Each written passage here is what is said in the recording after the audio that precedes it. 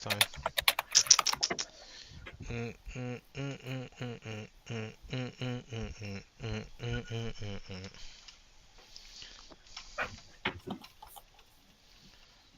What about Dit? What about Dit? I'm just kidding. Nah, bro. That is definitely not joining. That guy's okay. My audio is working. All right, we can go live for real this time. All right, we're gonna go live. All right. All right, bro. Now we're live. All right. Audio is fixed. No more shenanigans. Let's get the ball rolling. All right. So yeah, I guess we'll talk about a couple of topics. I know I talked about this beforehand, so we'll talk about this first because somebody asked me. If somebody wants to ask like more questions every time we like do this, like every Thursday, Sunday, we can get used to it. But yeah. So let me read the question so I can actually like read it like word for word. And I thought this would be an interesting topic to talk about because I just found it interesting. So he goes, oh no, Also, it's by not the here. way, I'm just the guest speaker. My name is Noah Rasmussen. So, nice to be on here. Thank you for coming, my dude. Here it is. Uh, so this is a person from Uganda. His name is Kane. He goes, my confusion question is where did Adam's son get his wife? Okay, so that's one of his questions. Now, before I get into it, I know you probably have seen a couple of people already like handle this question. So my question to you is no, which was the worst response towards this question? And follow that with like what do you think is the answer to that before I get into it? Um, and the question was simply, what is Adam's son's? Where did Adam's son get his wife? Yeah, because like I believe he's referring to Cain. I mean, not Cain, Seth. Because you know how Cain killed his brother Abel, but Seth was the one who had children afterwards. So the question is, Uh, where did Seth get his wife? Basically, is what he's trying to ask. uh, I would assume that the genealogies would talk about that, right? Hmm. Um, it's been a while since I've looked at the genealogies, but I don't really have a off the cuff like response, so I'm not really gonna really have an answer. No, That's no fine. offense. But who do you think has like the worst response? Because I hear this question a lot, and I think they're all terrible. There's probably like one response I've yet to hear, and hopefully people adopt this view more because it's the most accurate one, in my opinion. Okay. So, from the most part, I've seen that people argue that Seth get his wife from one of his sisters, right? And I don't think that is the case because we got to think of it like objectively, right?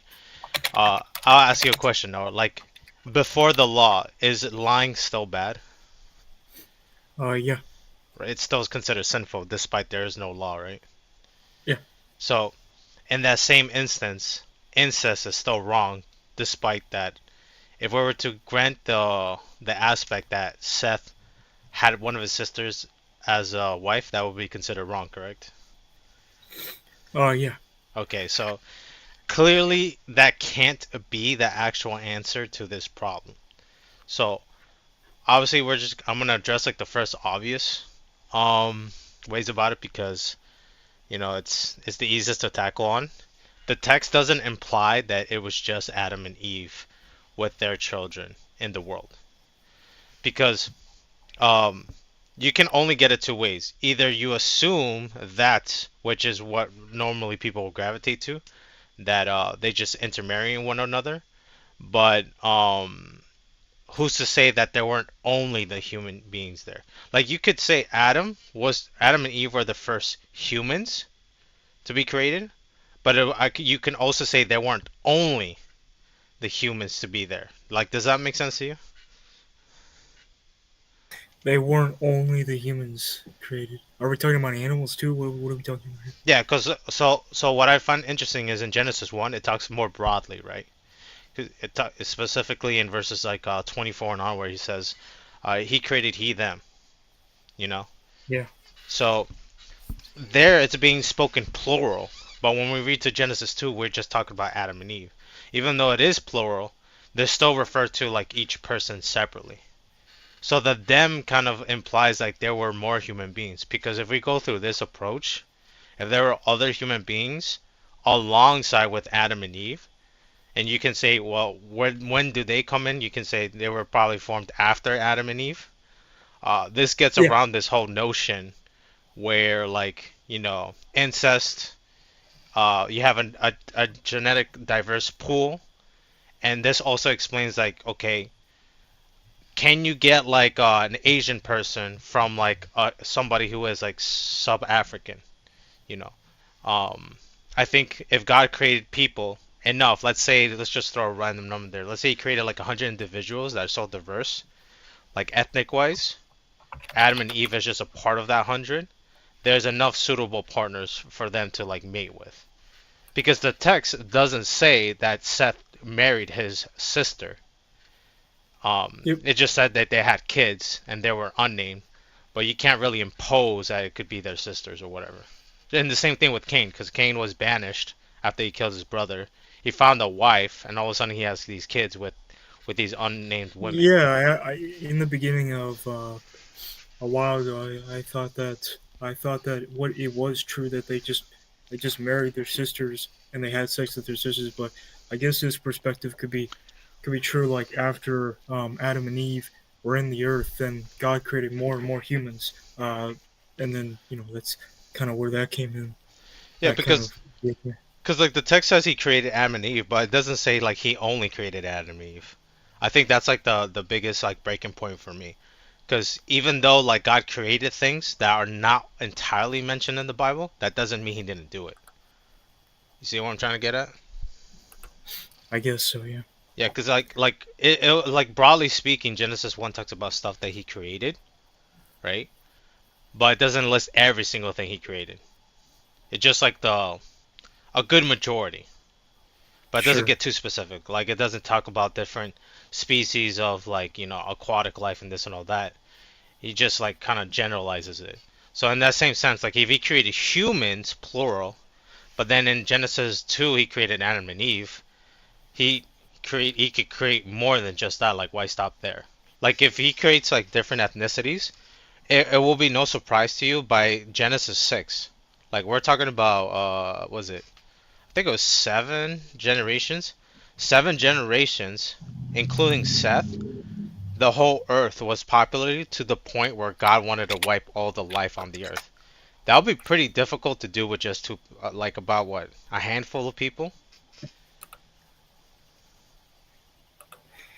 Handful of people.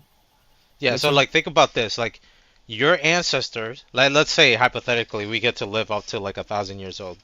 Hypothetically, if we were in this scenario, your, let's see, your great great great great great grandfather will still be alive.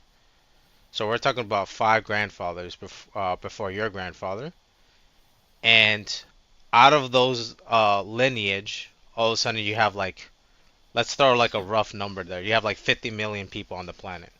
I'll say 1 billion. Let's say after five great grandfathers, right, 7 generations into this, all of a sudden you got 1 billion people in the world. That'll be pretty difficult. I ain't gonna lie to you. I don't think the numbers support it. Oh, sure. Because I Yeah. don't know if you saw that one video where they like use a calculation with two people, and they'll quantify it to the point like, oh yeah, if you we just run the numbers right, we'll reach to 8 billion people after like 6,000 years. But that ended up being debunked. Like it's not actually accurate. Hmm. Yeah. Some people might take it too far. Yeah, for sure. But so yeah, I think that's the answer to that. Like the fact that even though text doesn't list off the women's names, even though it does list women's names in other parts of the biblical account, it's safer to assume that most of these mates were included in the world because it only talks about Adam and Eve being in the garden. The garden is not the world, but they got kicked out. And I think this is the strongest compelling argument as well. Um, for me, there's already a couple we just named off, right? because thinking of number-wise, ethnic, genetic diversity. But this is the one that I like to always go to because it speaks a lot, and I think it's in Genesis 4:3. Yeah, so Cain Hey, by murdered. the way, are you gonna show your camera? Yeah, it's on my life. I can't. No, Yeah, I it's on don't my really see. Instagram link. For some reason, your camera doesn't appear. I don't know why if it's gonna fix itself anytime soon. See if I can. Yeah, I'm on here. What the heck? Yeah, yeah, I know. I'm trying to record it Well, from. are you on YouTube Yeah, I'm live? on YouTube and IG currently streaming Let right now. me see. Let me see. YouTube and IG. Let me see. Um, yeah, I don't know why this is also not. So that appeared, but not the. Yeah, It's acting technical weird. difficulties every day, bro. Yeah, you just gotta love it, I guess. Let me hide this. Love the pain. Love the Love pain. the pain, he says. It says like it's off screen and it's not. It's just acting weird. Maybe I just gotta do it another time. Anyways, we go to Genesis 4, right? After he kills his brother, this is when he receives the punishment. So this is like the breaking point for me in Genesis 4, verse 10, right? And he said, "What have you done? The voice of your brother's blood cries out to me from the ground. So now you are cursed from the earth, which has opened its mouth to receive your brother's blood from your hand. When you till the ground, it shall no longer yield strength to you, and a fugitive and a vagabond you shall be on the earth." So he's literally getting banished. So where he was, you can assume he's at the garden somewhere near it. Now he's gonna be completely get like ostracized. So the fact of it is, right now the world is consisting of Adam and Eve, Cain, and maybe his sisters. Okay, but if he's gonna get banished, how is he gonna take his sister with him because that wouldn't that be like a form of punishment for that person as well? Because they're being banished alongside with Cain, so that wouldn't make sense. But then when you continue on reading, like Cain says a whole lot because he's implying something is more. So starting at verse 13, and I'm sorry, and Cain said to God, "My punishment is greater than I can bear. Surely you have driven me out this day from the face of the ground. I shall be hidden from your face. I shall be a fugitive and a vagabond on the earth." So he repeats what he just heard. "And it will happen that anyone who finds me will kill me." There's other translations that phrase this, but why would Cain phrase it this way? Like it says, "People will go after me," or "Anyone will kill me." But from this point, like if you're gonna assume it's just Adam and Eve and their children, why is he referring to his own people as people, like external from him, or anyone? You see what I'm trying to get at? Like the grammar doesn't make sense, or the word usage is weird. Implying that there's more than one Right. So or like, why would two. you be afraid of people? Like for instance, you just killed your brother, so obviously you weren't afraid of him or your parents. But now these people, right, air quotes, you're afraid of them. Doesn't that like imply something there? I thought that I will be honest. Before I did kind of think that it was just Adam and Eve and the two sons, but maybe it is more. Maybe I have changed my mind. I don't know. Huh. Yeah, because like this is the thing. Because if it was just them, because again, it has to be very implicit, right, instead of these implication. Because this is what God says afterwards, right? And the Lord said to him, "Therefore, anyone who kills Cain." So again, it's not even, oh, if Adam and his lineage kills Cain. No, it says anyone. So it's more broad. It's not specific. Whoever kills Cain, vengeance will be taken on him sevenfold. And the Lord set a mark on Cain, lest anyone finding him should kill him. So again, it just includes more stuff. Then it says the family of Cain. The fact that the fact that when it starts mentioning the genealogy of Cain, it counts as its own tribe basically. Like, okay, this is the family that's associated with Cain, and it only mentions the men of that family. Again, it doesn't mention the women, and he was able to build an empire. You know how kind of weird this sounds that somehow Cain got one of his sisters, goes to I don't know, somewhere else, let's say to the east, and he forms a full-fledged empire in just like less than a couple hundred years. Like that's actually very difficult. Like if you're gonna do it between like at best maybe with like 10 people. he's able to procreate. Like, you know, because if you have a fallen world and you have all these externalities, right, and these circumstances, like food, resources, as soon as like sin came into the world, death became a thing. So you could die in any single moment, despite how long you live. It's still survival of the fittest at that point, especially being banished. So you can argue like how difficult it is if you grab like a whole civilization. Let's say like Cain goes out there and there's been already thousands of people. Those thousand people with Cain got along. They don't kill him and they formed a society to the point that it's literally based on an empire. That makes it more believable. Dude, I wonder, is there any way for you to change the stream from just your? Because I'm looking at your stream right now on YouTube, and I'm seeing that I just see you. Is there any way for you to also get me included in there? Yeah, I don't that's what I'm understand. trying to do. Hold on, let me do it real quick. Maybe I just have to deactivate this one and just add the source real quick. I don't know why it's not capturing it, but it should. Oh, there it is. Okay, let me just hide it from here and just bring it over here. Cause I don't know why it doesn't pull up, but there you go. I got you now. Let me make yours camera bigger. I don't know why it's not picking up from the original one, cause nothing should be changed there. But there, now you're on the stream. I don't know what's going on. There we go. Quick, easy fix. Anyways, yeah, the fact that he was able to form an empire. It doesn't give a number of years. All you know is that he is able to have like 9 generations afterward. So, including Cain, there's 10 generations of individuals that are able to form a new empire, right? Then it transitioned to Genesis 5, the family of Adam. So then they started having kids. Again, it doesn't imply that um the sons and daughters intermarry each other. So if you go into the next chapter, Maybe it's just like maybe it's on a different streaming platform. Maybe it's on your Instagram or something. Because I can't see it. Maybe I just can't see oh, it it's on. because you're on YouTube. Go to my Instagram. My Instagram, there's your screen is there as well. Oh, do you know how Yeah. to get it on YouTube or? That no, that's what something I have to do on a different thing, cause like um, I have it set it up like on YouTube, your voice can be heard, but on IG, you can see both of my cameras, cause it's Oh, one okay. is horizontal, one is vertical. So All right. Well, yeah, thank you.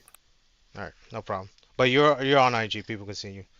But yeah, like this also like sells it for me. This is the last like proof for me that the Bible basically doesn't indicate that incest was involved at the early beginning. Like in chapter 5, when they start having kids, it starts with Seth afterwards, right? Adam lived 130 years and begot a son in his own likeness after his image, and his name is Seth. After he begot Seth, the days of Adam were 800 years, and he has sons and daughters. And that's it. It makes these objective statements like, okay, he's this old, then he started having kids, etc., etc. But with those kids, they don't even get intermarried with one another. So you're only giving like two options. Either you impose that they somehow intermarry, even though the text outright doesn't indicate it, and in all the chapters that they're mentioned, or you have to assume on the other side that there are people that are unmentioned that are involved. Um, which one is more believable?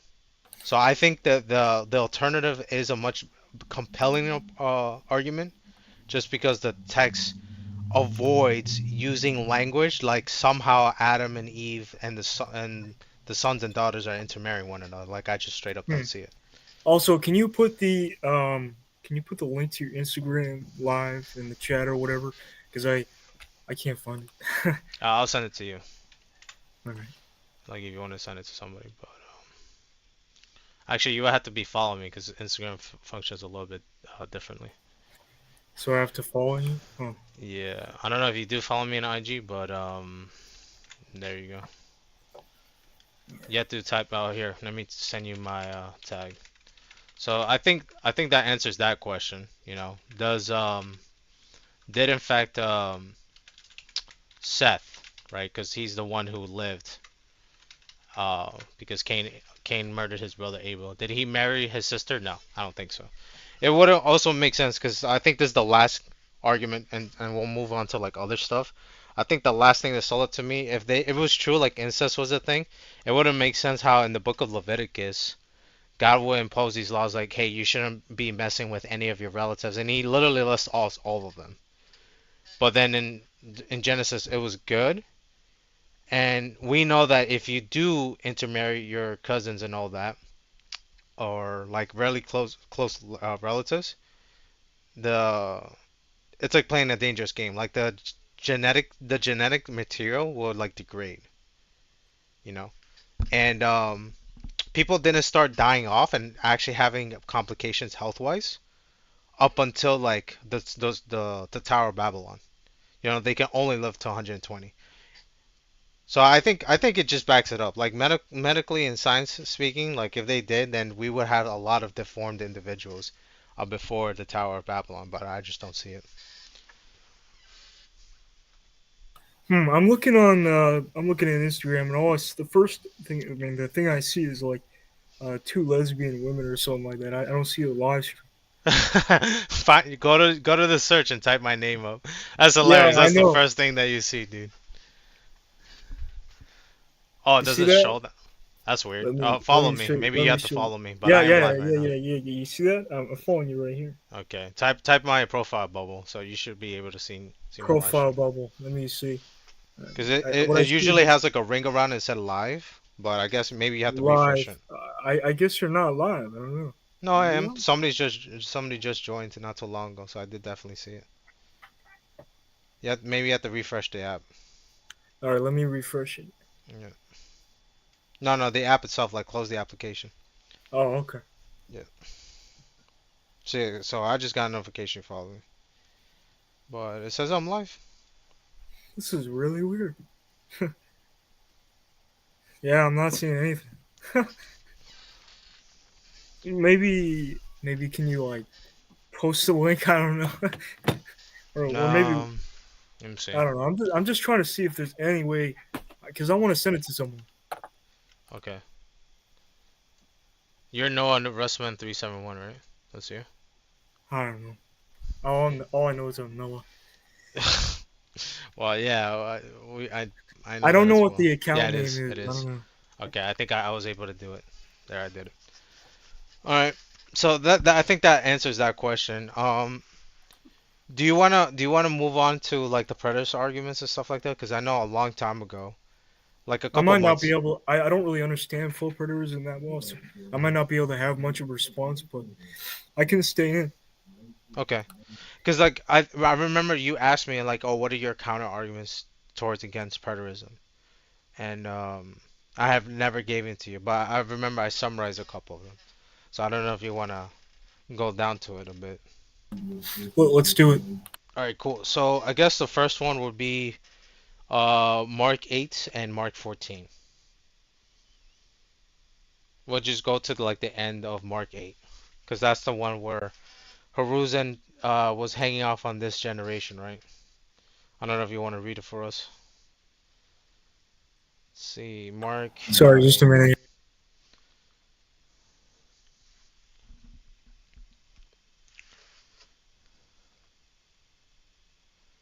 Uh, okay, I'm on Mark 8.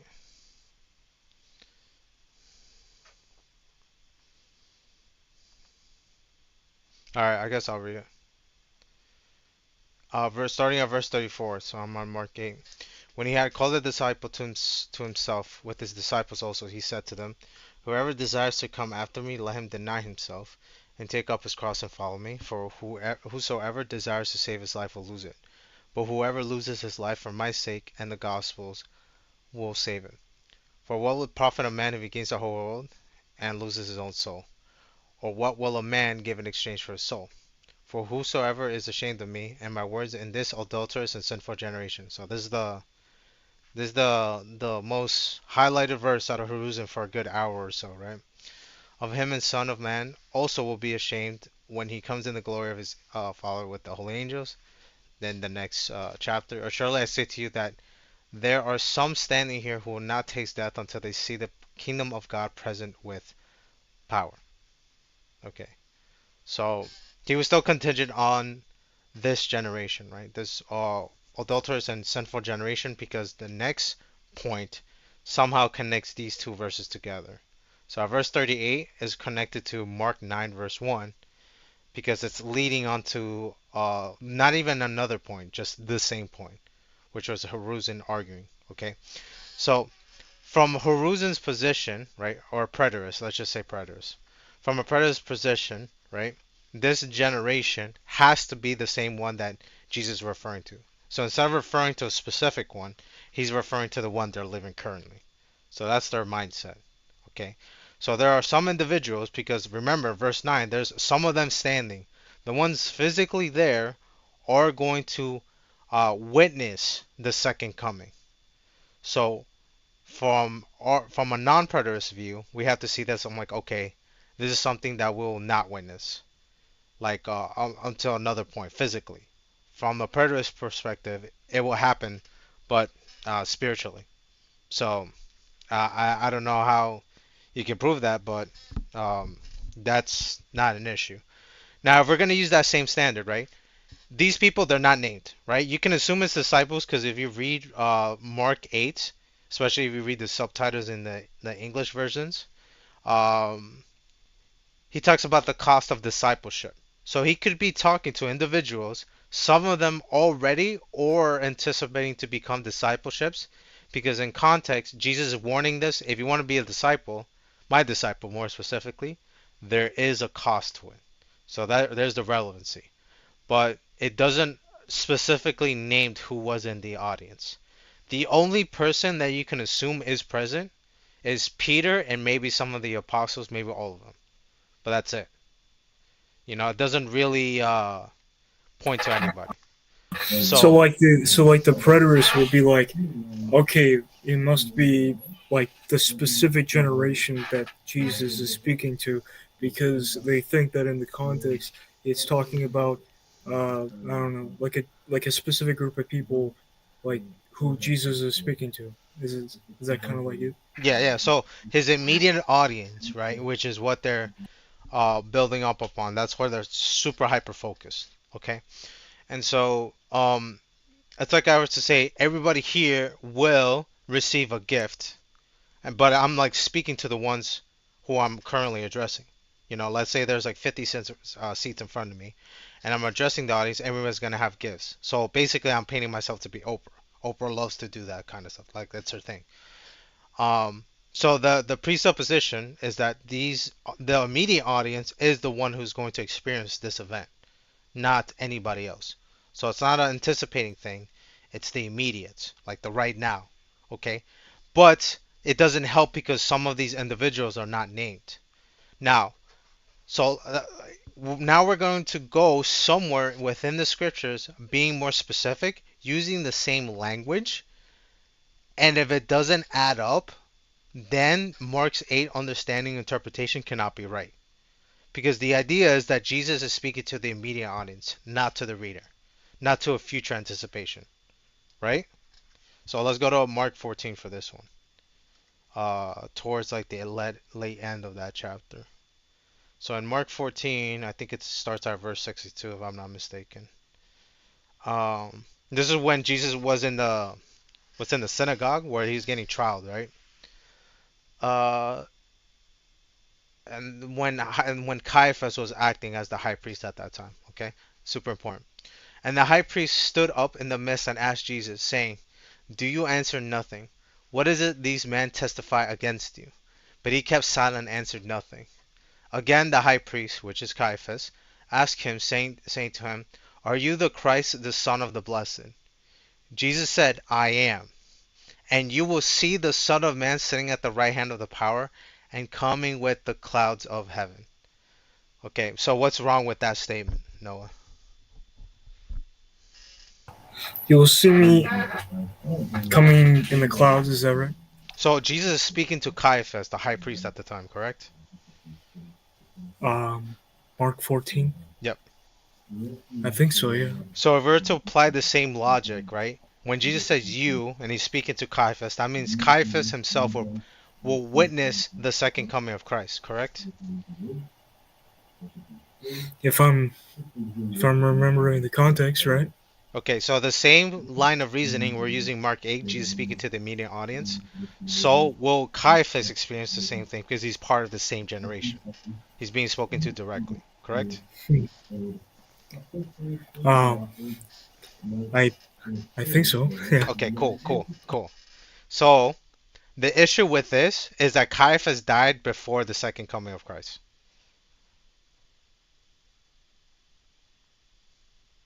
You see the issue with that? I uh I haven't really heard this argument, so I would have to hear it again. So Okay, so sorry about that. the siege of the Jerusalem temple happened in 70 AD. So you can argue it happened like 42, maximum 42 years, in between 37 and 42 years. Okay? So when Jesus spoke to Caiaphas, you will see this, the coming of the Son of Man on the clouds. That's literally a reference from Daniel. And I believe it's in chapter 7 or 9. I kind of forgot. I have to reread that book. But he's he's he's basically doubling down like, yes, I am God. Not only am I God, but I'm going to be the exact same individual who is the one like a son of man that sits at the right hand of the ancient of days. So he's basically claiming to be God and fulfilling that prophecy at the exact same time. So he's making a double divine claim and he's doubling down. Now he told this to Caiaphas directly because Caiaphas asked Jesus this question: Are you the Son of Man? Right? The Blessed One. And so when he responds, he tells, You will surely see. Now, the issue is if Caiaphas died before the siege of the second temple in Jerusalem, that means when Jesus says you, he's not referring to Caiaphas, the quote unquote immediate audience. That means the you is referred to something else other than Caiaphas. Okay. So if I can use this and read this back to Mark 8, I can also assume safely that when Jesus is addressing to the audience, the some of you standing here today will see the glory of the days. That doesn't mean it's literally that audience, is what I'm trying to get at.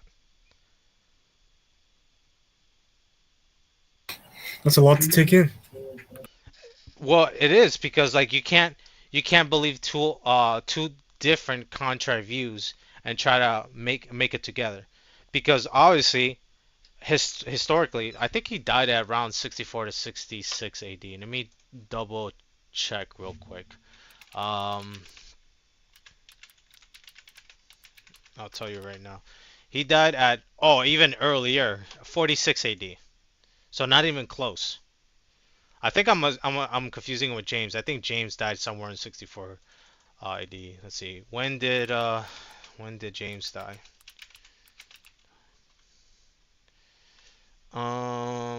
Another 44 AD. Somebody died in 60 AD, 62. Who was it? James, brother. Okay, yeah, it was the 62. That's what I was assuming. St. James and Paul. Okay, this give me a different answer.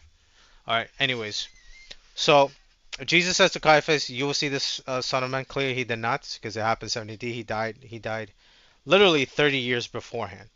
So if I see the "you," it can't be literal. So if Jesus is referring to a group of people, and it says some of you, that means that I can't take it too literally. It has to refer to something else. Because if we go back to Mark 8, he says some of you. Now hold on.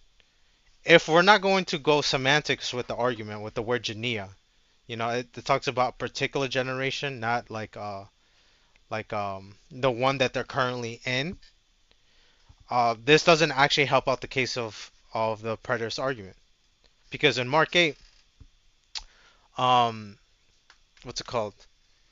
When it's using this generation, it's mostly referring to something specific rather than the ones that they are currently in. Because if you think about this, you and I are part of a generation. Like, wait, actually, before I continue, what year were you born? 2004. Okay, so you're in the Generation Z. You're with the Zoomers. Okay, so I belong to Y. I'm a millennial, and you belong to the Generation Z. My generation is not your generation. Your generation is not mine. So A doesn't equal B. B doesn't equal A. Okay, you're following me, right? Yep. Okay, cool. So with that in mind, if he says this generation, right, and all of a sudden we see some overlap or some discrepancy, maybe we're understanding this generation as not the ones that we're currently living in. Because who's to say that some of these individuals were supposedly going to witness this, but then they died beforehand? And you got a lot of apostles that died before 70 AD. So the argument is getting even less favorable on the preterist side. Like the more that you're going to assert that this generation refers to whatever it is, and we'll just give it like a name. Let's say it's the Omega generation. It was the last generation. There was not going to be a generation afterwards. So when anybody who was born in that generation, or let's say not born, witnessing that generation, how come some people died prior to that generation finally being settled or fulfilled? You got Caiaphas that died, you got James that died beforehand. Why is this particular generation, a lot of people have not witnessed the second coming of man, when anybody who is involved with this generation will witness it? It doesn't make any type of sense. Like, for instance, you just said you're from Generation Z. So let's say there's a disease, hypothetically, right? Because obviously it's not real. Let's say, hypothetically, there is a disease that kills people that are born in Generation Z. Okay, you follow me? Yep.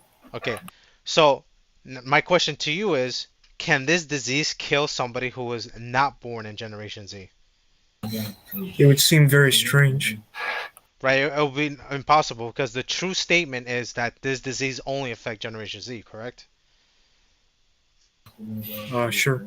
Okay, so now let's go back with the Bible. If it says this wicked and sinful generation, however, it only says some of you. Why is it only using a qualifier, some, rather than all of you? Shouldn't Jesus said all of you standing here today will not taste death until you see the second coming of man? Wouldn't that make sense? I mean, I guess so. Yeah, because you're not separating the generation. Because think about it. A lot of people that were born around your generation, Generation Z, you're all Zoomers. There is no distinction. Maybe like personality wise, but you can't break apart a generation. It's whoever is involved with it is that generation. You're Generation Z. There is no subcategories of Generation Z, is what I'm trying to get at. So when you see this generation, but he says some, you can't divide the generation, is what I'm trying to get at. Okay. Okay, so it I don't see it. I straight up don't see it because the thing is, if I just have to like throw out the surrounding context out the window and basically do bad eisegesis, all I have is this generation. But when I use logic and reasoning and like to come into this conclusion, this generation doesn't refer to the one they're living in because the qualifier of some doesn't pertain to the one they're living in. That means he's Because what referring you're to a saying specific is one. that it doesn't say all, it says some, right? Yes. And And so what that's verse where is I was that? trying to get with What verse is Haruzen. that? I don't know if That it was says. missed on a lot. But go ahead. What, sorry, what verse is that? That says some Mark 8. rather than Mark 8? Mark 8 verse it's either 38 or 39. Um have to go back there real quick. Mark 8 oh, it's 37 or 38. Let me see. Um Oh, never mind. It's in the next chapter, verse 9 I'm sorry, chapter 9 verse 1. And he said to them, assuredly I say to you that there are some standing here who will not taste death till they see the kingdom of God present with power. So the some standing in verse 1 in chapter 9. That's the thing I'm referring to. Since this is the same conversation, however, since I know from an exegetical standpoint, I know when Jesus is speaking this, he's speaking this so whoever this generation is referring to, they can know that they can apply it to themselves. Because remember, it was done orally, then it was written down. So Jesus was speaking to them, but the intention of this specific message was for somebody else. But it had to be said and then written down in order to this message for it to be received or who it pertains to.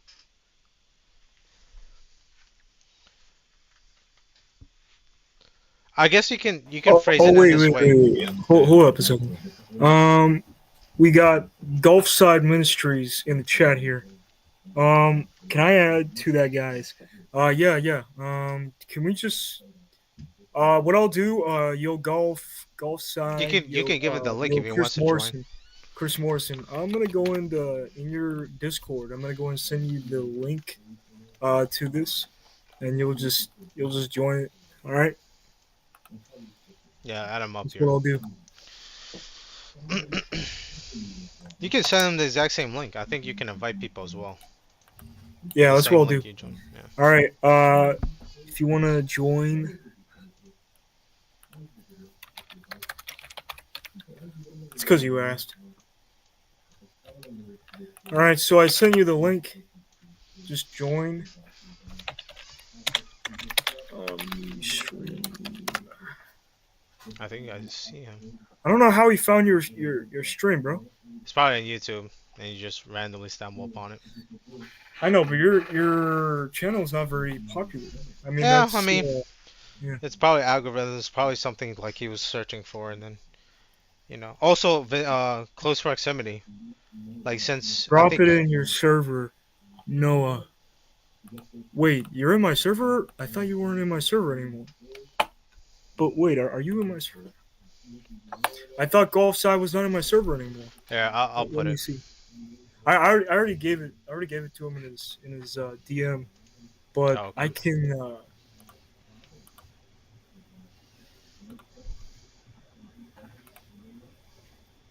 I sent him the link to my server again if he's not already in there.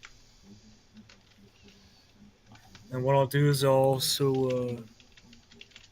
also take the link here and put it in my server.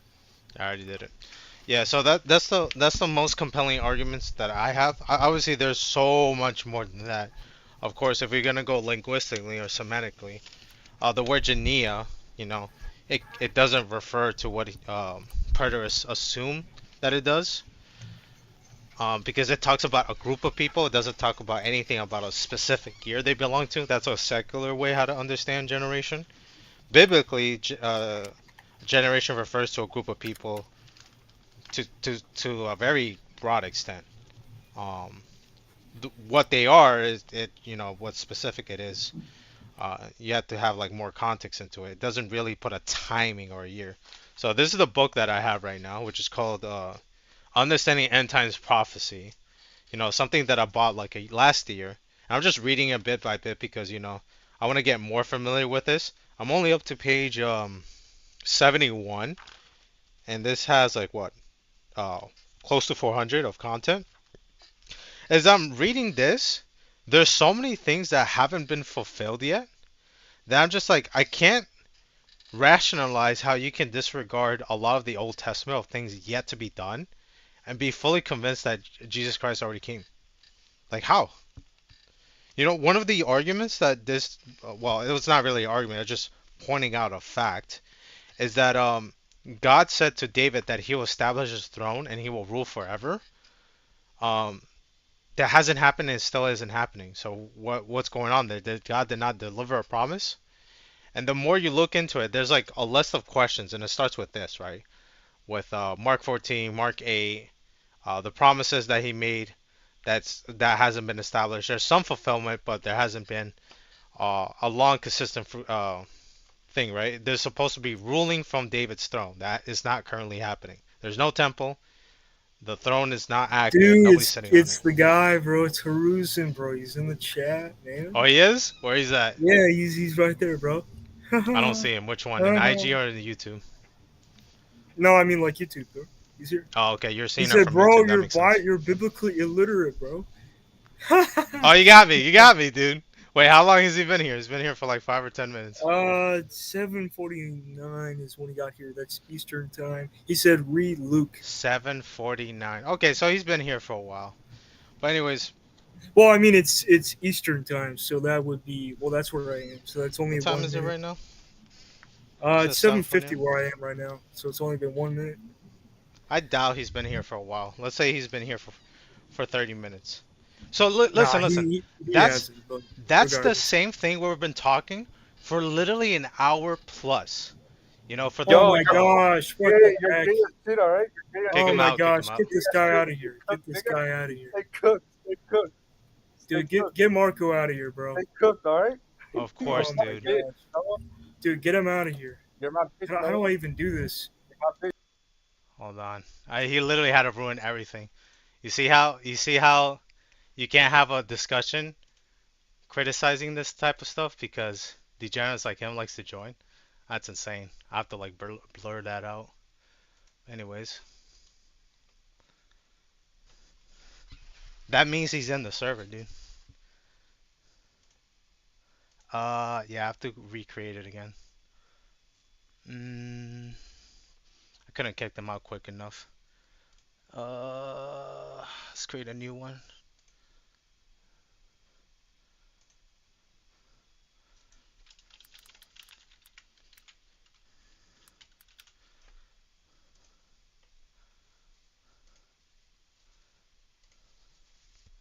All right, I'm gonna have to send it to Noah. This one. Yeah, that's insane. They have literally ops in here, dude. That's insane, dude. Actually, I'll just private call him. Let me just private call him. Dude, he hacked Chris's account. No, I think he either hacked his account or he's making like alt accounts, and you probably send it to one of his alt accounts or something like No, no, that. no, no, no, no, no. Nope. That is actually Chris's account. Like, no cap. Like, I only sent it to him. I literally only sent that to his actual account, which is the link to get in there. Wait a second. Wait a second. Wait a second. Or maybe he did. Well, no. Maybe he did. Maybe he did. I don't even know Dang, because dude. you put that in there. Wait a Because I second. did send it in the server, and Yeah, you yeah, yeah, DM'd yeah. it And to he him. said, So I mean, um, who else has Chris's I don't know the guy. So who has Chris's account to see if they can verify it's him or not? it's so disgusting what he did. But I'm I'm trying to think. assuming How I'm did he? assuming he has the account and he's in the server. Like I don't think it's an either or. It's a both and. Because the Oh, fact he's that not. Chris Morrison is not in my server. That's a fact. okay, so then he's in your server because I literally post the link and this degenerate Yeah, just joined the but I server. also gave the very same link that you gave to me in his DM. Yeah, but like timing wise. Like if because like I'm saying it could be both. You're saying no, but I just send it in the server, so the probability is both of them could be true.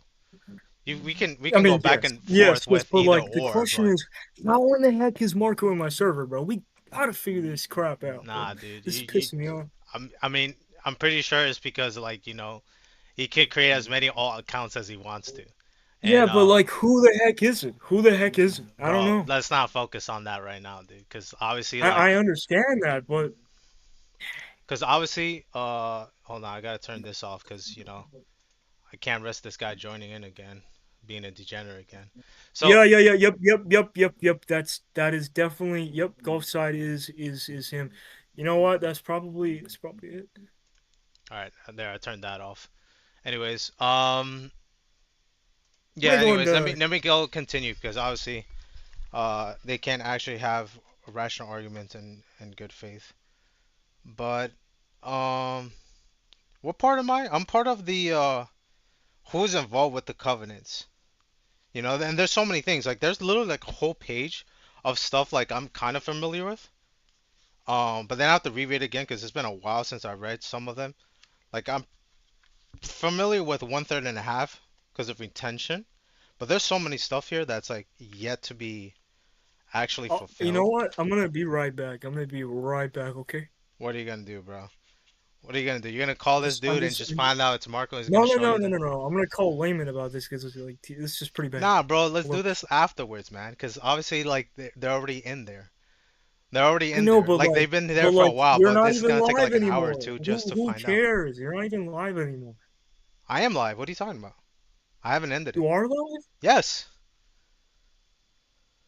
That's why I Well, want to I'll be finish right back. this. I'm gonna still post this up because it shows how spiritually bankrupt it is. Like if it was like a point of contention, like let's have a discussion about it. We gave them an opportunity. Obviously, they just love arguing in circles. And then we have a I don't know where he is in the food chain. Like we'll just play second or third. We have a second or third degenerate coming here and posting that stuff. I don't know if it showed it because um it might have been like half cut off, but I would have to probably blur it regardless. But it goes to show like how can you be with these individuals that can't actually argue for anything? They have to be a degenerate like that and try to get this shut down. Because obviously him showing that, you know, with it being on video, honestly, there's gotta be some repercussion of that, depending how quick YouTube catches it or whatever.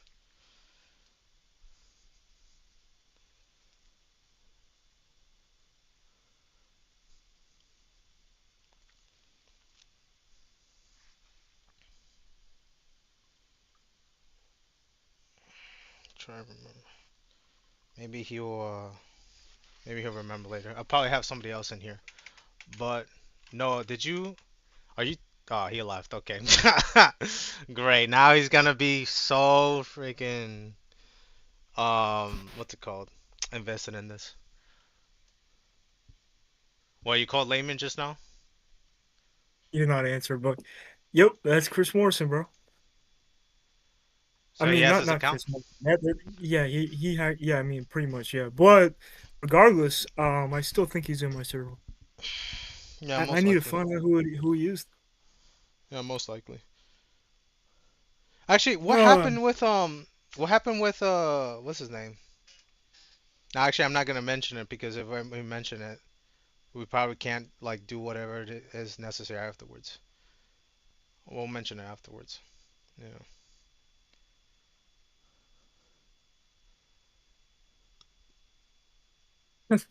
yo, Marco, this guy, bro. Also, he has nothing better else to do, bro. Like I was actually waiting to like cut this and Dude, to yo, re-upload. Layman's in the chat right now. Yo, Layman, dude, invite him to the call, dude. Because All obviously right, we can't. The thing is we can't post any links. Let's not focus on who it is on the server. That takes too much time. But all right. Let's make a group chat here. Hold on. yeah, just invite him to this call. You don't have to make like a separate group chat. Well, I know, but like we're in like a DM. It's not possible. No, it is. Look, you can do it. Look, I'll show you. It's very easy, brother. I just did it. You just left. Let me add Smokey here. Why not? Oh, he already has another one. Okay, join call. There we go. Hello? Yo, what's good, Krabs? What? Why you call me, man? Yo, you Yes, just sir. missed it. I was talking about something. I instantly switched into Predatism like 20 minutes ago, and we got Marco coming in with the generative video, trying to get us shut down, dude. Yeah, Imagine I that. saw that, and then I guess the stream ended like pretty soon after. What do you mean? On YouTube? Whatever link that Noah sent out in the Oh no, that chat. was the that was the VC we were using. The live shit is Okay. still up, yeah. Yeah, dude. Well, see. Imagine that, dude. Imagine that. I'm assuming he has to be in the server because the timing. Because as soon as I put it up, he joined. They probably heard like less than a minute of whatever we're talking about, and then he's like, "All right, this is a perfect opportunity to show the weird stuff I have on my phone, bro." like just thinking in the mind of a degenerate, that seems like the most high probable cause, to be honest. So he's not just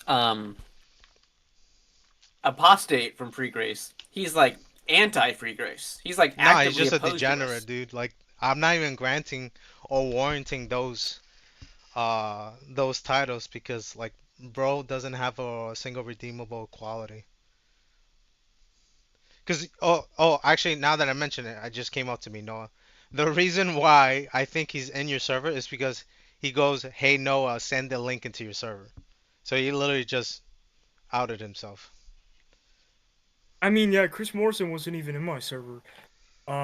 But Well, I sent that. it's not. It's just a similar username to Gulfside Ministries. The actual Gulfside Ministries has the M capitalized, and he just has the same Well, logo. actually, no, not necessarily. Well, for this is the strangest thing ever because I actually, I, s- well, I sent it to his actual, real, genuine, account on Discord Yeah. that I actually speak to him on. But maybe it's possible that when that he was in my server and he clicked on the link Well, there. I don't know. Gulfside Ministries asked you in the chat to put it in your server, and Yeah. Omni did. Right, right, but I put it in his actual DM that Yeah, I he actually did talked it to him. for like I don't know, like moments prior that I did. So it could be either But or yeah, but both. well, Chris Moore. Let's just being logical. Chris Morrison has not looked at that message, nor has he joined anything. Chris has nothing to do with it. He's just pretending to be Chris, and he Yo, took Layman, advantage of. bro, this is crazy, bro. Just weird. Just a Chris, weirdo. yeah, so he pretended to be Chris on my stream and did that little picture of me. The So exact same one, dude. Oh man, what Well, a you know degenerate, what's dude. really strange? I don't even know if it's actually Chris. I don't or his actual account because it's not I Chris.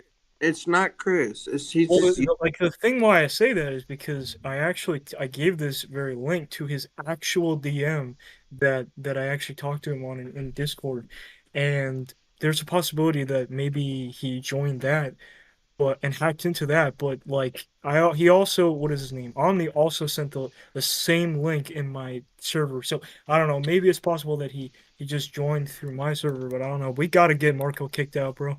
He's gotta die. We gotta actually hire a hitman to get him out of as there. long as you have Yo, Woo. chill. You can't be saying stuff like that, dude. Somebody could get you Yeah, out of context, bro. Chill. as long as you have Woo around, you're gonna have Marco. Well, how do we know that Wolves gonna? I mean, I know Dang, he's. he's so right because we had this conversation, bro. He's Well, still hanging out hold with him. on. Just so Layman knows, Layman Omni is live right now, so this conversation is like live. Well, Like, thank you for letting me know that. But either way, I believe that.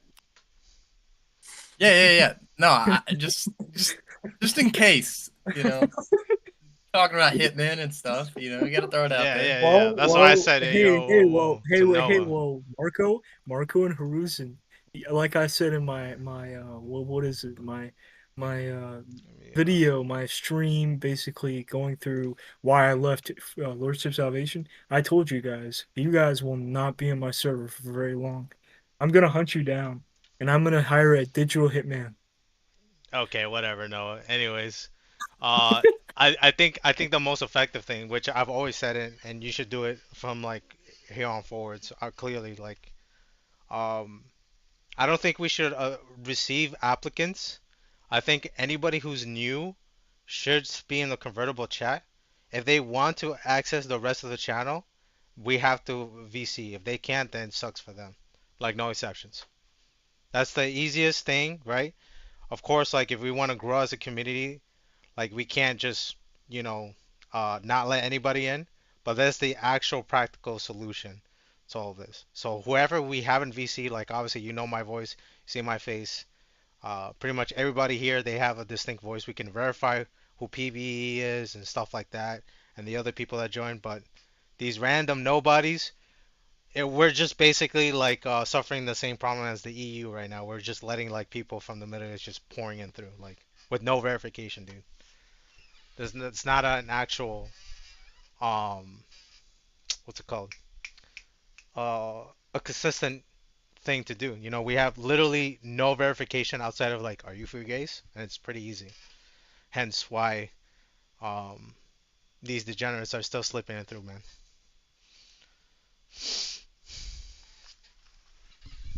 Dude, I'm trying to see. Trying to see. Are you still live? Let me see. Oh yeah, you are. You are. Let me I am. see. I'm gonna see because I didn't have my tab open on YouTube to see what these dudes have been saying. Now I'm gonna check it out. I think I gotta restart my computer. It's not my default mic for working. But Dude, it's so funny, bro. Let me close that.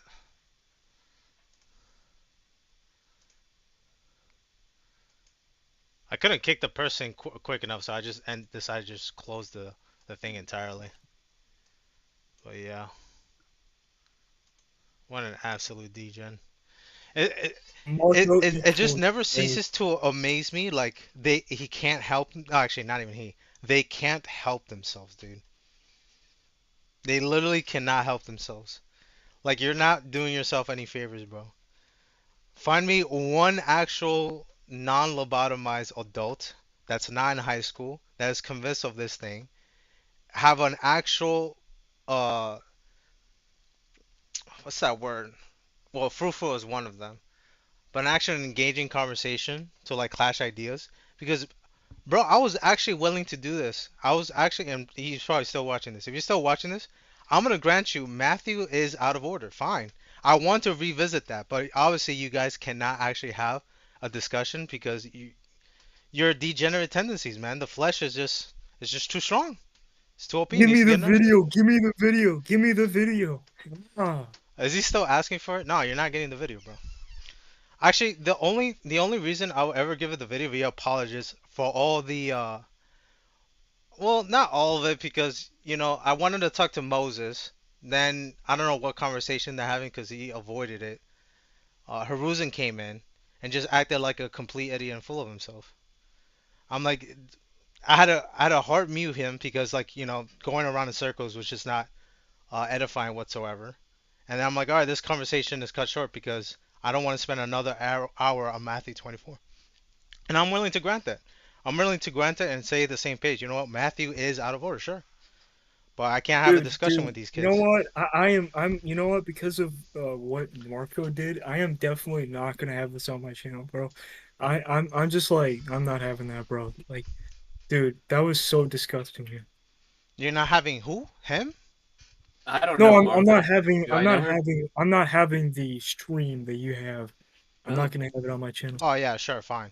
I mean, I can edit it out. It's not even that Well, difficult. as long as you edited it out, then Yeah, I'll yeah, have the obviously. video. But I yeah, can give it's it to just, you. this is like, dude, like Marco. Yeah, he's such a coward, and he's calling me a coward. You know, the irony is actually he's a coward.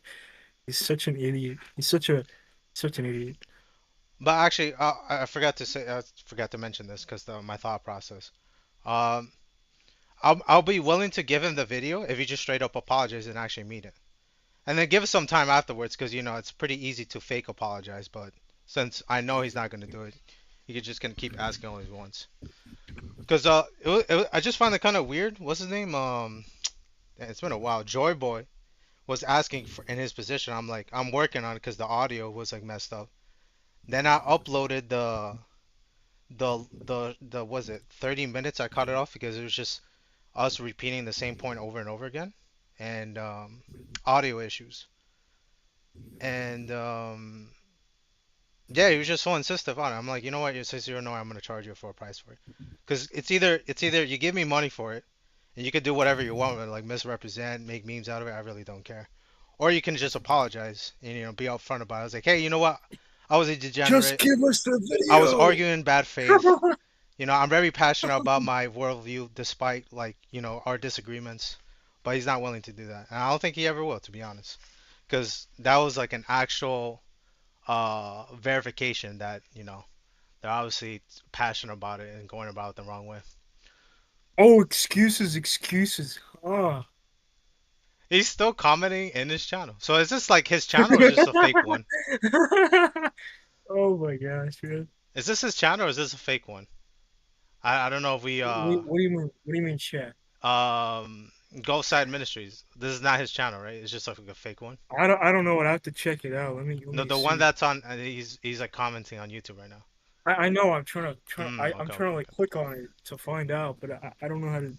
I don't know how to do that. This guy says I'll apologize. I don't. Nah, bro. I wasn't referring to you. I'm referring to Haruzin, bro. Let's see. I'm just trying to see what this guy says. Uh, okay, I see where he's asking for the video. And yeah, Marco is probably the gayest guy alive Okay, right so he just wants the video. I'll apologize if you debate more. No, okay, you have to apologize. You don't make the terms, I do. That's how this works. And it says The excuses, real person bro. who's the Okay, yeah, dumbest I is see. Marco and He doesn't want to Haruzen. do it. Marco and Haruzen. Just swallow your pride. I don't Marco know and what's going on here. It's not I'm difficult. just eating my chicken. No, continue eating chicken, bro. The real Yeah. chickens are Marco and Haruzen. All right, bro. Oh. Now you're just gonna instigate a heated argument against these dudes. If someone doesn't want to be like involved in my life, like I'm not gonna go out of my way to like actually get at them. Like I have other friends I can hang out with. I guess they have like no other like time and to do anything with their lives. That was like a nice way how to put it, to be honest. You could just say like they have nothing better else to do. That's how I see it. Because we were just talking about for a good how long has it been? Right now it's 8. We were talking about a whole hour. Because like this person asked me this specific question, and I just got it with Noah. Noah was just really listening. And then I asked Noah, I was like, hey, do you like I can either share you the notes I was taking on because I was like expanding my notes on Roman Catholicism, or like Mhm. the previous arguments that he asked, like a couple days after I had discussion with Hiruzen. I'm like, I never gave you like my full um notes about it. Like, you want to run it down? He's like, sure. And then this whole debacle happened.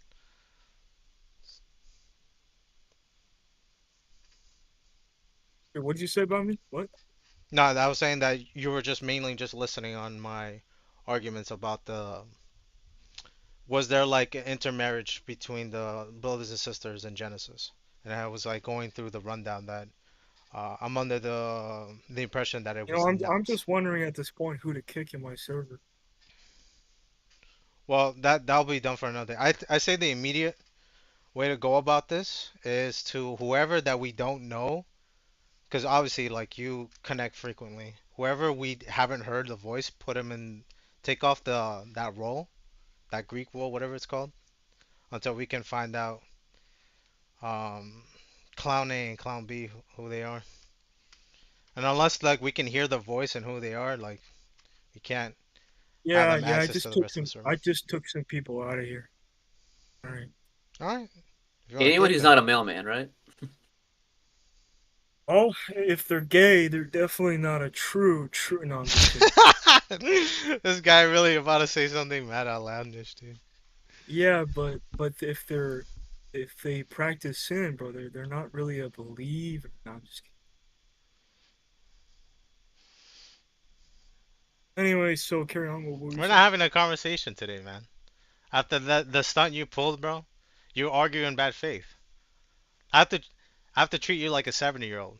Like you're not gonna you're not gonna get Who are you anything. Like talking? that's it. The freaking Marco right now, who's pretending to be Ghost Side. Oh, I don't know why he's still commenting at this fake channel. Like the fact that I mean it worked. You had to create a fake account. You got the invite, and you just had to exercise your degeneracy. Like, all right, good job. But the fact that you have to go to great lengths because you can't actually have a fruitful discussion says a whole lot, dude. So no, we're not having a conversation ever. The reason why I was having a conversation in Hiruzen is because what's his name? Moses didn't want to, and I was like, all right, I'll just go to the head honcho, and that was painfully. I ain't gonna hold you. That was painful to have that discussion because it was just an hour just going in circles, bro, for no reason. I mean, you have this live. You can download it if you want to. I gave my argumentation. If you don't like it, like sucks. I don't know what to tell you. But we're not having a conversation again. Hmm. I'll give you the benefit of the doubt. I'll give you the video to Ruzen, right? obviously because he keeps begging for it. You just apologize. Be a man about it. If you don't want to, that's on you. But you can stop harassing other people. Cause you know what's weird? When we kick what's her name, Bryn, she brought up the video. I'm like, bro, this was like months ago. Why are you asking me for this video? So random. I'm like in the middle of my work, and we were talking with Noah, and I was like, we should kick Bryn out. Like she's being very difficult to fellowship with because she just acts out of control. And for some reason, she brings the video up. I'm like, okay, there has to be a reason for that. Either that she's talking to Joshua again and he's asking for it for some strange reason, or she's hanging out with these dudes. Why is her DMs open? Like that's not safe for someone like her. Well, But Bryn's special, but I guess so. special in a sense, like she does a lot of things like.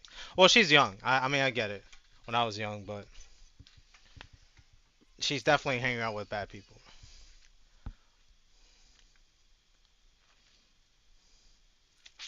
Yeah. Well, what else is new here? Why am I in this stream? I don't know. What's going on? No, we were just talking about it. We're just talking about stuff we normally talk about. Oh, okay.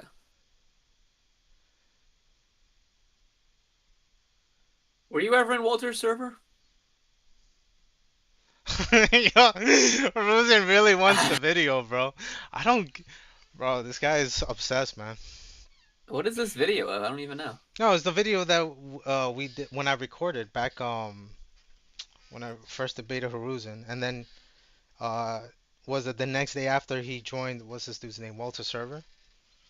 Mhm. I don't know if you talked to Walter himself. I'm not really familiar with that guy, and I missed the thing he said. I wish PB was here because he was the one giving me a rundown. Um, they said like the KGV is better than the Greek text. I just lost it at that point. That was so funny. That's what Haruza thinks? That's what he said. I wasn't there for that. I joined for like what 5 minutes. Um, got bored because you know what else is there to talk about? And apparently he said that, and I missed it. And just PB is giving me the rundown. But he's after the video that I recorded, the raw one, which is like an hour or so. Um, because like the microphone that I had, because obviously I'm using the headset, it was like tilted the Mhm. wrong way. So where the logo is where the microphone receives the audio best, but it was turned on the side. So sometimes the audio kept cutting in and out. So I was cutting out most of that part out because it sounds annoying. It's very distracting, and it's just poor quality. But the rest I was able to salvage was the parts that the audio wasn't messed up. But I don't get it. Like, what's so incriminating that he wants this video or whatever? Like, So what's the big deal to him? so I already adjusted in that same video itself because I spent like 15 20 minutes like adding some stuff because obviously when I cut the audio I had to like put in some context. Towards Mhm. the end when we're talking about Matthew 24, I misspoke and said because there was two questions. Jesus announces the first one, then he moves into a three-part question in the second one, and I misspoke. And I even like I was like, okay, I was consistently firm on this position. Towards the end, I misspoke because we were just speaking over each other back and forth, and I accidentally slipped. So I guess he wants that, even though I think in the video I said it and I literally responded immediately after that to clarify. But I don't know what else because like when he was showing me that Matthew's out of order, which at that time I was never familiar. I actually look into it and I'm like, all right, thematically Matthew is out of order. Sure, I'll go with that. I was like, I don't really want to speak too much on this because like this is the first time I'm hearing it. Now I'm familiar and I'm What like, is the relevance of that? I don't understand. To I Matthew don't, I 24. don't. Maybe I have said something on there that I just like don't remember. But Hmm. the only like embarrassing moments would be me accidentally saying second question because I pressed him hard on it. Because when I was trying to break down the loaded question on verse 3, I slipped up. So you can meme about it. obviously like you have to miscontextualize like leading up to it. But pretty much like the majority bulk, I would say like a good 80 to 85% of what we talked about is there, but like a huge majority was just filler. Like Yeah, even the video itself, like he just kept saying this generation. And I was just talking to but like, Noah about Mark 9, 8, and then 14.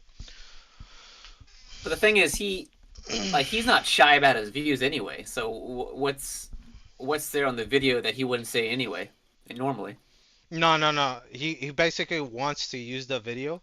I would have to rewatch it again. It's in my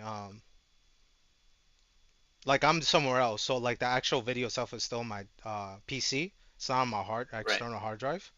So I can't even rewatch it again, but um I think that there's only two. There's only two statements that you can really like meme it to just make me look bad specifically. I only can Uh-huh. remember one of it. I'm trying to remember the other part, but because it was so long ago, and it's so minuscule, like I can't really think of Hmm. it because it's been a while, to be honest. Maybe these guys can help. I don't know if they mentioned it already. Huh. It's ironic. They say gay tribe right now, but Gay um tribe. Because Haruzen showed that video like I'm where the crab tribe. nah, they're just being inflammatory. I don't. Oh. It's kind of interesting because his homie is, so he's using the same insult to somebody who's not. That's interesting. Yeah, they're actually like proud of being gay. It seems like I don't. I don't want to, but I'm trying to think of I want Okay, to so submit they're this only today here though. because I decided to make uh and what is it comments about preterism without even mentioning Hmm. them. That's insane. That's how obsessed they are. I don't know who's this Zachi guy. I don't know who the heck that is. That's Isaac. Is that in the Discord call? You mean? No, he's in the YouTube. Is this Isaac? 871 Zachi. He's in the live stream chatting right now. Oh, I don't know. I'm not in your live stream. Or maybe I'm this just is in your Discord. Joshua.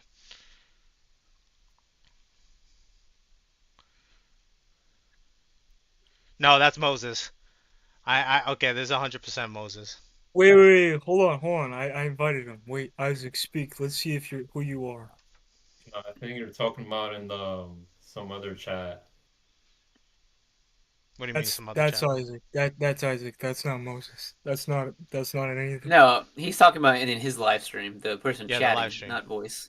Whoa, wait. Are you talking about Zichi? Yeah, whatever, however you pronounce it, No, right? no, no, no. Zichi is not Moses. He's another guy. He's like a guy who can be convinced of literally anything. Oh, okay. He's like he can be convinced of like crossless gospel, cross gospel, full preterism, futurism. He just hangs out with whoever the heck he wants to hang out with. Right, He right, doesn't like right. to. The low hanging fruit, right? Gotcha, gotcha. Yeah, and he's also extremely gay as well. So Yo, I love how that's your biggest bane of existence, bro. Like I don't know if that's you like an insult or you're just actually stating the no, fact they're bro, gay. Noah has this yeah, like I mean visceral yes, reaction, dude. yeah, I mean It's so like funny, dude. I they don't. are they are actually like gay. Like they are happy with being Well, like. you could still be saved, but it's kind of gay. Well, I mean, of course they can be saved, but they are some heavy reprobates. Yo, Noah, you're mad funny, bro. But anyway, since these guys are here, we could just go down to the whole list of preterist arguments. Isaac's here, so someone who was you were like what like half in, half out about it. I know there's another word for it, but Yeah, for he's like he's I was in it for like a month. and then That now was you're back just in completely like unconvinced, right? yeah, that was like a while ago, like earlier in spring. Wasn't it this August? Because I remember like when I had that Oh, conversation with you, I was in the guest room. oh, okay. Yeah, I remember now. Okay. Cause what's it called? Like September. Yeah, I would want to say early September. Kind of been inactive on Discord, So I just kind of like pop on whenever there's notifications. Hmm. And also, and yeah, at that time I presented the arguments I really wanted to bring up, but it would have been like probably a 4 hour nothing burger, because it would just would have been I show verse, he show verse, I show verse, but there will actually be no over like, okay, can we leave it at some point of the conversation about this particular point, and then we can move on to the next. Um, Judging from when we brought up to Matthew 24, I was like, nah, this conversation definitely is going to be like, uh, who can sound the loudest, essentially, and then uh, maybe if I repeat myself enough, then it'll finally click. Like I think that's what it was getting down to, because what I really want to bring it down was to like when Matthew 24 he like separates the distinction of the timing itself. Because again, like it's one loaded question. We cut it down to parts. Jesus built up to what he just elaborated, but concerning a section of it that's reserved. Because my leading question to that was like, okay, so essentially, no one knows the day and hour, which is a figure of speech. You know, he says nobody has that authority. So I was gonna pair that with Acts 1, which again I showed you. Uh, it is basically like the Jewish understanding that if you read verses 6 to 7, the only one who is able to declare the day and hour is the Father of the Godhead specifically, because that's a custom they used to do with Jewish weddings. So um, I don't remember when Haruzen said it, but there was a one point where he says when like I think I first like commented, I'm like, well, I don't know what the death, burial, and resurrection has to it, and then they respond in such a absurd way, uh, aggressively. I was like, well, that's implying that Jesus stated the day and hour when he himself in Matthew 24 says that only the Father. So when he states that the first time, then after the resurrection, he emphatically even says it more explicit by saying that's under the Father's authority by verbatim. So this is the only question out of the whole entire Bible that's asked twice, and he's like, it's not for you to know the timing portion. He literally straight up says it. And so I'm just like, okay, so he's essentially saying that Jesus implied it or outright said it. So I don't know where he holds. Maybe he'll just say it right now. But you're implying, at best or worst case, he outright said the day and hour when he said only the Father can. So if we believe both of those statements, it's a contradiction. And so at that point, we have to like argue with, not argue, we have to agree with Muslims and Jehovah Witnesses and other false religions who uses this argument, but clearly this doesn't talk about God's what's it called, omniscience. It really just talks about the role of each person of God, what they can do, seclusive to the persons of the Trinity. So only the Father has this authority that's seclusive to the person, not to the essence. So we don't actually like lose in this argument with like Muslims love to bring Jehovah Witnesses, but under this preterist mindset, we're basically shooting ourselves in the foot if we're under the impression that Jesus actually declared the day and hour. Because then again, the leading, which I wanted to, was like, okay, if Jesus did say the day and hour, can you cite a text where he said specifically that either it doesn't even have to say like outright 70 AD, because obviously the Bible won't do that. But is there an inclination or implication or implicit, sorry, that it would be 70 AD? Like, can we deduce it down? Is there some kind of formula or metric, some kind of procedure to do Well, so? yeah, it says in this generation. That seems to be Oh their yeah, argument. you're right. I forgot. It says, Yeah, dude. Of course, man. Of course. and a Jewish generation is 40 years, and therefore 30 plus 40 is 70, right? Got him. Yeah, like, bro, can we actually? So it's like I find the similarities, and the reason why I bring up Muslims and Jehovah Witnesses is because they're taking it too literal, and it actually is conflicting the theology surrounding the context, whether it be eschatology, soteriology, or whatever, right? So I see something very similar here is that they're saying 70 AD, and it comes from just trust me, bro. Just trust me, 70 AD. Like we don't have to find out how the Bible lets you know 70 AD. It just happened. But I'm asking, can you find out beforehand? Because think about this: if Jesus actually said the day and hour, or implied it, right? Because I'm not looking for by verbatim. I want to see, is there an actual thread? Can you follow it and come to the conclusion of 7 AD before it happened? If we can't see it, then I have to appeal to your confidence because I'm literally given nothing. So just granting Jesus contradicting himself, which we're already starting off bad, um, there is actually no like proof. Like you just have to believe it because again, we just argued for an hour. Okay, I edited this video, so I remember it was painful. An hour because his premise was this generation. Like there's no math, there's no like metric. Like I wanted to actually use Matthew 1 because like Matthew 1 uh states the genealogy and it skips the generation, but deliberately he mentions there's 14 generation from this person, then the next and next. So you can use like a what's it called? A figure to like measure what a generation is in terms of the Bible. So like for instance, Psalms 90, it talks about 70 and 80, and people speculate, okay, that pertains to people who live in that generation. They live for that long. So, but then there's other parts in the Bible that people argue it's 20 or 30 years. So when we're talking about generation, do they measure a generation through time or through other factors, or maybe both? So at least with Matthew 1, which I wanted to lead up to that, is that it seems that each generation consists of 35 years. So when I use that, because it's the only thing I can use to like, will this lead me to 7 AD? Um, you just add that into whenever Jesus came to the earth, which is what a rough estimation is like what 26 AD to 33 AD, roughly speaking. You add in 35 years, and you're still cut short. If you start from 33 AD, which was like supposedly he got crucified, you end up with 68. You're 2 years short of 70 AD. So that can't be it. Is there like another inclination that we'll get to 70 AD? So again, I'm like, okay, let me actually give them benefit of the doubt. You know, I can at least argue in good faith. Can I see from the perspective, and maybe it's true because I could be entirely wrong. You know, I'm not egos, Andy's like, like we've seen so far. And honestly, uh, other than that, I really Yeah. can't think of another way to come up with 7 AD. Again, I forgot to mention the second issue was that if he did, and we'll just grant that, they actually understand like, oh, the end is coming soon.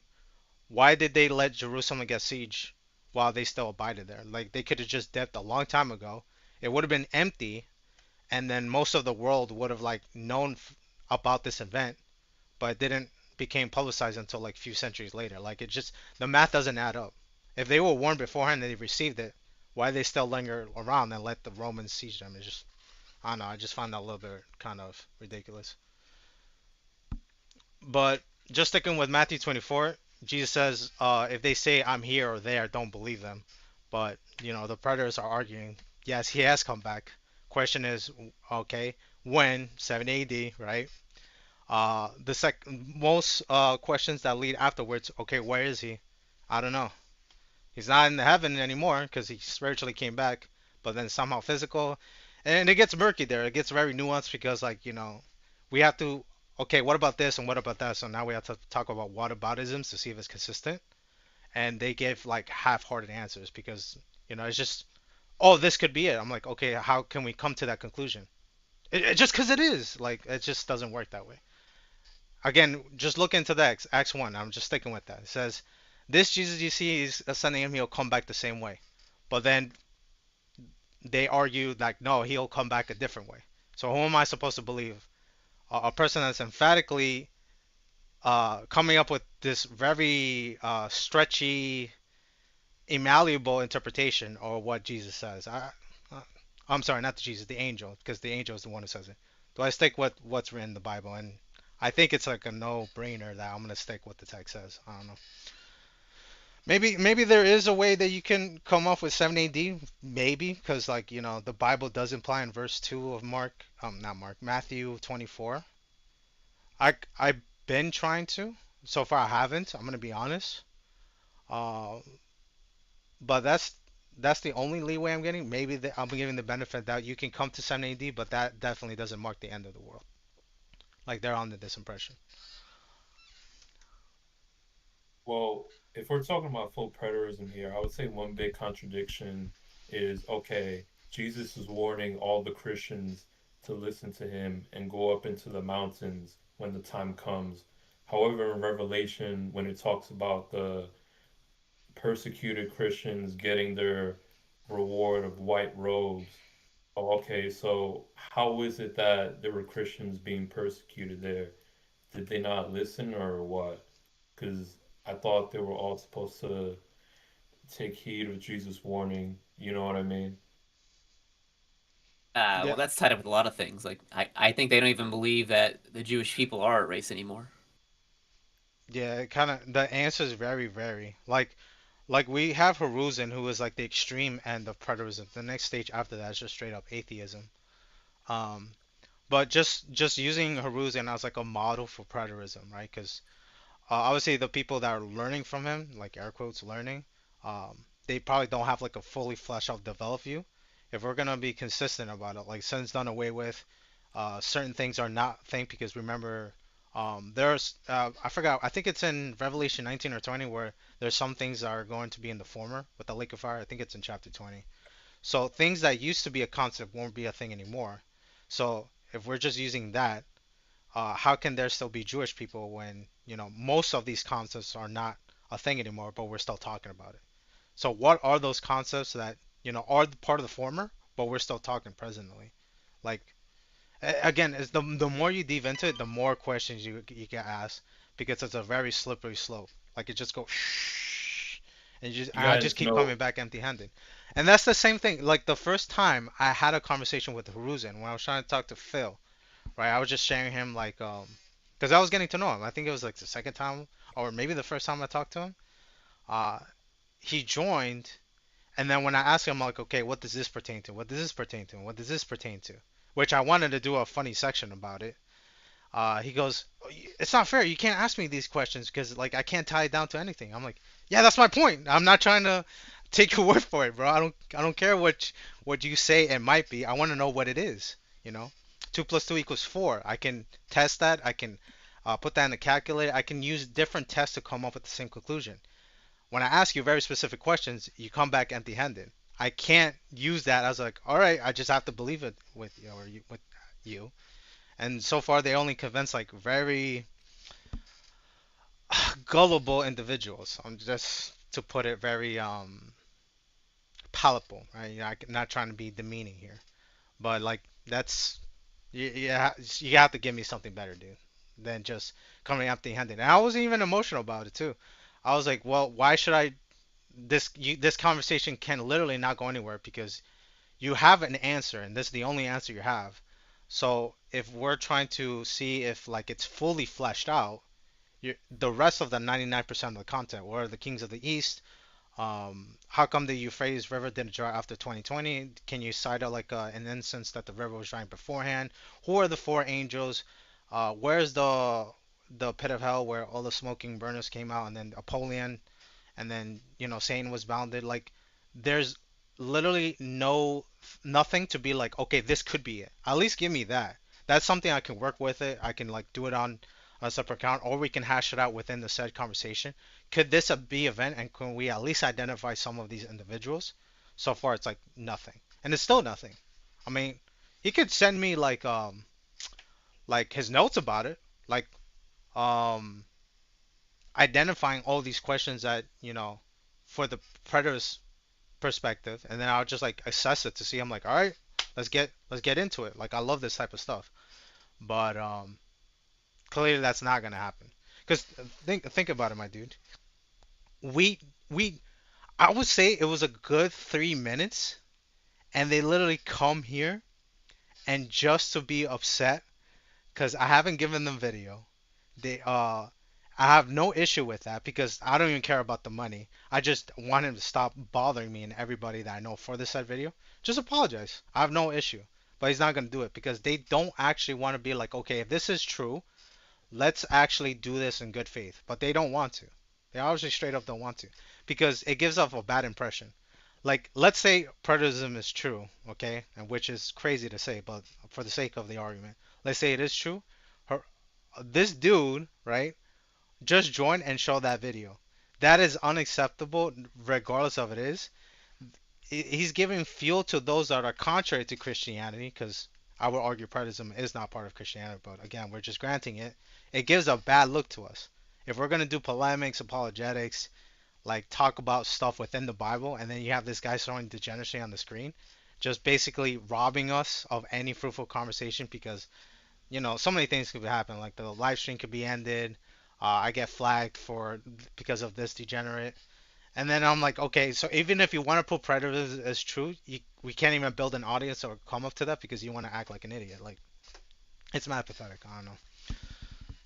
Yeah, and I assume that this is a community that's been around since at least the 50s or so. They have scholars, right? I mean, people that call themselves scholars. There Yeah. is like a preterist camp of pastors, I guess. So, just provide us the research and we can work with it. Yeah, yeah, that's what we want. I mean, I get it. It's I mean, maybe on the whatever, spot, yeah. right? Because it's the benefit of the doubt. Like, oh, I can't come up with it. I'm like, all right, just come up with it and send it my way, and then, we can continue from further on. It has been what? I think that happened in May, right? Or April, somewhere on there, between April and May. Still Yeah. nothing. Look, hold on. I'm gonna find it right now. Empty-handed. So, like, I just, I don't know what to say, dude. Just still empty-handed. I mean, I'm willing to read it out. I'll read every Yeah. single letter, but I'm pretty sure Haruzen. I think he'll send something if he actually is emphatic about it. Anybody else would just send me like, especially Marco, would just send me like, um, it has nothing to do with it at all. Hmm. I was gonna say Even something that. to what Isaac said earlier. Mm, So Matthew 24, verse 15 and 16 is kind of what you were talking about. When they see the abomination of desolation spoken of through Daniel the prophet standing in the holy place, let the reader understand, then let those who are in Judea flee to the mountains. So Matthew 24 is not just an isolated text that tells everything. He tells you that he's referencing Daniel. Yep. And the abomination of desolation is spoken of in Daniel 9. Mhm. Let me find it here. Yeah, well, 60, 26 to 27. mm, So, like it says, 62 weeks, 62 sevens, or weeks. The anointed one will be put to death and have nothing. So everyone agrees that's about the Messiah. And the people of the ruler who will come will destroy the city and the sanctuary. Okay, like we can see that happened, right? Mhm. The last empire, in the prophecies, the Roman people destroyed the city. Then it says the end will come like a flood. There'll be war. War will continue until the end, and the desolations have been decreed.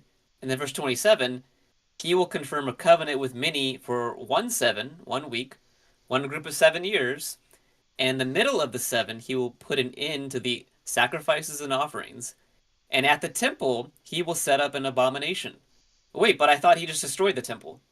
So the second temple is not the end all of prophecy. There is a third temple that is constructed during the tribulation that is also desecrated.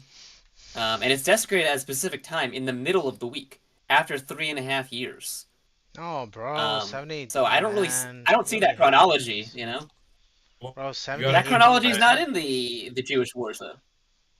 You gotta keep in mind that most of these people, they think that, and also I've spoken to Catholics as well. They mainly think that Romans Hmm. 11 is talking about salvation, but in verse 1 it says, um, has God casted away? So how can God His cast people, away yeah. something that he never knew? You know what I mean? This guy said holy butchering, Hmm. bro. You're funny.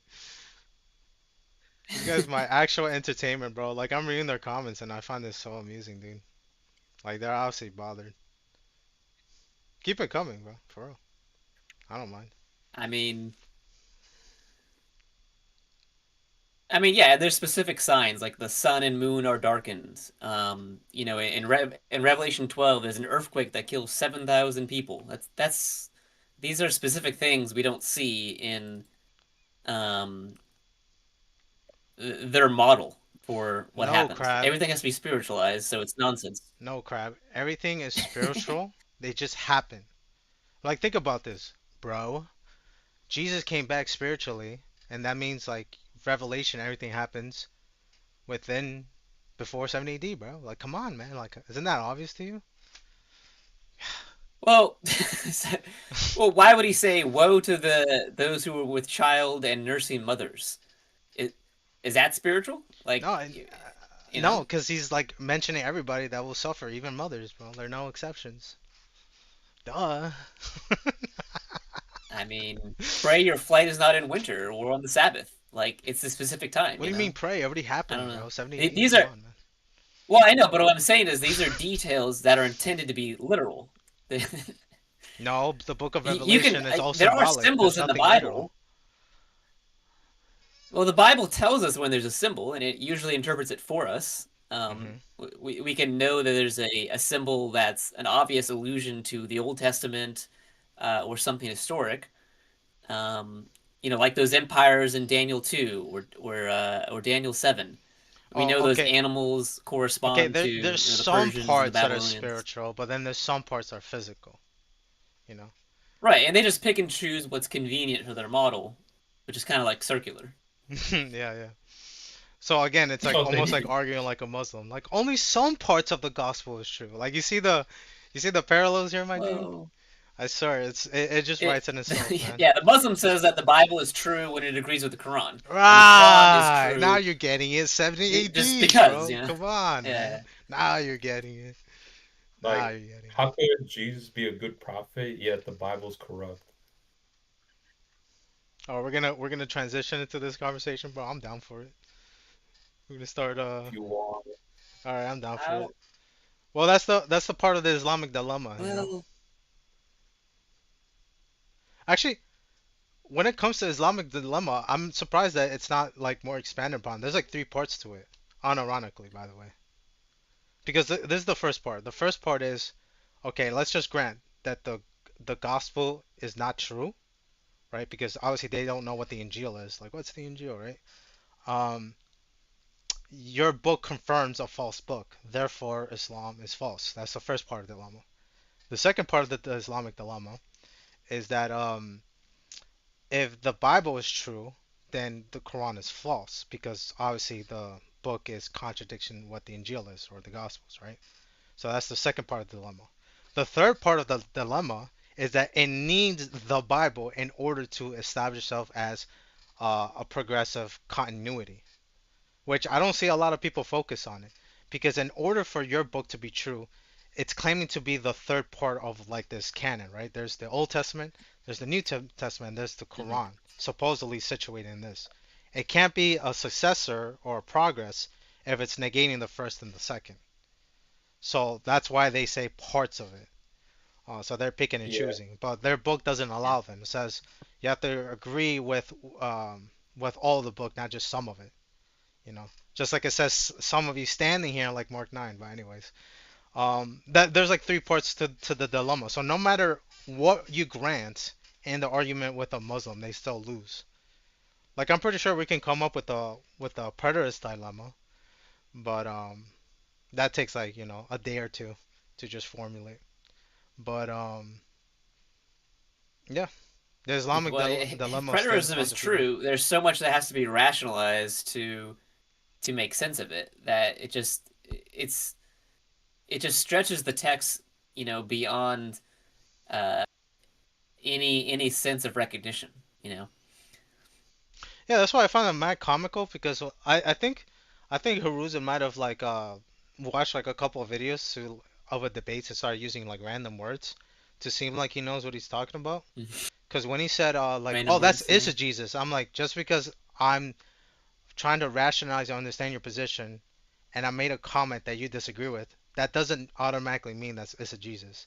That's just something that you just don't favor that doesn't result into eisegesis. Eisegesis is just like, okay, this is the meaning I want to impose on the text, which is the opposite of exegesis, the Mhm. meaning that you derive outside the text. You know, and he's not even using the word right. And when I think the that was like towards the earliest of the conversation, which I remembered. He says you're strawmanning me. I'm like, what do you mean? I'm literally summarizing what you're doing. There's no strawmanning. Like, are you just saying these words right now? Um, because I literally repeated what he has said like at least like 15 times. Like your worldview is pretty simple, right? Your contingent and whole argument is just based off the wording this generation. That's it. There's no other supporting arguments outside of like the word structure, because when we look actually the he not the Hebrew, the Greek of it, it doesn't favor you. So if we're gonna go into like the technicalities, you have to like appeal to something to support your argument with this generation, and so far it doesn't. Um, that's actually like using the hermeneutics, and then you can make an assessment. Okay, did this person use exegesis, eisegesis? And I just find it quite ironic because I'm like, you're telling me I'm using eisegesis, which is literally what it's fueling your passion right now, dude, and still is. Like, clearly in the chat he's still Mhm. tilting, but um, Yeah. coping is not an actual I mean, we productive. start with the text. Yes. What does the text say? And then what kind of model would make sense based on the meaning of the words, how the context fits together, any outside context like Daniel, like Revelation, how the Bible fits together, right? And we're just trying to put together the pieces. So according to preterism, if Christ returned in 70 A.D., and I guess he was seen spiritually by some believers in Jerusalem, how would that possibly fit with here in Matthew 24:30? The sign of the Son of Man will appear in the sky, and all the tribes of the earth will mourn. They will see the Son of Man coming in the clouds with power and with glory. He will send out his angels with a great sound of a trumpet, and they will gather together his chosen ones from the four winds, from one end of the sky to the other. So it doesn't sound like it was just in Jerusalem or it's just regional. It's the entire planets, and which corresponds with Revelation 1:7. Every eye will see him, including those who pierced him, and all the tribes therefore mourn. So you have the Jewish people, those who pierced them, but you also have every eye and every tribe of the earth. So it How just doesn't dare seem you, to Crab? fit, their How model. dare you use I'm just rationale to come with this conclusion, man? How dare you? well, Isn't it unless obvious you that have a 7 spiritual AD was a eye. worldwide event, my guy? Come on, man. Well, Yo, because can you have to say like every tribe of the earth. Like, okay, maybe No, like bro. is that like every ethnic Contextually, group tribe in the means like world? unga bungas, bro. Like how is that not clear to you, man? Like, Yeah, because there was a Chinese person, there was a Malaysian, there was a duh. Argentinian, right? I don't know. Is that how many people every group in Jerusalem then? It's just the what the text says, man. Argentinians, they came from the Jews, man. Well, that's I don't know. There were some Germans that came over in the 50s, right? True, dude. It's True, just man. so we just gotta like think what would best fit the text. That's all we're trying to do. Obviously, preterism, man. How are you not getting this? We're pro Catholics. I mean, we're pro 70 AD here, man. Come on, dude. Oh, that was another Nah, thing. Yeah, that was the very first conversation I had. I'm like, you're using a pro-Catholic argument. Like I that was the first time I didn't even know about preterism. So when I started looking into it afterwards, his kind of his demeanor changed a little bit. Like it's like, oh, it's actually like I don't know what he said or if he even did say anything because um the conversation Yeah. shifted into instead of talking to Phil, I was engaging with him and what's it called? Like it seemed like he wasn't prepared if somebody were to use this as a.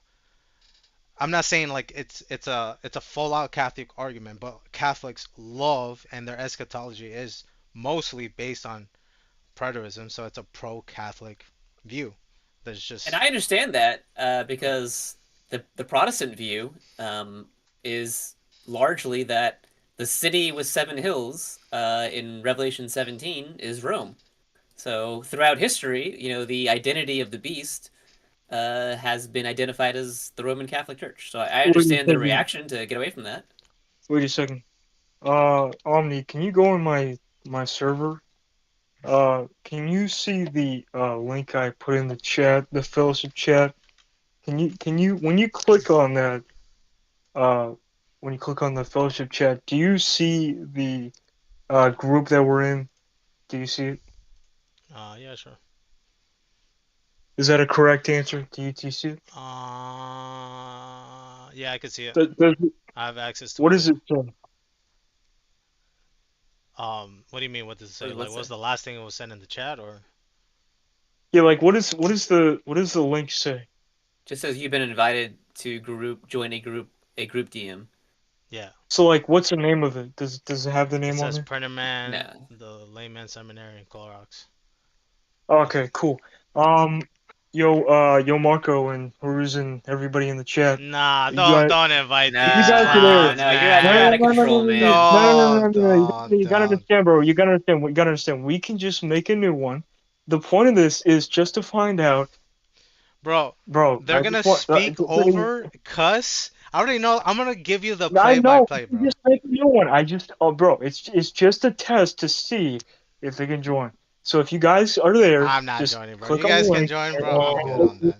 No, you Obviously, can this talk to ain't them, going bro. to. You can talk to them, and they can do See, that's this the whole whole. the whole point. See, you don't understand the point. The point is we can make a new one, and then we can just it would be like nothing happened. I So get if that, but they, I don't want to talk to them. Like, what is that benefit of talking to them, bro? no. I'm not They just telling want you their to talk to them. voices on No, online so hey, they can have their crap. say. All right, hold on. Let's hear them out. Crap. Let's hear them out. Let's hear 'em Everybody. I am not telling you to talk to them. That's not the point. You're missing the point.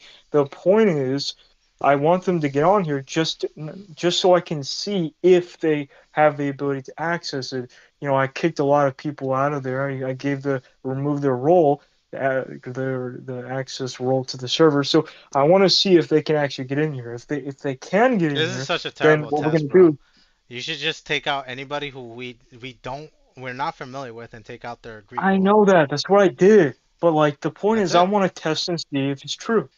But they're not gonna join because they're hearing you, and they're not gonna fall I for this know, but bait. that's what they did last time for the other thing.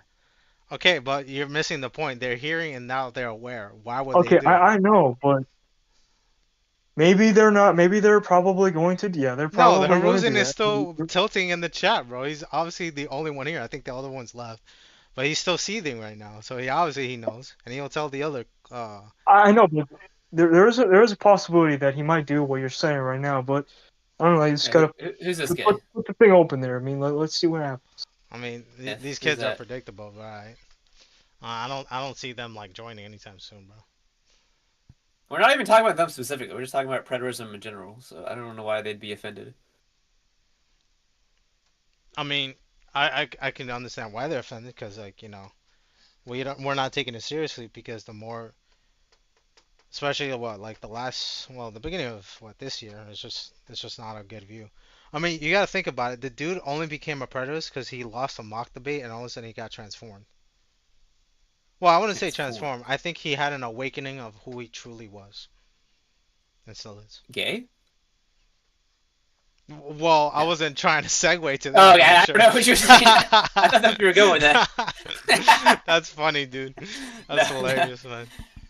No, like it. Like I've learned things over the years. I've evolved my views, and that's normal. But I've never become a degenerate. Like, oh darn! Like I've been disproven in this one doctrine, so now I have to troll them for the next year. Like that's just weird. hmm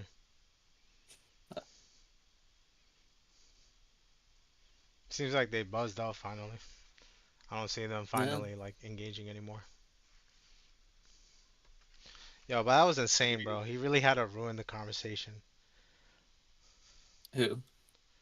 Bro, Yeah, who else? I was After that, I kind of just left. I haven't been talking as much because of that. It was almost traumatizing. It's almost traumatizing. Yeah, no doubt. Yes, yeah, that's just so disgusting.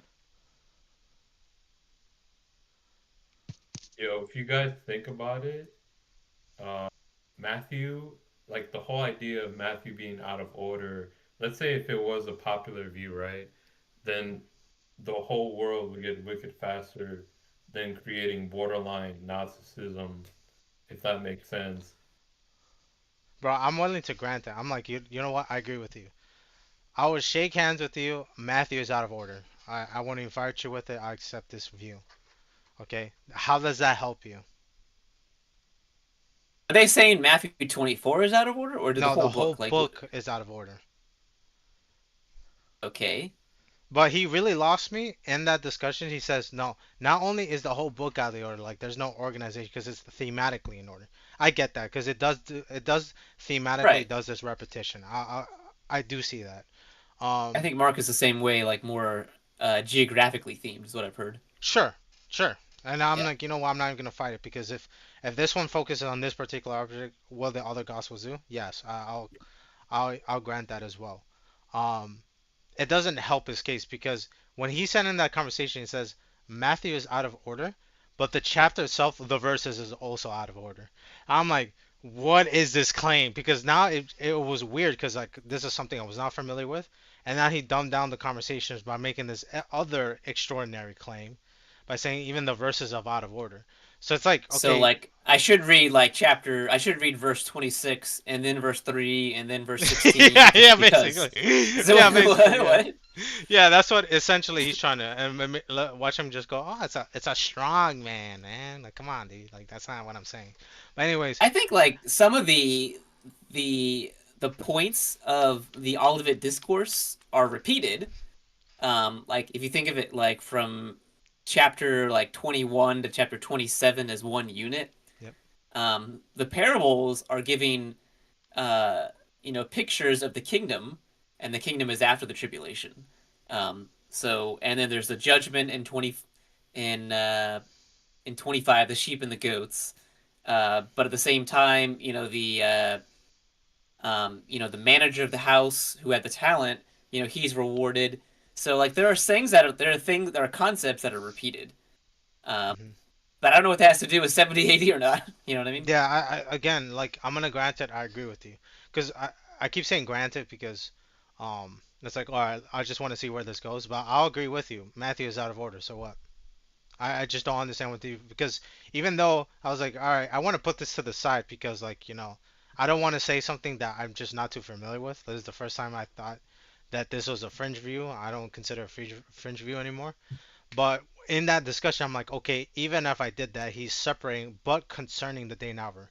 The but serves as a qualifier that's negating anything that meant previously. It's making a distinction. That's how grammar works. And so when I read Mm-hmm. that the day and hour, the when portion, because they ask, what are the signs, when, and the end of coming age. That's three very specific areas that's touching on.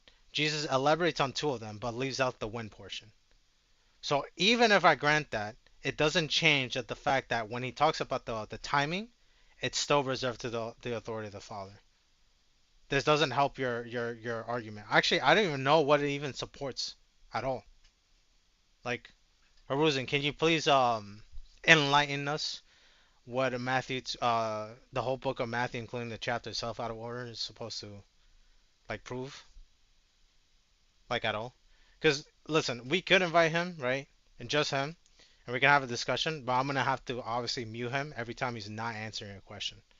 Because like these Right. word salads and like every 20 minutes to get like a non-answer is just not like useful at all. Now we gotta join his server. Nah, I ain't Oh joining that. no, I no, no. ain't I joining don't that, want bro. to give him any access to anything, because they're just bad people. They just hack and like Yeah. will manipulate, send malicious links. They think it's funny. I think they're just desperate, bro. Like they definitely do want to be a big group that just promotes. I don't know what's the goal though, cause like this is something that I talked to you, Isaac, last time, and I also try to rationalize it with Noah. I was like, you can't even be free grace and a preterist. Like they No, just don't you align. can't. It Now, just here's what don't I was exist. wondering, like kind of like thinking about that. What do they do with First Corinthians 15? Like just specifically more 22 to 29 or So 28. I So I got you you. I know the perfect answer okay? for this. They grab the Bible and then they throw it in the trash. Okay, That's what they that's what I literally wanted do. to know. Yeah, Yeah. No. yeah. Because it does say, like, as in Adam all die, so also in Christ all will be made alive, each in their own order. Christ is the first fruits, and then those who are Christ at his coming.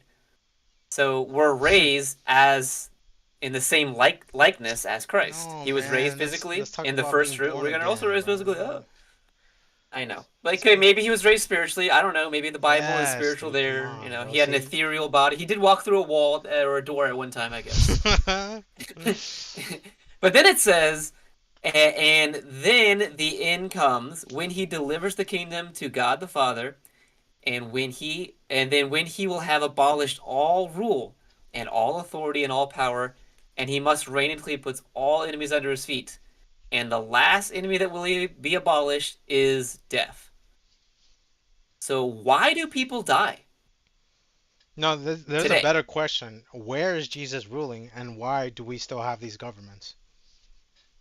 Well, that's a question for everyone that's not dispensational, I guess. But the bigger question is No, why do no, people not die? even. Like you don't even have to like appeal to a specific group. The text says he will rule and he will abolish. Clearly, that's not Hmm. representing reality.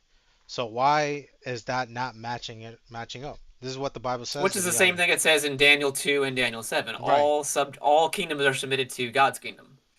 All right, right. Where Because is he? Satan is Fine. bound during that time, right? Yeah, fine. Okay. Where is he? Where is he? Where is his authority? Why the kingdom is being like suppressed while all these wicked ones are just running amok? Why? Right. And this is where the Catholic argument comes in, because they'll say, well, yeah, that kingdom is the Catholic Church, and we've been in power since the beginning. So, Oh, hey, of it must course, be us. man. Everything That's, goes back to Rome, dude. I know. When it That's comes it. Debate's to over. We lost. chapter GG, guys. Let's wrap it up.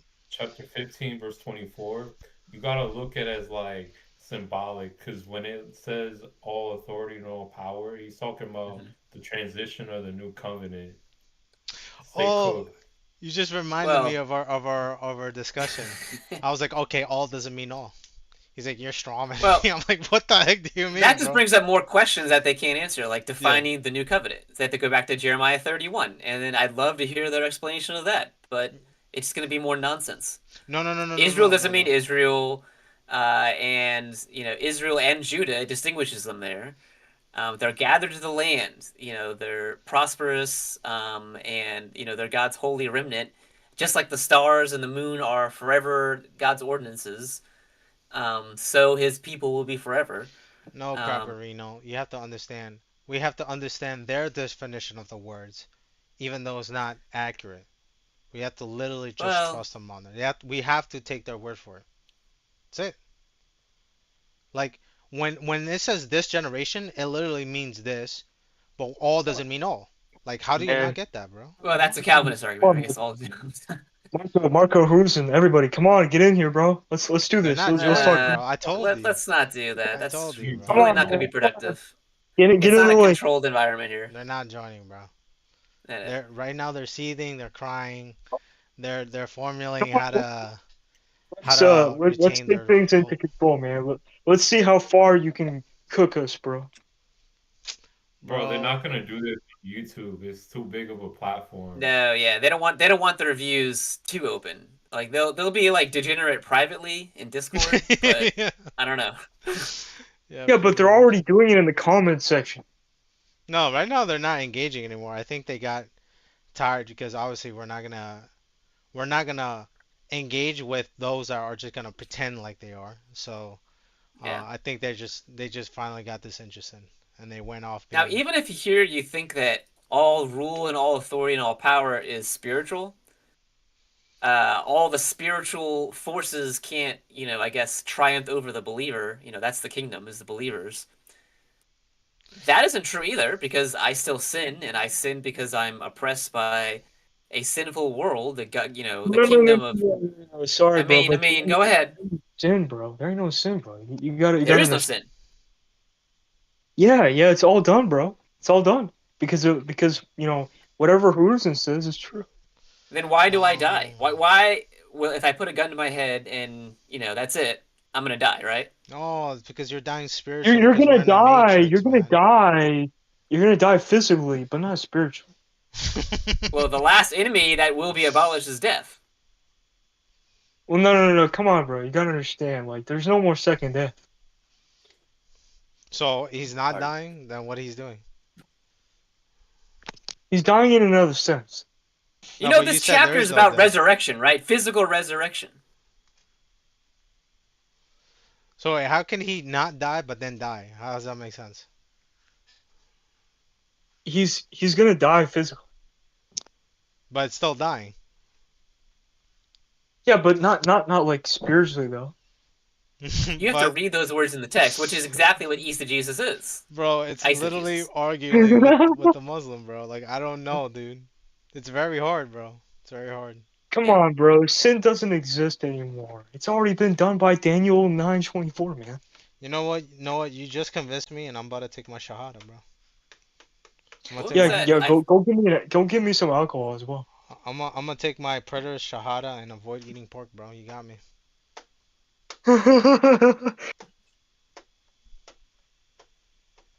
It's insane, dude. I'm trying to find the psalm that it's referencing. I think it's Psalms 8. Dude, there's also not even any more Jews anymore as well. They're all done. Is it possible to remember the Psalms? That's like 150 chapters. I think that's a lifetime feat that I'll never be able to accomplish. I think you can could. memorize like a theme of each one. Like, oh, Yeah. this one's messianic. This one's praise. This one's whatever. Yeah, just kind of like know the general idea. So yeah, Psalms 8:6. I'll just read the whole psalm.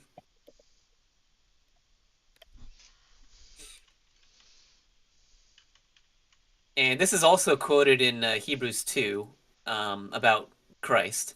He is the fulfillment of this, even though it's spoken of to man. God designed man to rule in the garden, and he said, I give you authority over all creation to subjugate it, be fruitful and multiply. That's God's design, that we would master creation here. And so the psalmist is pointing back to that. It says, Yahweh, our Lord, how majestic is your name in all the earth. You have set your glory above the heavens. From the lips of babes and infants you have established strength because of your adversaries, that you might silence the enemy and the avenger. So that's Satan. That was what we were designed to do, to rule this kingdom, this realm. When I consider the heavens, the works of your finger, the moon and the stars, which you have ordained, what is man that you think of him? And what is the son of man that you care for him? For you've made him a little lower than the angels. You've crowned him with glory and honor. You have made him ruler over the works of your hands. And here's the phrase that Paul quotes. You have put all things under his feet. All sheep and cattle, yes, animals of the field, birds of the sky, fish of the sea, whatever passes through the paths of the sea. Yahweh our Lord, how majestic is your name in all the earth. Which psalm did you just read? That's Psalms 8. Okay. Yeah.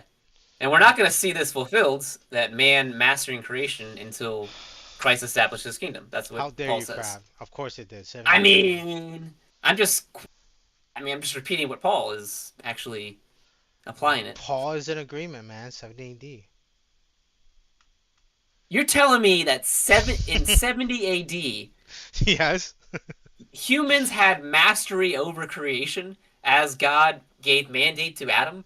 Yeah, just look at our government, man. We're an oligarch. Come on. Our government? Well, Yes. America is pretty involved in the world, that's true. Cool. Look at World War II, man. The Germans, duh. It's Germans? crazy, I don't know, man. But oh, he's back. bro. Who's back? I'm back, homies. Time to destroy these gay folks. Bro, they're not. They're done away with. You know, they got tired Well, of. I mean, come on, bro. I mean, I already sent the link, bro. And they're just so lazy. I They don't don't want want to. to. Because think about this. If we join their server, Um, which we're not, they're going to control the microphone. If we joined, we're obviously going to argue bad faith, but they can't control themselves. It's they, bro. It's them. There's no sugarcoating it. Like, they just don't want to have a fruitful conversation. They just want to They need be to be in like, a third party place, but they want to be somewhere where they're not going to their agree to side of the that. story is told. They're Yeah. not going to yeah, agree to it because they're going to especially assume the the third party is going to be, like, anti-predatorist. yeah, Could do But they, especially the like fact that could because do that's like the what is thing. it Standing for called? Truth Ministries, but I doubt that they'll accept. Marco. I mean, like especially the fact that when we basically gave him the access for the link, he just basically messed around. Like he was just messing around, and he just showed himself naked for like no reason. Like that's literally not discussing anything. Wait, how do you know that was him? I just saw that. I thought it was just like some random. No, that was obviously Marco. It sounded like Marco. Oh, okay. I thought you were saying like it was him in the video or in the photo. I don't know what it was. All I know is I saw some image. Oh Uh, yeah, that is definitely Marco in the photo and the one who's speaking. what I'm the heck? How do pretty you sure. know that, dude? Well, because I just know that Marco looks like that. What I mean is that he's got the same skinniness. It looks like that would be his kind of head. Yeah. Yeah, they could do Yo, what the? Standing Yo, for I don't Truth know how Ministries. they're hanging out with each other and just be like, yeah, this is not gay. What the heck, dude? That's Yeah, it's just so insane. disgusting. That's so insane, dude. That's crazy to me, man. Insane, That's dude. just purely gay and disgusting. Like literally, the word disgusting and gay are the same thing. You know, the only regret pertaining to this whole debacle is that when you first made me admin, I should have kicked him, banned him, and just explained afterwards, because like I knew there was something off with that guy. Just every single interaction is just a negative, sus. And then when he was talking about he was telling people to KYS themselves, and I'm just like, what is this guy actually doing here? He just seems outside of Christianity. I'm like, what is he doing here? Straight up, what is he doing here? Yeah, they're not even Christian. Like they might be saved, but they're not Christian.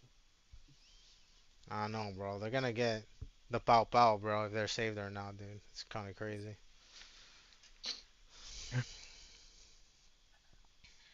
I don't think we should really dwell on this too much, but but they do have a way of popping back into our lives. So Yeah, we'll do this like Yeah, in once a I don't know fact, what to do month. about that. We'll I do don't this like even once a know. month just to like rattle their Yeah, what's it yeah. called? Rustle their jimmies. A bit. Dude, I don't even know how they were able to see my channel because like I just had my channel out there. It was not even very popular. It was not even popular, in fact. But the They're probably fact that following one of us. I know Marco, not Marco, Haruzen commented on my video when I was talking to Isaac about our discussion in August or September, and he was just commenting about Matthew 22. So I'm surprised he didn't bring it up, and he didn't bring another argument. Thinking like what's gonna segue, but obviously there's there's nothing afterwards preterism. Like you will have to come to the conclusion. Wait, if sin's done away with, Jesus came back. There is second death. Satan is gone, etc., etc. How am I still a believer? Like you're just literally an atheist at that point. That's like the actual like uh fulfillment of preterism. But for some reason, Haruzen hasn't reached that point. Maybe that's what it is. Maybe they want make other people atheists. Hmm. Or I'd say whenever I'm fully ready, I could do it on Bro, you're gonna have to Standing say that for all Truth over again. I can't Ministry. understand you. You're like Oh yelling. man, I was anyways. could probably do it on like Standing for Truth Ministries. I know whenever I'm ready, and yeah, whenever I've studied the entire Bible, definitely do it on Standing for Truth Ministries for sure. But that's if they accept you. That'd be an interesting debate: full preterism versus anti-preterism. It's almost like I would say the best foil, or best the opposite, is dispensationalism. That's the most consistent futurist view. Because other views are like, well, the kingdom is partially now. There's some mystery form of the kingdom, and they might concede to that. So that No, wouldn't help bro, them. it's just reading hermeneutics because it's like for instance, the burden of proof. I'm like, okay, this is what it says. It can't mean any other thing. What is your Hmm. answer to this? Like, you don't have to believe dispensational. You just have to have good hermeneutics. This is what the text says hasn't been fulfilled. What's your reason for the absence of this fulfillment? The burden is on them. Like, you don't have to appeal to any type of group. And obviously, like, it doesn't take more than 10 minutes to understand that they're ill-equipped to actually engage a conversation because it just took like a what 3-hour video of like badly formulated arguments that like high schoolers are like susceptible to. Like, I don't I this isn't if preterism is so effective, most would be preterists, and the fact that we're referred to futurists is because like they have to be a thing. um and so That's and true. instead of actually believing what the Bible straight up says, like black and white, no, we have to form preterism to separate from futurists. Like, what do you mean futurists? These are things that have yet to fulfill. You know how stupid that sounds? I don't know. But yeah, we can move to another topic. Obviously, this is like a dead horse. I just can't believe there's communities based on this. But what was another thing I want to talk to Noah about? Oh, I was gonna talk about the Roman Catholicism notes that I made. I don't know if y'all want to talk about that or talk about something y'all recently Yeah, discovered. that's fine. Yeah, that's fine. Yeah, sure. What do you got for us? Um, all right, let's see. Just go to it real quick. So, what can I do with this? Okay, so um, I think a lot of people need to revisit the translation of the Bible. Cause you know what, I get annoyed when they bring up like who provided the Bible, and clearly it's not formulated as like they keep supposing. Cause like the formation of the Bible is pretty interesting itself. Like, you can't really credit to one specific group. You just obviously didn't. It's just like a long series, and then eventually we get like the Bible that can be translated and other things. But I find it very strange how nobody's arguing. Like, originally the Bible was comprised of Hebrew, Aramaic, and Greek. Then the Roman Catholic Church came in to supersede the rest of the other non-governmental enforced faiths, and then made a Latin translation, and they impose that you have to read and write Latin, and if you didn't, because at that time it was just Greek and whatever most widely known languages, if you try to alter it, you'll be killed. I don't know why they don't focus on that. Like, wouldn't that be a strong, compelling argument? I was like, every time when we try to make the Bible accessible, because rather than receive it secondhand, I can read it for myself and allow God to speak to me directly versus I need to speak to you and take your word for it. Like, isn't that contrary to efficiency? Like, if I wanted the whole world to learn about Jesus Christ and the one true God, transcribing it to Latin and forcing it on people is not the way about it. Because that's the same thing that the Muslims do. That the word of God only could come in Arabic, and if you use any other language, it loses meaning, and it's for the Arabic people. So instead of being a limitless God, this God is limited because he only appeals to a specific group, and it can only be digestible in this specific manner. That doesn't really sound like like an omniscient, omnipresent, omnipotent God. If anything, it's the complete opposite. Yeah, that sounds like a cult because if you're not able to actually read into the word, then how I think of it is other people can't really be saved, you know. Yeah, not only Um, people can be saved, but like I can't verify that. Like say I want to, like how do I know if I'm saved? If I like I can't use the same information and use and come up with the same conclusion that you're telling me. Like how does that help anybody?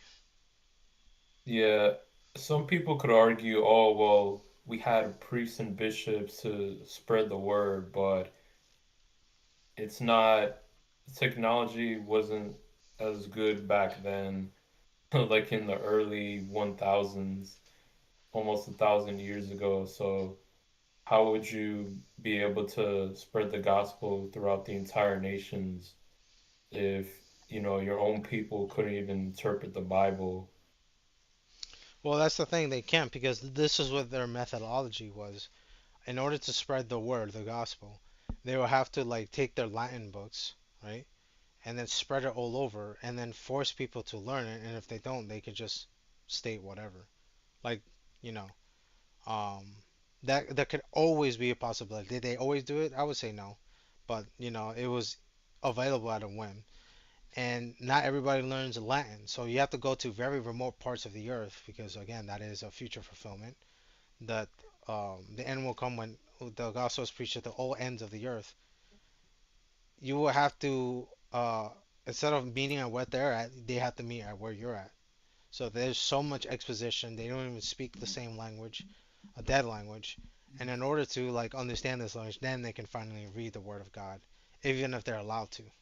So it's a very very very very inefficient way to spread this specific message when you're just like reducing it down to seclusivity. It doesn't seem like it's available at all.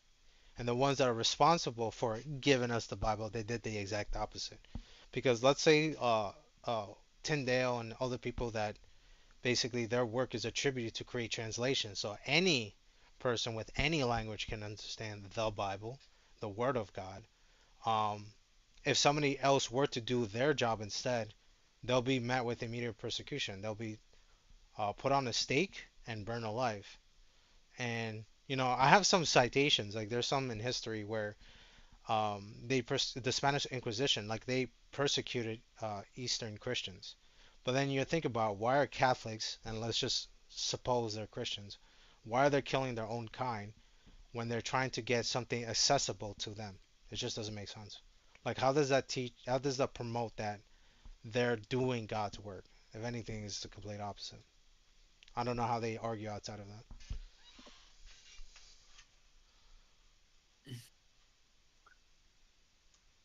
Let's see what else did I had. Yeah, there's a couple of them, like the Spanish Inquisition. They tortured, forced confessions, and executed of those deemed heretics.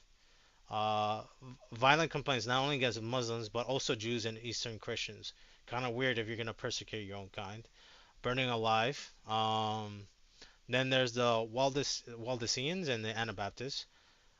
They were just straight up slaughtered when they try to separate themselves from the Roman Catholic Church. Then I have the William Tinsdale. He was Oh strong. yeah, I'm sorry. I guess the maybe the Catholic response to all of these atrocities throughout history is, well, bad things happen, but was it a papal decree that orchestrated it? Was it made in council? Otherwise, it was just maybe a localized issue, or it wasn't officially sanctioned or whatever by the church. Well, the thing is, the councils are ecumenical by nature. Like it wasn't one superseding the rest. That's not how that works. If they keep imposing that, which is opposite of the case. There's so many councils they don't cite because there's some of them where they outright be like, "Hey, don't show up to the Bishop of Rome." So I'm like, how am I supposed to believe that you just appealing to a non representative of history, saying that it has to be sanctioned through a council? First of all, who dictated that metric? Second of all, these are Right. ecumenical councils that, despite our differences, minor to the major, we all come to an agreement to some degree, and that means that not all councils are accepted. So they're not the ruling authority. Their discussions and they're pretty helpful because at that time they kind of serve like debates, expositions, so forth, so forth. It was complex. I'm not trying to disregard. They have some value, but just because they have some value, that doesn't mean that they can override what's clear in scripture. They can Right. highlight some couple things, but if they're gonna start dismissing and creating up their own doctrines, which is what we're seeing, with what is it called? Um, what's that thing that has like two versions of it? Cathedra? Two versions. Is ex cathedra is when the Pope No. speaks out of council, right? They have their own version of the Catholic dilemma that they are. Oh, Mhm. Vatican 1 and 2. There, I just remembered it. Right. Yeah, those are completely different councils, aren't they? Right. So we have different councils, but broadly speaking, ecumenical was able to be like, okay, Rome is a part, but it's not the one that supersedes the rest. That's Right. the And I understand historically that like no one really considered the Bishop of Rome as the universal uh successor of Peter until like the fourth century. well, they just impose it. Like I don't think Right. people They be. just made I it don't. up, I think. Yeah, people didn't. I would, if I were back then, I would either give an option to become Roman Catholic or die. Like those are the most You say realistic back options. then, that is during the Reformation, or what time you're talking? Uh, during the early like within the first 5 centuries. Like if I was in that time period, I only have two realistic options. There's all others because they're less realistic, but the main realistic is either I become a Roman Catholic or I die, or I somehow make it out and become something else that's not Roman Catholic. Because the thing Mhm. is, it's like it's superposed. Like there's no actual establishment. Like I can go in the scripture. I'm like, here is where Roman Catholicism started. They're just already presupposing that. You know, who is this sounding like? But anyways, I don't know. Well, and that's interesting too, is that like so many of the opponents of the Catholic Church, like the Manichaeans and Arius, Pelagius, almost none of their writings survive. Like hand fragments might, and their arguments were copied down by their opponents, so we don't have sources to really know what they believe from themselves. yeah, there's these also broad strokes. These broad strokes, like all these church history fathers said the same thing, and they don't. And because I remember, I'm like, can you find me something that the church father all universally agree on one thing? And and we can go days and out, and I'll give you one, right? Because all you need is one. I was like, where did they sit? Where did the church fathers set on age of consent? And they're like, well, there's no defined age. Exactly. Because if they all agree on everything on one thing, we need at least one. When we go to age, there's not like a unanimous consensus, and then you go Okay. to the Eucharist, there's not a unanimous concession. You keep going, going. And I'm like, wait. As I go down the line, there's nothing they agree 100%, like at all. Like that's actually what history shows. Despite what you and I believe, I'm actually taking the history holistically versus the opponent is taking it preferentially. This Yeah. highlights my faith good. These things they didn't happen. Let me externalize the the thing outside of it because remind you the ones who were enforcing these persecutions and these acts was the church itself. You can't really make yourself an excuse like you're not responsible for it because they're the exact same agents who caused it in the first place. So what gives justification? Like what warranted to do that? Because killing these people in these inhumane manners is actually going against the first 10 commandments. Like let's put away the New Testament for a side. Where do you see any Israelite imposing their views on people in this context? If anything, God is the one to decide, okay, under this specific context, under this specific judgment and ruling, you're going to remove these people because X, Y, Z. You don't see that at all. So what warrants it? Because I don't see it anywhere in scripture. Thankfully, Yeah. modern, we're not doing this stuff anymore. But it's kind of annoying that the ones that are really ignorant about the faith, we get flack because of what Roman Catholicism did in the early stages, and then we're just supposed to pretend like it didn't happen. Like, are we just gonna pretend like you guys didn't burn people, and we're getting part of the blame because they can't separate the distinction between Roman Catholicism and whatever flavor of Christianity that just doesn't want to associate with it? And we'll take it to another stage. If they are wrong, we don't make excuses for them. There's so many views and understanding of Christianity that are just not right. They're just not Christianity at all. From Mm. let's say oneness Pentecostals, right? Just from the top of my head, they're wrong. Here it is. Here's the explanation XYZ. This should be a current conclusion. Because what I do find it funny, I saw the guy who debated Niganet Noah in his most recent debate. He was trying to make a joke with Protestants, and he throws in like a Pentecostal, like he was just speaking in tongues in the background. But you got Protestants who are condemning what they teach. So why are you not showing that? Like, we have no problems calling out for their errancy, but when it comes to you guys doing your own due diligence and the lack of thereof, you just give yourselves a free pass. Like, what is this? How can I trust you? like like what stuff go happens behind closed doors, which there's a lot. Hmm. Um, I'm just supposed to Yeah, give you a free pass every single it time. seems like the councils, they had a development. It started with Mary's the mother of God, and that clarifies, Jesus was God, and therefore Mary is the mother of God. I get the Christology there. And then it moves to Immaculate Conception and then Assumption of Mary, and then it just gets more and more detached from Scripture. Yeah. But Well, that's let just me one example. let me answer this one question because I just saw somebody ask me right now because I just went to IG. So he says, my boy Matthew asked, "What do you feel about tattoos?"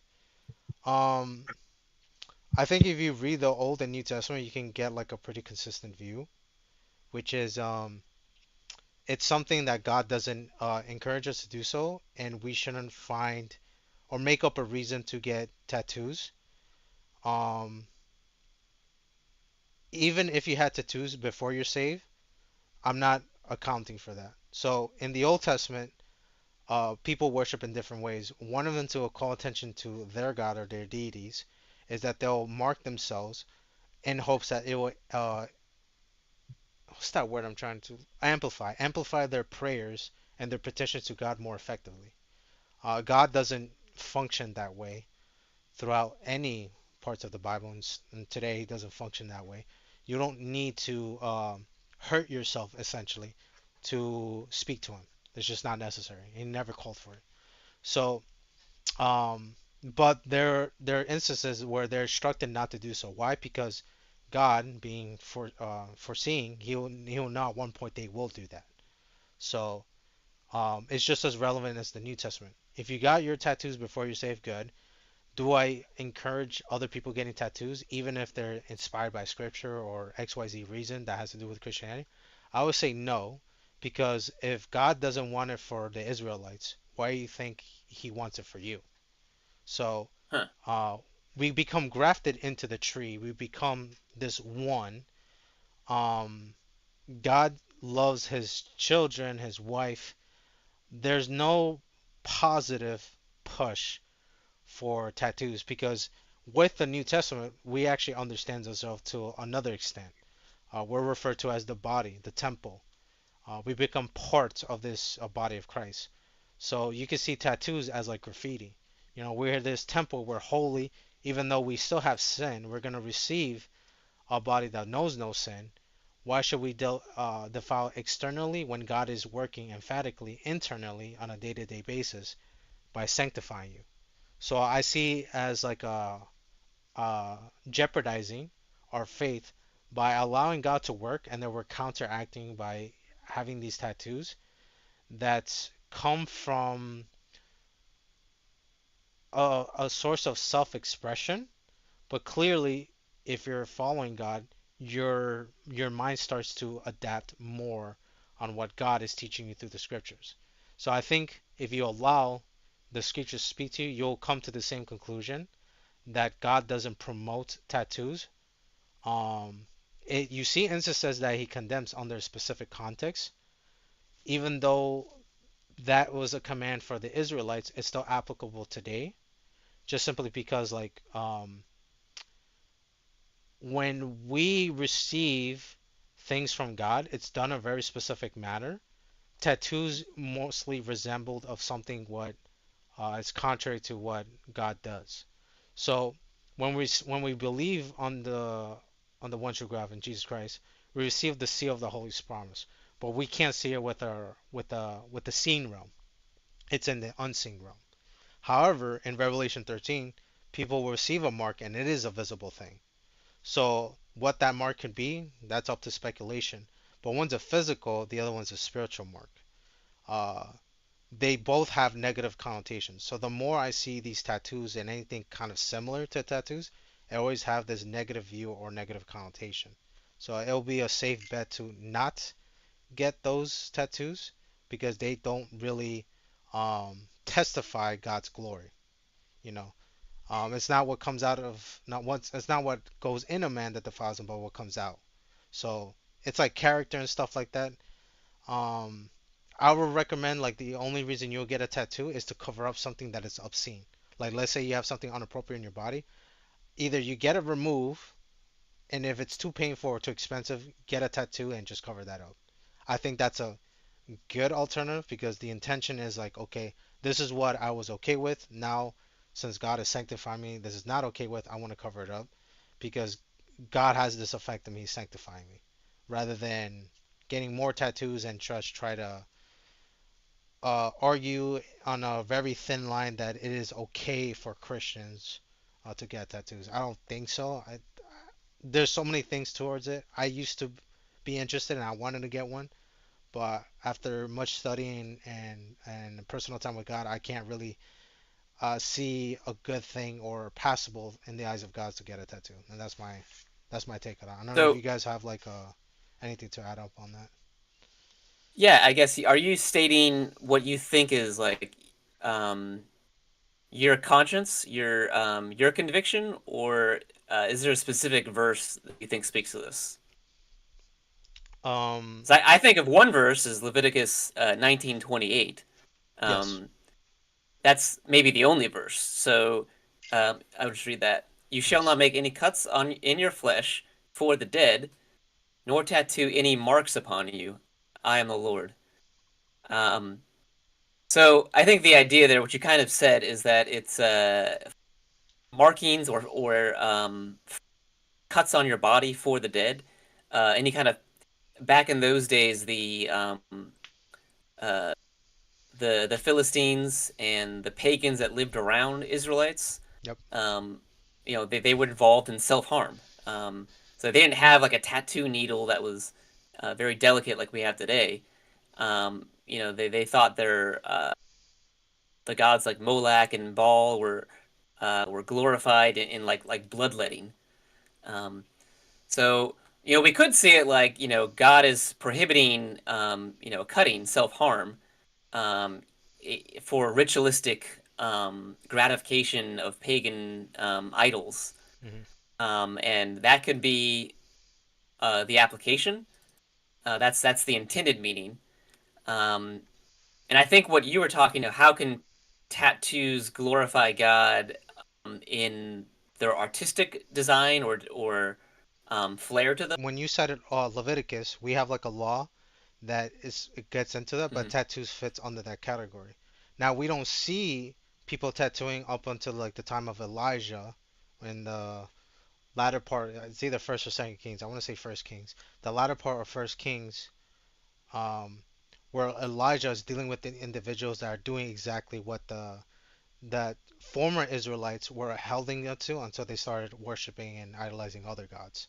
So they adopted these culture, these customs, because of their, you know, up themselves in the context of like worshiping and stuff like that.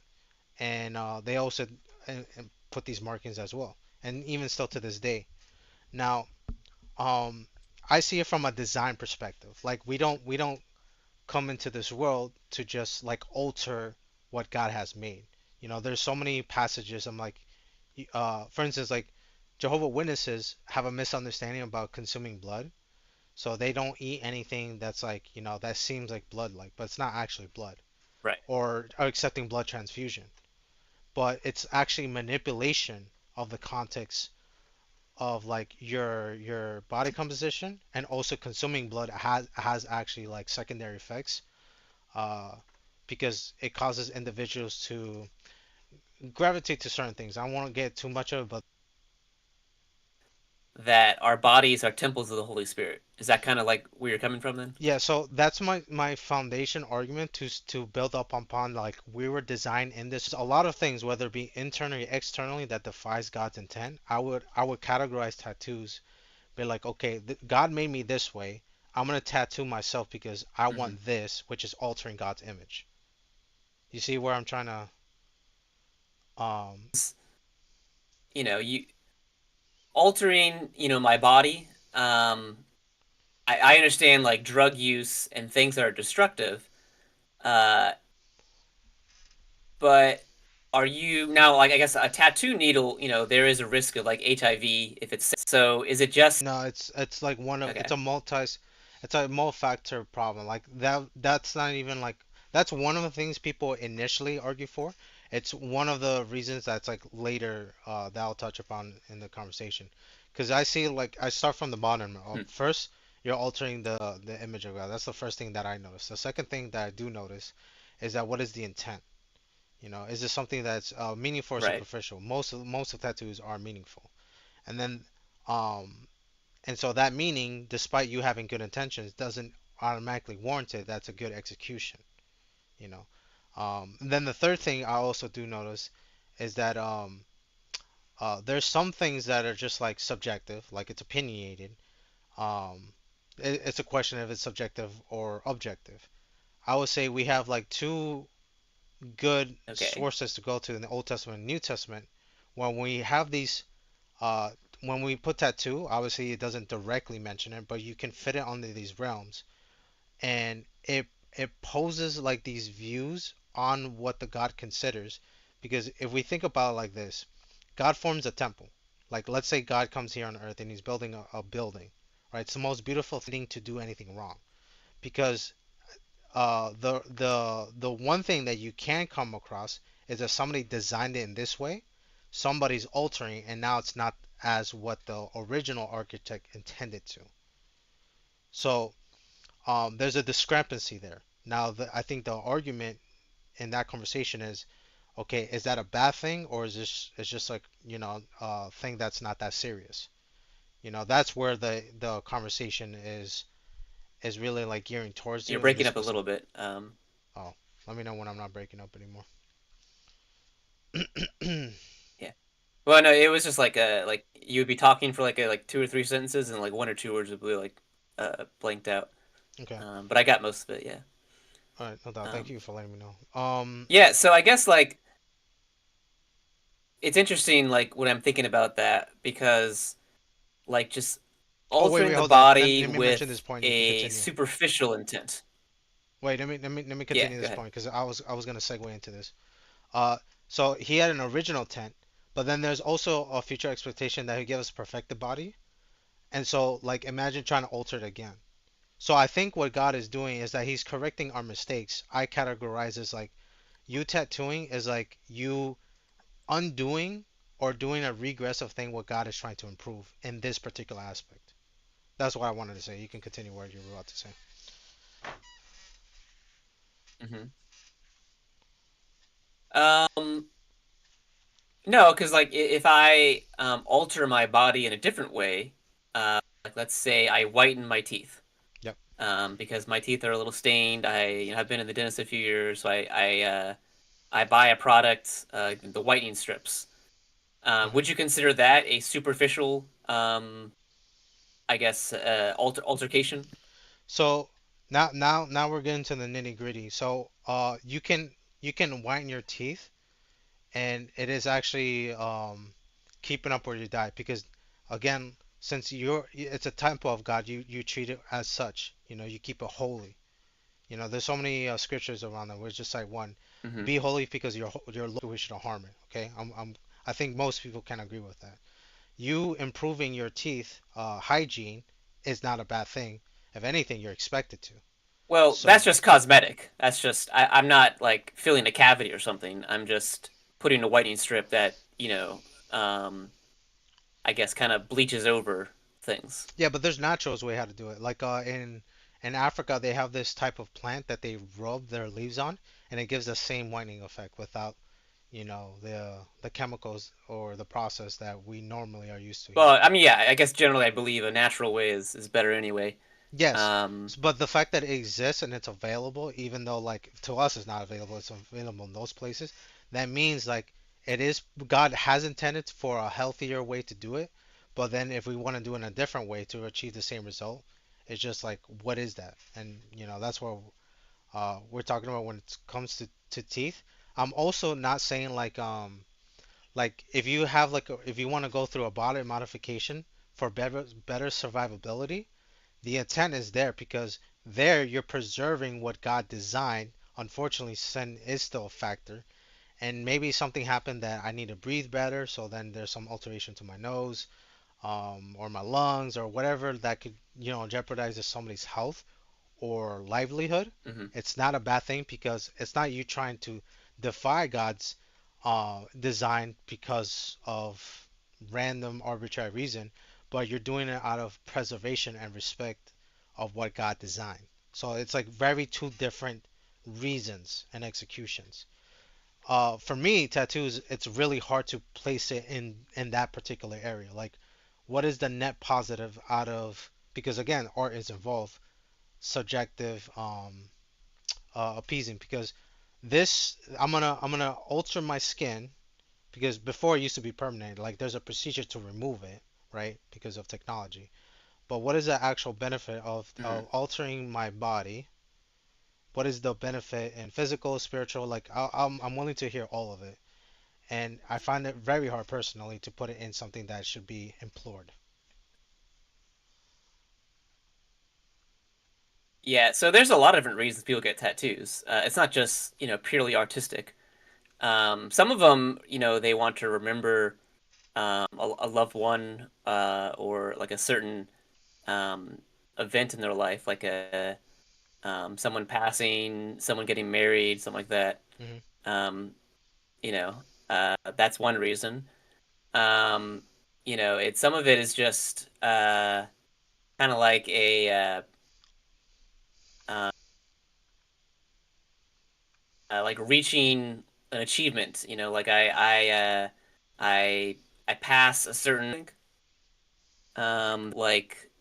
like it is a beautiful verse. It says he said to me, I am the Alpha and Omega, the beginning and the end. I will give to him who thirsts from the springs of water of life. Um, I'm not thinking of the one a little before. Yeah, sorry. Yeah, I am the Alpha and Omega, the beginning and the end. I will give freely to him who thirsts from the springs of the waters of life. Um, and I've just come to memorize that verse anyway. I mean, I knew most of it, but just now. But I always just thought it was just such a great reminder to have it on me, um, just whenever I'm spiritually, um, just whenever I'm spiritually anxious or doubting. It's just right there on my wrist. That's just an idea I've always had. I haven't done that. Yeah, I'm with something with a reminder. Um, Hmm. there's other ways about it. I think like tattooing is something that we're capable of doing. I just I think there's like other alternatives that I categorize as better. So is this a conversation of like which preference supersedes the other? I don't know, to be honest. I'm gonna be um upfront about it, but like we can have it in somewhere that's physical, okay? But I think the most Hmm. effective approach is to remind ourselves of what God says, that He will write the law in our hearts. So obviously nothing Right. physical is happening there, but we're taking these rich spiritual nourishment and diverse simple shape and form, and it's being internalized, meaning that we're absorbing, we're consuming it, we're assessing it, and we're actually using something that's now within us, not in a physical sense, and then we're exercising what we have learned. So it's a much more like an intricate personal process and approach when it comes to that. Externally, I mean, it's like for the outside. I think God is more focused on our integral internal spiritual progression rather than the externalities. Because I do see a dichotomy of those that, they honor me with their lips, but their hearts are far away from me. So I see that like, on the outside it looks good, but in the inside says otherwise.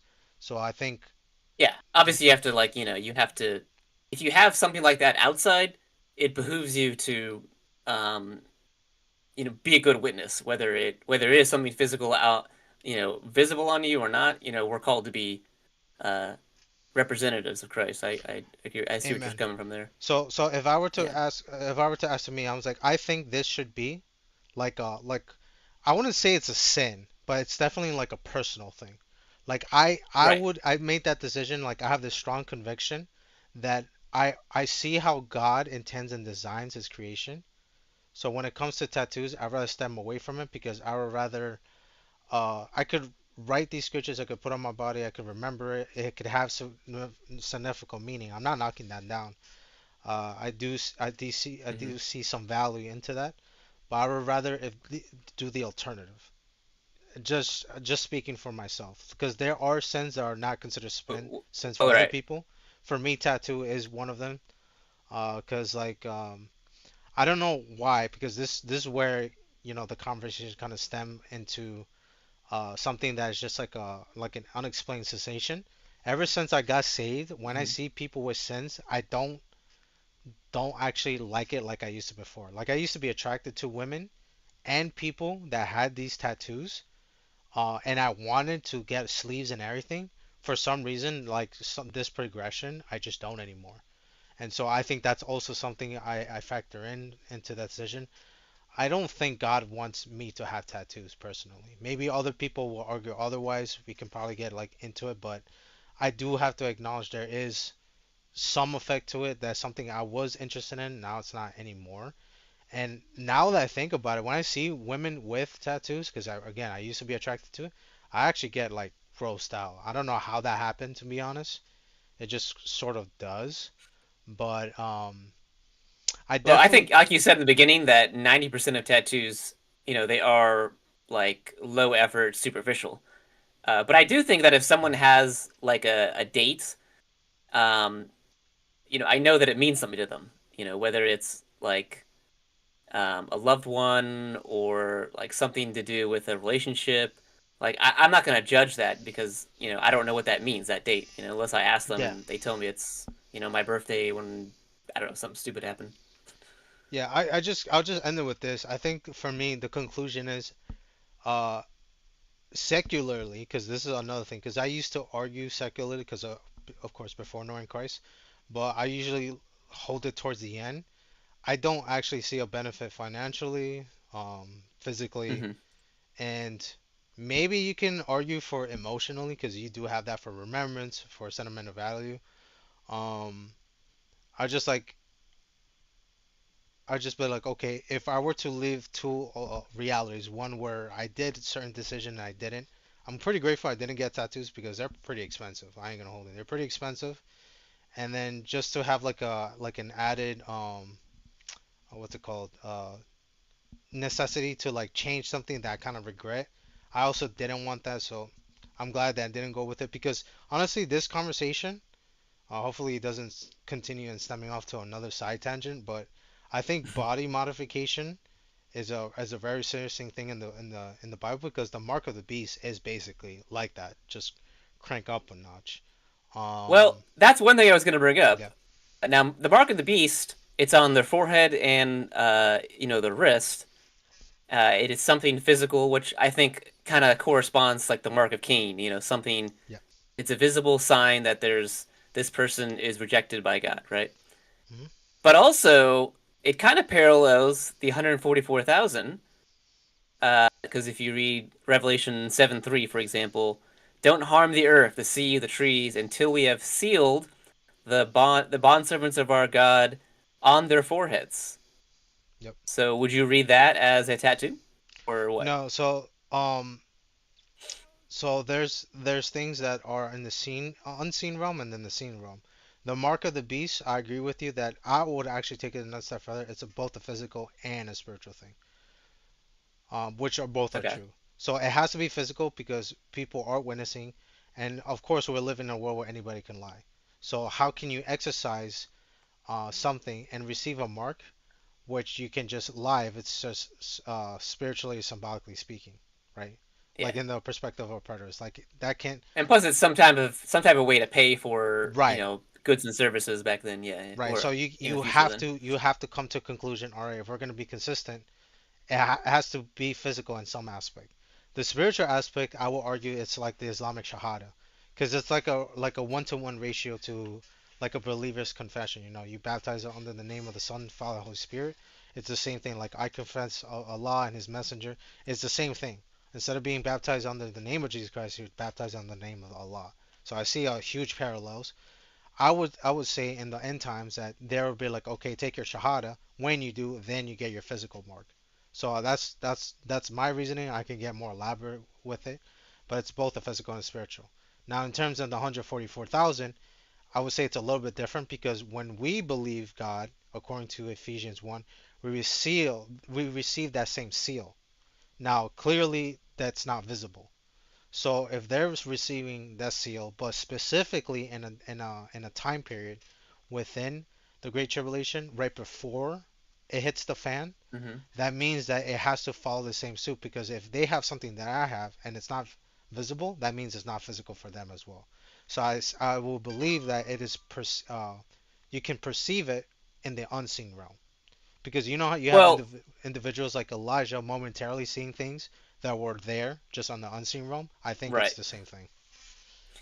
So if it's not visible, uh, why does it say it's on their forehead? No, Is it like you their can spiritual perceive forehead? it, but we can't perceive it with the naked eye.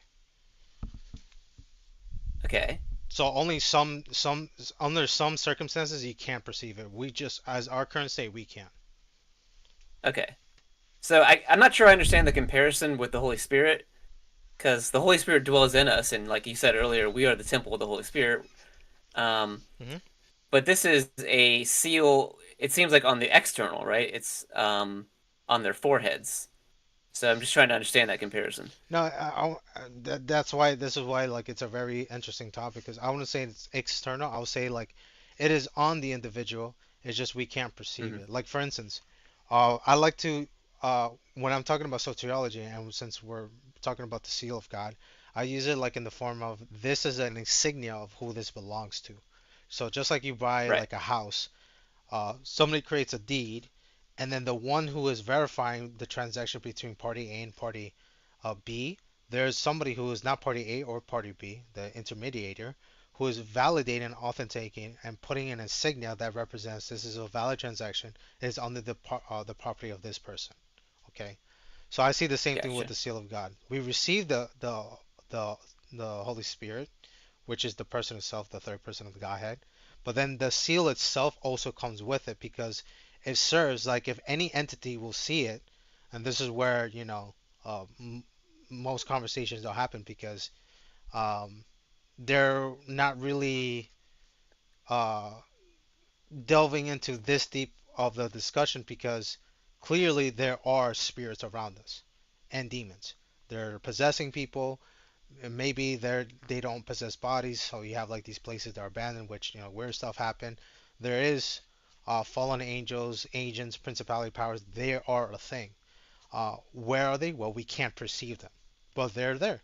Elijah momentarily, because he didn't have this permanently, was able to perceive Ophiniums and wheels. I think I forgot which classification of spiritual creatures they are, but they were always there and then they went away because he's no longer able to perceive anymore. It was something that was temporary. So that goes to show that they didn't exist momentarily, but rather that they're there. They've always been. We just can't perceive it with the naked eye. So there's a distinction between the seen and the unseen realm. The unseen realm is handling things that we can't actually touch and hold, but that doesn't negate that it can affect us. And I'll just throw something, similar to it, like gravity. We can't like tangibly like manipulate it, but it is a thing, and we're affected by it, despite that we can't taste, see, touch, feel it, but it is affecting us. I see the exact same thing that's happening. People don't know they're possessed, but they still are. They can deny it and refuse it to accept, but uh, it doesn't matter if Right. your perception negate what's reality. Like there's people there that are possessed by multiple people. Unfortunately, they don't believe it or they don't want help up So until, wait, so I don't understand. Do you think people will be able to perceive in the tribulation the 144,000 at for who they are? I will say we're able to perceive them. Once we go to heaven, I think we're able to gain the ability to perceive them as well. Because I think the 144,000 are the people that were slain to prevent Jesus Christ's first coming by the rule of Herod. Because Herod wanted to prevent Jesus coming. If he wanted to do it effectively, he would just kill certain children that was born around this time. Because obviously, like I would assume he was possessed by Satan or some high-ranking evil entity. Oh, okay. That's my view. And he So I slaughtered. think I've heard this is like a what do they call it? Like a pre-wrath view. What do you mean, P-Ref? I'm trying to remember what view this falls under, what category, like not pre-trib, but it's like some other view. That the 144,000 are not of that generation, but like you think they're those slain under Herod? Yeah, I would say they were the slain first fruits, as Revelation 14 describes them as, that were killed in Jesus' time when he first came. That's my view. Interesting. Because they Okay. they're not like if you look at the descriptions, like you will have to categorize them over a specific creature. The question is what that is. I don't hold the view that they're uh people of yet to come. I also don't hold that they're angels. So that's out of there. The reason for Okay. it So is, yeah. in Revelation 6, um, you take the sixth seal opening, where the sun turns black, and all the princes of the earth and all the people they shout to God, "Fall on us, rocks, and hide us from the wrath of the Lamb, for the great day of His wrath has come." That's future, right? Yeah. The Okay, first seal has yet to be opened. I take that view. right. So then, chapter 7 then begins after this. I saw the four angels standing in the four corners of the earth, pulling the four winds of the earth, and yada yada. Hmm. And then they talk about don't cause any more destruction, don't cause any more chaos on the earth Hmm. until we have sealed the 144,000.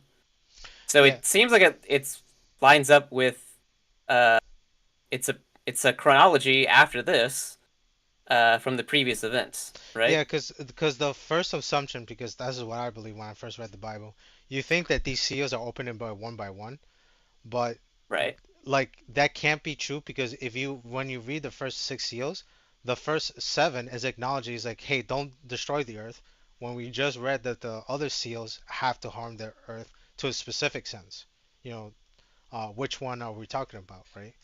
And so So I guess you when it says after this, what is this? What's that referring to? so it's when all the seals are all open. They're just not open one by one. They're just open in like in one shot. It's still future. Yes, it's a future anticipation that all the seven seals will be open. And I'm emphasizing all. It's not like okay, the seven seals happen one after another, because that's people's misunderstanding. I take the Right, and view I that I understand think they're that all view. being open at the same time. Right. Well, I think the seals are kind of a are one series, and the seventh seal I think is Christ's return. But that is paused, and that kind of mirrors the bowls and the trumpets. Yeah, so So so yeah. when it talks about the seals, I take the view that it's talking about what's happening within Revelation, broadly speaking. Now, when we're talking Okay. about in the later Right. chapters, it gets a little bit more specific, and it's within the 7 years rather than the entire 7 years. So when we read the seven seals, it's describing what's going to happen because obviously, I think the fifth seal doesn't happen until way later in Revelation when you correlate. I'm like, okay, this is what happens. But in the beginning of the Great Tribulation, towards the end, you have these broadly speaking occurrences that happen within the description of the seven seals, and it happens from beginning to end. However, when you read the bowls and the other stuff, they happen way later, and it's very specific, and it looks like it correlates to some of it. So it starts off broad, but as you progress through Revelation, it gets more narrower.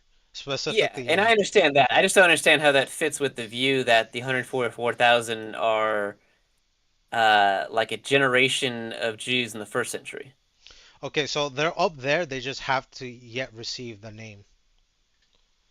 That's Oh, so they're being that's sealed in heaven.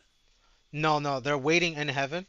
They're waiting to get sealed. So they can't be on Earth until they get sealed, and then they'll be placed on Earth because that sealed serves as protection. Because their purpose gets re-mentioned in Revelation 11 when they're Mhm. accompanying the two witnesses, and they have this ability, and they're witnessing alongside with those two witnesses. So that's the function they serve. I take it as without the seal, they won't be protected because obviously within the 7 years, the Earth is being destroyed by fire. So they obviously need some form of protection. Um, if we're gonna take the fire represent God's wrath, sure, I have no issue with that. Wrath is not appointed to us because we have the seal of God. They also have the seal of God, so whatever happens in God's judgment, they are not affected by Well, it there a are priori. believers during the tribulation who are martyred, Yes, because and they were yeah, humans. They were, well, that's a tricky question. I don't know if they're still considered humans in heaven because they're dead. They, I right. think, I think there's, I don't know what to call them or categorize it, but they used to be human beings on Earth. They died. They're waiting up there, specifically, waiting to receive the seal. Then they can go on the Earth and do what they need to do according to Revelation 11. But they're up there. I'm not. This definitely is a good argument against like Hebrew Israelites and other people like Jehovah Witnesses, assuming who these Uh, 144,000 is. Because their understanding, like, you can't categorize this as a people we have yet to be made because it describes them in a very specific sense. And even though the Bible doesn't say that Herod killed like 1,000 babies from each tribe, these tribes came from somewhere because uh I know that Herod was trying to prevent Jesus' birth, and he tried to do so, and it parallels what Moses almost experienced with Pharaoh, where they were killing the firstborn of the child. So I do see these parallels. Immediately in Revelation 12, the dragon goes after the children, the child the that children of the woman, which is I think right. the So Israelites there's a generally. there's like a reoccurring pattern that that the Satan is using, whoever is like controlling the world at that time or have huge influence, is going after God's children. So I do see this definite pattern. Is Revelation 11 referring to 12? No, it's definitely referring to something else. But I definitely do see this pattern because they serve a specific purpose and they get re-mentioned in Revelation 14. So I think pertaining to humans, spiritual creatures, and this specific group, I think they're all put aside for a reason. Like the church is put aside during the Great Revelation. These individuals are put aside until time. The Mark Archangel is put to the side for now until a specific thing. So I noticed that these different groups have different duties and execution depending who are we talking about and what they are. I think like consistently, I think this is the most accurate depiction because of course, if you're gonna assume it's like these future humans, anybody can impose himself 144,000, and it pretty sucks because they would have to be physically in the Great Tribulation, but they can't be the church. But they're not angels, so you have to like categorize. Okay, they have to be people, but they can't be people that are living leading up to the Great Tribulation or the Great Tribulation itself. So this Okay. Well, specific let's group slow has to down for a be. second. Yeah, sure. So you think that 144,000 infants were slain in Bethlehem in the first century? Yes. Okay. So how big of a city do you think Bethlehem was? Actually, I'm rethinking your question. I don't think it's just exclusive to Bethlehem. I think these 12 tribes were slaughtered, but they definitely had to be like around the surrounding area because uh, the tribe of Dan is not mentioned, but instead you got Manasseh in his place. So, Right. um, And do you know like the I guess the most popular dispensational answer for that? I would say like well, I think there's like three or four reasons. I take it as that they lost Right. their identity, they apostatize. Instead of being the light to the world, they integrated with the pagans.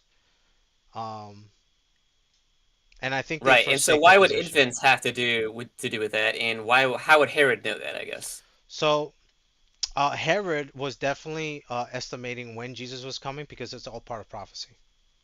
Like he was Well, anticipating it. so what did the wise men tell or not the wise men, I guess the um The kings? his chief priest and scribes. I'm reading in Matthew 2. Yeah. Yeah, what you want me to just read it to you here? Yeah, sure, you can read. So, yeah, so when Herod the king heard of this, that the wise men had come to worship, the new king, Mhm. he was troubled, and all Jerusalem with him. And he assembled the chief priests and the scribes of the people, and he inquired of them where the Christ was to be born. Mhm. And they told him, in Bethlehem of Judea. For so it was by the prophet, and you, O Bethlehem, in the land of Judea, by no means least among the rulers of Judah, for from you shall be a ruler who will shepherd his people. Um, and that's a partial, kind of like a paraphrase of Micah 5:2, which says, "But you, Bethlehem Ephrath, though you are small among the clans of Judah, out of you will come one who will be ruler over Israel, whose origins are of old, from eternity." Right. Mhm. So it does say all of Jerusalem was troubled with him, Mhm. but the chief priests and scribes specifically mention Bethlehem, which most scholars think is uh, a small like suburb of Jerusalem, no more than 500 people. So Yeah, so that's why 144,000 seems like a kind of a gross exaggeration. that's why I had to like rethink your question because I Yeah. realized I kind of jumped the gun. It's because when it talks about Jerusalem, it's referring to God's people. Because remember in Kings, I think it's Second Kings, that they split into the northern and southern kingdom. So instead of like listing the northern and southern kingdom, like it troubled the northern, southern, and Bethlehem, I think it used Jerusalem as like an all-encompassing term, and it includes Bethlehem. Like I don't see it as like one or the other. I say when it's listing these areas, it's all these areas that are being affected. That includes the 144,000 that were slain because of this. Because you got to think of it in the perspective of Herod. Like if I wanted to prevent Jesus coming, because remember this prophecy didn't start into like somewhere in the Old Testament. It started in Genesis. Because the anticipation is like he says, "I'll and through the woman's seed, because women don't have seed, that Mhm. man will crush the head of the serpent with his heel." So even the entities, since we're gonna stick with like few, Satan definitely knew what that was anticipating on. So he probably assumed Moses was that child. Turns out it wasn't. Maybe there was like another time that happened the same thing. Turns out it wasn't. It looks like Right. Satan is trying to prevent the Messiah from coming, whether it be the first or the second time. So if he's Well, gonna I come think that for, is probably the case during the Exodus. The Satan, I think, prompted Pharaoh to kill the firstborn to get rid of Moses, right? right, right. Um, assuming it's like the Messiah. So I do understand from their perspective because this is a tactical standpoint. I wouldn't say it's fallacious to say that Herod will try to prevent the Messiah's coming because there's an incentive from their end. So I definitely mhm. do see as a from a tactical standpoint, if you want to prevent the Messiah's coming, this will be effective. Let's just say safe. Let's kill 1,000 from each tribe because obviously they're not going to count every single child because you have these people intermarrying. You got the Samaritans and all these people. I would say from their standpoint, like if I'm sitting there and I'm receiving an order, Herod just wants to execute an order. It's like, you know what? Let's just stay safe, kill 1,000 kids from each tribe, and we'll know that will prevent Messiah's coming. Like that just makes sense from that standpoint. If I was there physically, um, it's the best way I can formulate to do because if I grab the descriptors, they're always described as first fruits, which is weird because God calls us. Uh, I think He does refer to us as fruits, but it seems like He also refers to first fruits, and it doesn't refer to like the church corporately.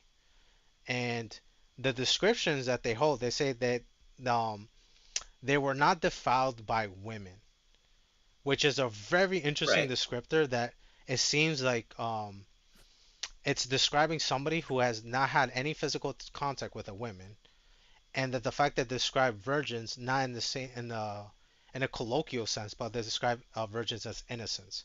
So we have these innocent beings that never had physical contact, which is pretty difficult to achieve in those times and even more so today. So that criteria to be eligible for 144,000 will definitely be difficult to be met. So you can argue because of why it's only 144,000, but the fact that the other descriptors play in part of it, that they're also described as um, virgins, like in the state of innocence. So you and I are not innocent. We had to be justified. So we're innocent in a different sense. We have Christ's righteousness, but we're not. But they're described as first fruits, and it seems like they're innocent to a degree, but not in the same sense as you or in Jesus. So they're very unique in a way that I find it very hard to say that it could be any regular adult. I would say they have to be a child slain because a child is innocent. They haven't exercised sin, and they definitely didn't get defiled by a woman, but they had to come from a woman through the birth. So I do see that if I were to grab like a whole list of who they are, I'm shrunken down and I can't find another group besides the 12 tribes of of Israel. I couldn't speak for a second of Israel that were, you know, children. I just that's that's the only like group that I'm able to like deduce it down to. I don't see another good contender. At Well, least I think the best uh, contention is that we just take the text as it reads, that they are a generation of God's anointed people at that time that He's redeemed out of the earth. Now, I'm just trying to understand because wait, you know the let me go text to that in text because I think it says it in past tense. well, You can continue. you know, they were redeemed, or what are you Yeah, referring because to? you said redeem, and I'm like, wait, does it say in past tense? So like, it just clicked onto me, so I'm gonna go to it to Section see if it 7. does that, just to see if it did. Um, Uh, they were sealed out of every tribe of the children of Israel. Yeah. yeah, hold on. Okay, then I saw another angel saying, and he cried with a loud voice, to whom it was granted to harm the earth and sea, saying, do not harm the earth and sea, till we have sealed the servants. So it's saying it in past tense, but it's like an anticipation, so it's kind of weird. Servants of our God on their foreheads, and I heard the number of those who were sealed, 144,000 of all the tribes, right? So I go down there.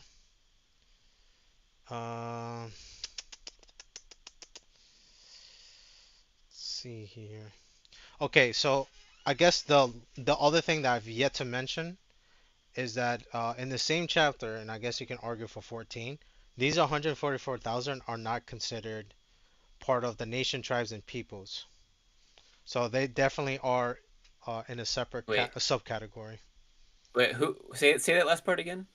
When the 144,000 gets mentioned, they get mentioned prior to those that are, like the all tribes, nations, and people, where they get referred to as like the elders or the church. They don't really like refer to as one and the same. Let Well, me see I if I think can find that Revelation there 14. you have, like this is a key phrase in Revelation that tells us chronology. After this, after these things, after I heard this, I was taken away in the spirit, and so on. So I think it's a clear marker that it's a new scene. So verse 9, after these things I looked and behold a great multitude of men which no man can count. There is some interval between 7 to 8 and then starting 9 to the end of the chapter. Okay, So yeah, so it's exactly what I remember. So go to Revelation 14. Let me know when you're there. yeah, I just have my computer. Okay, dope. So it says, I'm gonna start reading at verse 13. They. So we're talking about a group, and now it's gonna start qualifying each one's categories basically. They sang as it were a Hmm. song before the throne, before the four living creatures. So that's the first category, and the elders, the second category. And no one could learn the song except the 144,000 who were redeemed from the earth. So you and I are redeemed in a future. Well, we are redeemed now. Later, we'll be redeemed in another heightened sense. But I just find it interesting that 144,000 are separate from the elders. But the elders are already identified up until this point of Revelation, but they're still being referred to separately, not in conjunction. So there's the four living creatures, the elders, and the 144,000. They're all like Yeah, those are all in distinct. heaven because now more chronology has passed. The 144,000 have. I think the midpoint of Revelation is chapter 11 and 12, where the Antichrist asserts control over the temple. And those witnesses, the two witnesses, and then God's anointed that are redeemed. He's killed them. He's cut them off from as God's agents on the earth. So now Yeah, they are in heaven with the elders and the living creatures. right. But I'm just highlighting that it's the distinction is that they're not, they shouldn't be confused with the elders as well. Because the elders, I don't know if you hold this view, is the one flock that's being talked about in John 10, if I'm not mistaken, where it says like I have What? sheep of another fold. I've never heard that view. Explain Yeah, that one to so me. that's something that I don't know if you. That's why I asked because I don't know if you were in that conversation, but Okay. me and PB had disagreements on that topic because when I see like when God is forming his people corporately, um, in Revelation, it seems like as it progresses, they're now referred to another name or term after this integration. Like right now, there's the 12 tribes, but then there's the fullness of the Gentiles. When we get to Revelation, now we get these elders that are now 24.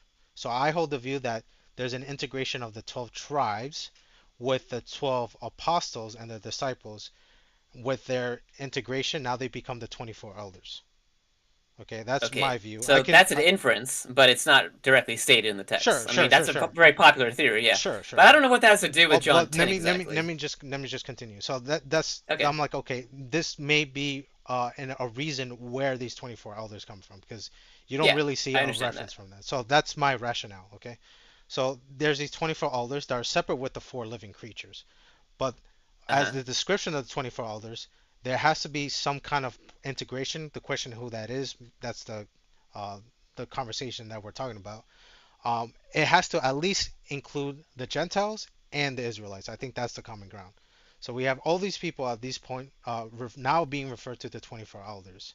Now we get the 144,000 being mentioned, but we're not referred to the 144,000. The elders are still being made mention. Okay, so I think that's like the distinction because when it starts mentioning here in Revelation 14, as I continue, it still uh, describes 144,000. I think I mentioned the first two, but the last Uh-huh. descriptor, uh, I have like two What cross is that? references to refer them to being not part of the 24 elders, where it's like the fullness of the Gentiles. Um, Let me start Well, at I verse. wasn't making that claim though. I No, don't I think am, I that. am, I am, Yeah. I am. This is Okay. why This is why like if they are the future, because of course this is a future event. There's no dispute about that. The elders in Genesis, I'm sorry, not Genesis, in Revelation 7, if not 8, it says, who are these ripe robes for? And they said these are the saints that are coming out of the Great Tribulation. So they're still considered saints, but they now there's like a subcategory or another category of these people. And will there be like another integration where the elders are now referred to something else with the Great Tribulation sense? So that's my What? thought process. But when I So, read, but wait, no, hold on. he When I read, says, okay, go ahead. okay, Sorry. when I read the last descriptor of the 144,000, that it's being mentioned after the elders, I will have to like rationalize. Okay, are they part of this huge corporate body, or they're separate and distinct? I'm on the impression of the latter because of this final description in verse. Let's go 4. These are the ones who are not defiled with women, for they are virgins. These are the ones who follow the Lamb wherever he goes. These were redeemed from among men, being firstfruits to God and to the Lamb. So now I have to see, okay, when it says follow the Lamb, are they following because of this point on forward, or they always followed the Lamb? Because I will have to deduce what that phrase means. And then the second point is the first fruits. Now we do see first fruits being mentioned in the Bible, but I guess like in another day for another conversation, I could show you my notes. These first fruits only make these appearances, and even using like study tools. Right now, I'm using logos. Maybe the Blue Letter Bible also cross-reference this as well. But when it's saying the being the first fruits, it cites James 1:18. I'm gonna read it real quick. Of his own will, he brought us forth by the word of truth that we might be a kind of first fruits of his creatures. So the fact that first fruits is a placeholder of a specific creature in God's kingdom, but the fact that it's like we have this amputation to be similar to like them. So already we're being introduced as a qualifier of something that is exclusive to this group. And then from the redeemed, oh, I'm sorry, the other reference is also Hebrews 12:23 to the general assembly. So now we're going from broad to specific to the general assembly and church of the firstborn who are registered in heaven, to God the judge of all, to the spirits of just man made perfect. So I think when it's making these descriptions, if there's a general, then there's also specific. So Okay. with this all being said, I know that there's a lot of exposition, but I'm under the impression that 144,000 are a very specific group, separate That's from the 24 true. elders. I mean, I don't dispute that. Yeah. But when it says they were offered as a first fruit, what do you think that means, briefly? That refers to not Revelation, Leviticus. It's either 23. I think it's 23, where he gives off like the feasts. The feast of first fruits is when before the great harvest, which I would say it represents a foreshadowing of Acts 2. There's the Hmm. feast of first fruits. So you reap the best of your crop to see and validate if the rest of the greater harvest will be a good harvest or a bad harvest. So the first fruits definitely is a harvest prior to the greater harvest. And since, Okay. Yeah, um, I think that's obvious, but I'm asking, like, what event did that refer to? In what are you way talking were about the they first a fruits first fruit? or? Yeah, I understand it's a reference to like the offering system. Yeah. But what does it mean that when were they offered as a first fruit in the So they were context? so they were offered. When is a very tricky question because I would say when the children got slaughtered, but it also conjoins Christ with them. Christ is considered the Okay. first fruit as well. Now, I think in the context though, that's you can't find that. But if you go to the previous chapter, it says the beast was given a mouth. This is starting in verse 5, 13:5. He was given a mouth to utter proud words and blasphemies and to exercise its authority for 42 months, an authority over the temple, right? And it opens its mouth to blaspheme God, to slander his name, and his dwelling place, and those who live in heaven.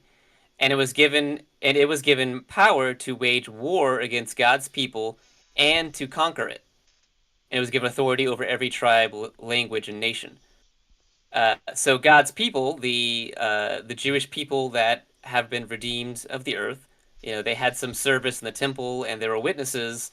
And then the beast was given power to make war and conquer them. So I take it that he conquered them, as in they became martyrs, and that's what we see in the next chapter, in chapter 14, Okay, so I right? guess I guess one thing I didn't mention is what you see as the seal of God as a form of protection, like as a defense, right? Well, I guess it could be a defense. It doesn't really say, but it's at least an identifier. It's Yeah, a yeah, but marker I that just these are like God's people. yeah, yeah. I just want to know like what how does that play out in your mind? Like this is protection. What does the protection serve when it comes to like the enemies of God Well, attacking us? I didn't say it was protection. I don't think that it necessarily says it. Let me go back to that. It's Oh, chapter okay. 3, 7. Wow. Let me see, Revelation Yeah. 7, right? Yeah. Uh, don't harm the earth, the sea, or the trees until we have sealed the bondservants of our Lord, of our God, on their foreheads. And that's pretty much all it says. So it doesn't say that the seal is intended to protect them, but the earth is kind of like given a pause until they are sealed. So I think the Yeah. idea is that God wants to identify who his servants are, like you could say his dispensators, during the age of the tribulation, right? Well, I was just presupposing like you view it because like most Christians do view as a protection because like I think the importance the reason why they're getting sealed is that the earth are going to come to like that's why I had to ask like Yeah. how do you see protection? Because like I would argue that this seal not only is what you're just saying, I'm agreeing with you, but it's not the only thing it does. I think what it also does is that you become unaffected by Okay, but you can't get that from the text, though. I think it's implying. I don't think it says it directly like how you just read it, but the Uh huh. the the verses that led up to it implies that this is serving as a protection. Like for instance, we have the Holy Spirit now, and the wicked one doesn't touch us. Now we're still affected with sin, yes, but we have this very Right. seclusive protection because of this a Well, seal of that's the in Holy First Spirit. John 5, Hmm. and that's not called a seal. It's called we have a seed, which the wicked one can't touch. That's our regenerate nature. Yeah, yeah, but Um, I know that it's. I'm not saying the seed is the seal, but the fact that we're getting these beneficiaries from the Holy Spirit is what I'm trying to refer to. The only okay. relevancy is the seed of God and the seal has to do with the Holy Spirit specifically. That's why like I see it as a form of Well, protection, you know. I mean, these people are already believers before they're sealed. Would you agree? That's a good question. Cuz like Um, because from understanding from your perspective, these 144,000 get sealed but they are in the great tribulation. Oh wait, no, it has to be before. So wait, hold on. This actually I thought this whole entire time um I was like thinking that you were coming from this position. So if the church gets raptured, who is there left to get yes. sealed? Uh, well, God's going to appoint two witnesses at the beginning of the tribulation. They're going to preach for 1,280 days, right? 42 months. And I Okay. believe many are going to come to Christ. They're going to hear the good news of the coming kingdom. They're going to hear probably about the coming beast Hmm. and his system of oppression.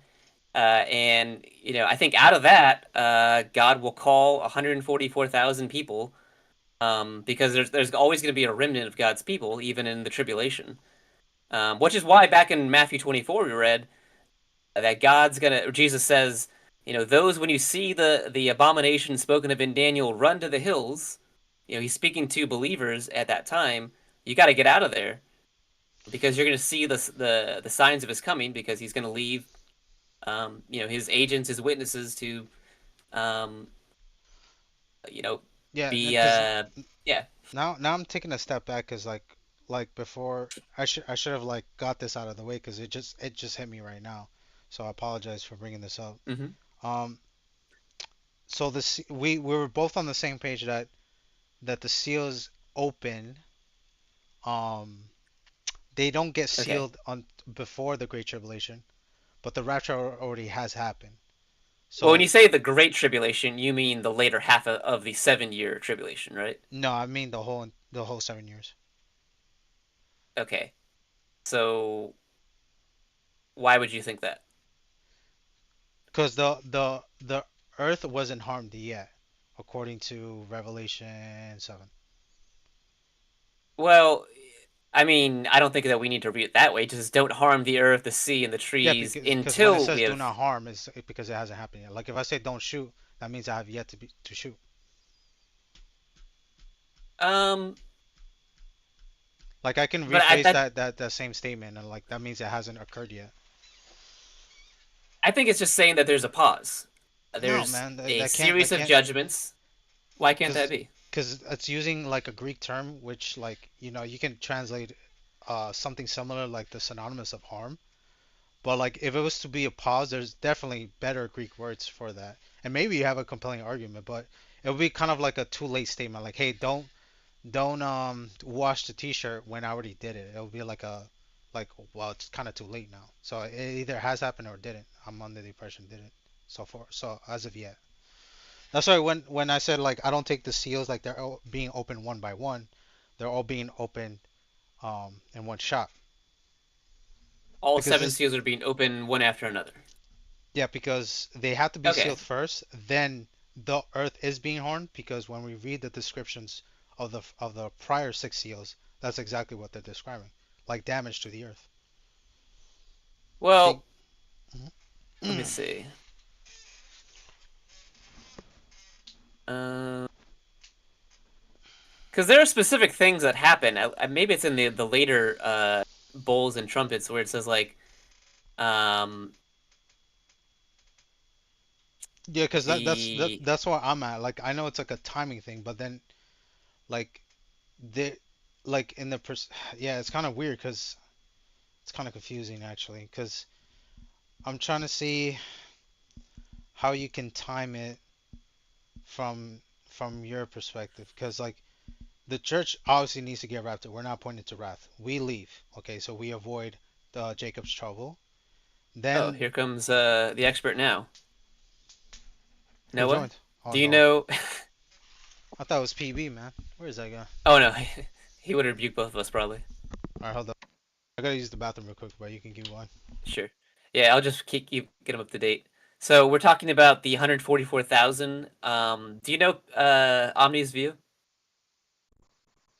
I don't I don't know. You don't know. Or you don't understand. Just go on, man. Just go on. Okay. So he's taking the view that so it is future, but they're not redeemed while they're on the earth in the tribulation. They are the martyred, I guess you would say martyred, or the slain infants under King Herod in the 1st century, which I think is like Dit's view and a few other people's. Wait, hold Oh. on. Let me clarify because you said something that grabbed my attention. They are redeemed from the Okay, earth, but they haven't received the seal of God. Because the way how they right, receive the seal of God is way different from us. but they're sealed in heaven, is what you think. They're in heaven. I wouldn't say sealed. I would just say they're bound in heaven because they're innocent, so they can't go to Right, hell. because they were killed on Earth in the Yeah, 1st century. yeah. Okay, Um, because like obviously like if they're heaven, and they weren't defiled by women and they're innocent, like it would have to fit on this category because you and I, this is the breaking point because not only are we trying to find the timing because of the seals and the harming on Revelation yeah. 7, we can't fit into that category either or because we're definitely not virgins. I'm married. And also I'm not innocent. Like I am guilty, but I've been imputed righteousness. So like that's why if I can't fit into this category, it's very hard for future people to Well, fit in this category. that seems like a really odd argument to me. You're saying that God can't find 144,000 sexually pure men in the tribulation. I mean, I'm not saying he can. I'm just saying it's like super high and probable if we're just gonna disregard with the descriptions. But since I'm using the descriptions, nobody fits under that qualification. Well, Because like it just seems like a very odd description to say that. Well, yeah, a 2-year-old is a faithful virgin. Like you wouldn't really describe a baby like that. no, because virgin is a word for to mean innocent. That's what it's supposed to represent, pure. Virgin would never had that like sexual connotated word. But it It also was says virgin who have not been with a woman. Like why would it yes, because clarify that then? it's giving you two different senses, and that's why I said previous like you can't we can't do either or. I like I just said I'm married, so I definitely don't fit in the first sense of the virgin, but I also don't fit in the second sense of a virgin, which means innocent. One means pure, one means like physical context with the opposite sex. So there's both senses and definitions being opposed there. You and I don't fit in those categories, and future people don't fit in that category unless they died and at a stage where they can't be held accountable if they have yet to sin. Like that's what I'm like led into because in order to fit the description, you have to be this type of individual or this had to be into in order to be qualified as 144,000. Well, I think that you're just making an argument from probability, which is not. No, I literally Um, said the description. I can't fit in. It's you said it can't be someone in the future because according to the they can't descriptions. be pure. Well, but that's not a logically consistent, not a logically proven statement. It's just a logically, um, it's just an inference, really. Nah, okay, watch. I can do it right now, right here. Are you a virgin in the sexual connotation? Is this still alive? Is this still alive? Now, this is not a Oh, bad right, right, question. right. Oh, no. I have never been with a woman. Oh, you've never been with a woman. Okay, nothing wrong with that. Are you Okay. pure in the sense of like you have no sin or no guile in you? No, but that's also not what it says in the text. Okay, okay, cool. Oh, sure. That could be the segue to the conversation. The description on Okay. 144,000 has both of them. So it's not an either or. It has like they both never been laid with a man. I'm sorry, with a woman, and um Hey yo. they're also like innocent No, in but that it sense says as they're well. not defiled with women, so it's a Yeah. specific type of innocence. It doesn't say that they just haven't, committed sins in a certain way. Like Wait, let me read it again, because I know, it I says know, I verse know it's in verse order. The four, first Sorry, is sorry. the 14:4. yeah. Let me go to it real Can you, quick. can you guys can you guys give your okay? So, Crab, can you give your view and then Omni give your view? I don't Yeah, understand what's because you, going you on. you came late, Yeah, so it definitely is layered from uh, me. I'll just let Crab go first, because mine is pretty sure. layered. I mean, I think the most straightforward view is that the 144,000 are a group of redeemed people out of the earth during the tribulation. And there's a pause in the events on the earth because they are on the earth, and God takes that time to identify them through a specific mark on their forehead, so that there can be qualified to be His witnesses on the earth. Uh, this is God's, remnant that He has promised that always be a remnant, to carry forth His revelation. But then by this is in chapter 7, they're sealed, and then we see a few more developments, and then chapter 12 and 13 is like the midpoint where we see uh, the beast, the dragon, and the antichrist are very blatant, and they assume control of the temple. And it says in verse 13:7, it was given to him to make war with the saints and to overcome them, and authority over every tribe, people, and nation was given to him. And all those on the earth will worship him. Everyone whose name has not been written in the Lamb's Book of Life from the foundation of the world, uh, who has been killed. So everyone who has to worship the beast is killed. So I think that includes the all of the witnesses, and that's why chapter 14 begins. I saw and behold a number 144,000. So now he sees them in heaven because they've been martyred. So That's kind of the gist of my view. That makes sense. And it describes them as, I think, things that describe adults. It wouldn't really make sense to describe a child this way, that they're not defiled women, they are virgins, Oh yeah, I didn't. I and they didn't. followed after the Lord. Yeah. So Yeah, go on. I I guess you can give forgot your that you view. did mention that, and I didn't respond why. So I don't see them as they're still babies. That's the thing, because like heaven doesn't operate in the same way as the earth does. Um, so Okay. I That's definitely another do. inference, but Yeah, sure. We can. That's like a lot to elaborate, but I don't. They're not babies still out there. That's my view. All right, I all right.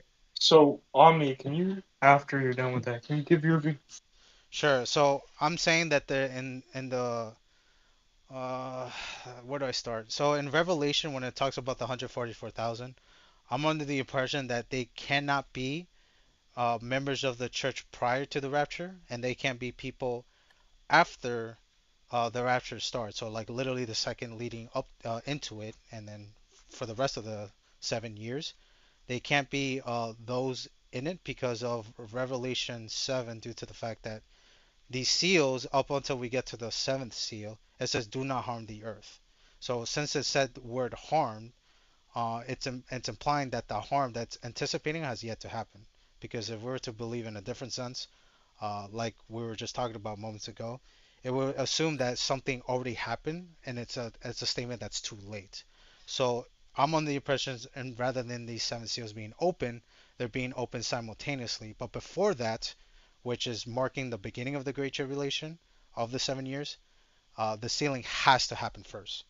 So this happens right before the Great Tribulation. That's my stance. So when we see the 144,000 being described, I see these reoccurring pattern that every time they're mentioned, they're being separated by those who were affected at different saving points. The four living creatures are their own thing. The 24 elders, which is something I elaborated earlier, is the integration of the Gentiles with the 12 tribes. So instead of being referred separately, they're now referred to 24 elders. Where did that number come off? I'm under the impression, we don't have to get into it, that the 12 tribes and the 12 apostles, which birthed disciples afterwards, integrated.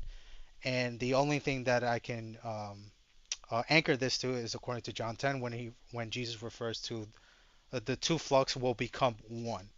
So now I see this new group being referred to as 24 elders. However, when we're mentioning the 144,000, it seems like their origin, their function, and every time they're being referenced outside of the 24 elders. They're also being referenced outside of the Great Tribulation sense, because the same elders ask, who are these robes for, when the 144,000 were already mentioned, and say these are for the ones who come out of the Great Tribulation. So I see these different groups within the corporate body of Christ, but they're still being referred distinctly to one another. That I don't see 144,000 being pre-chief saints or tribulation saints. So they have to be a specific group outside of those two.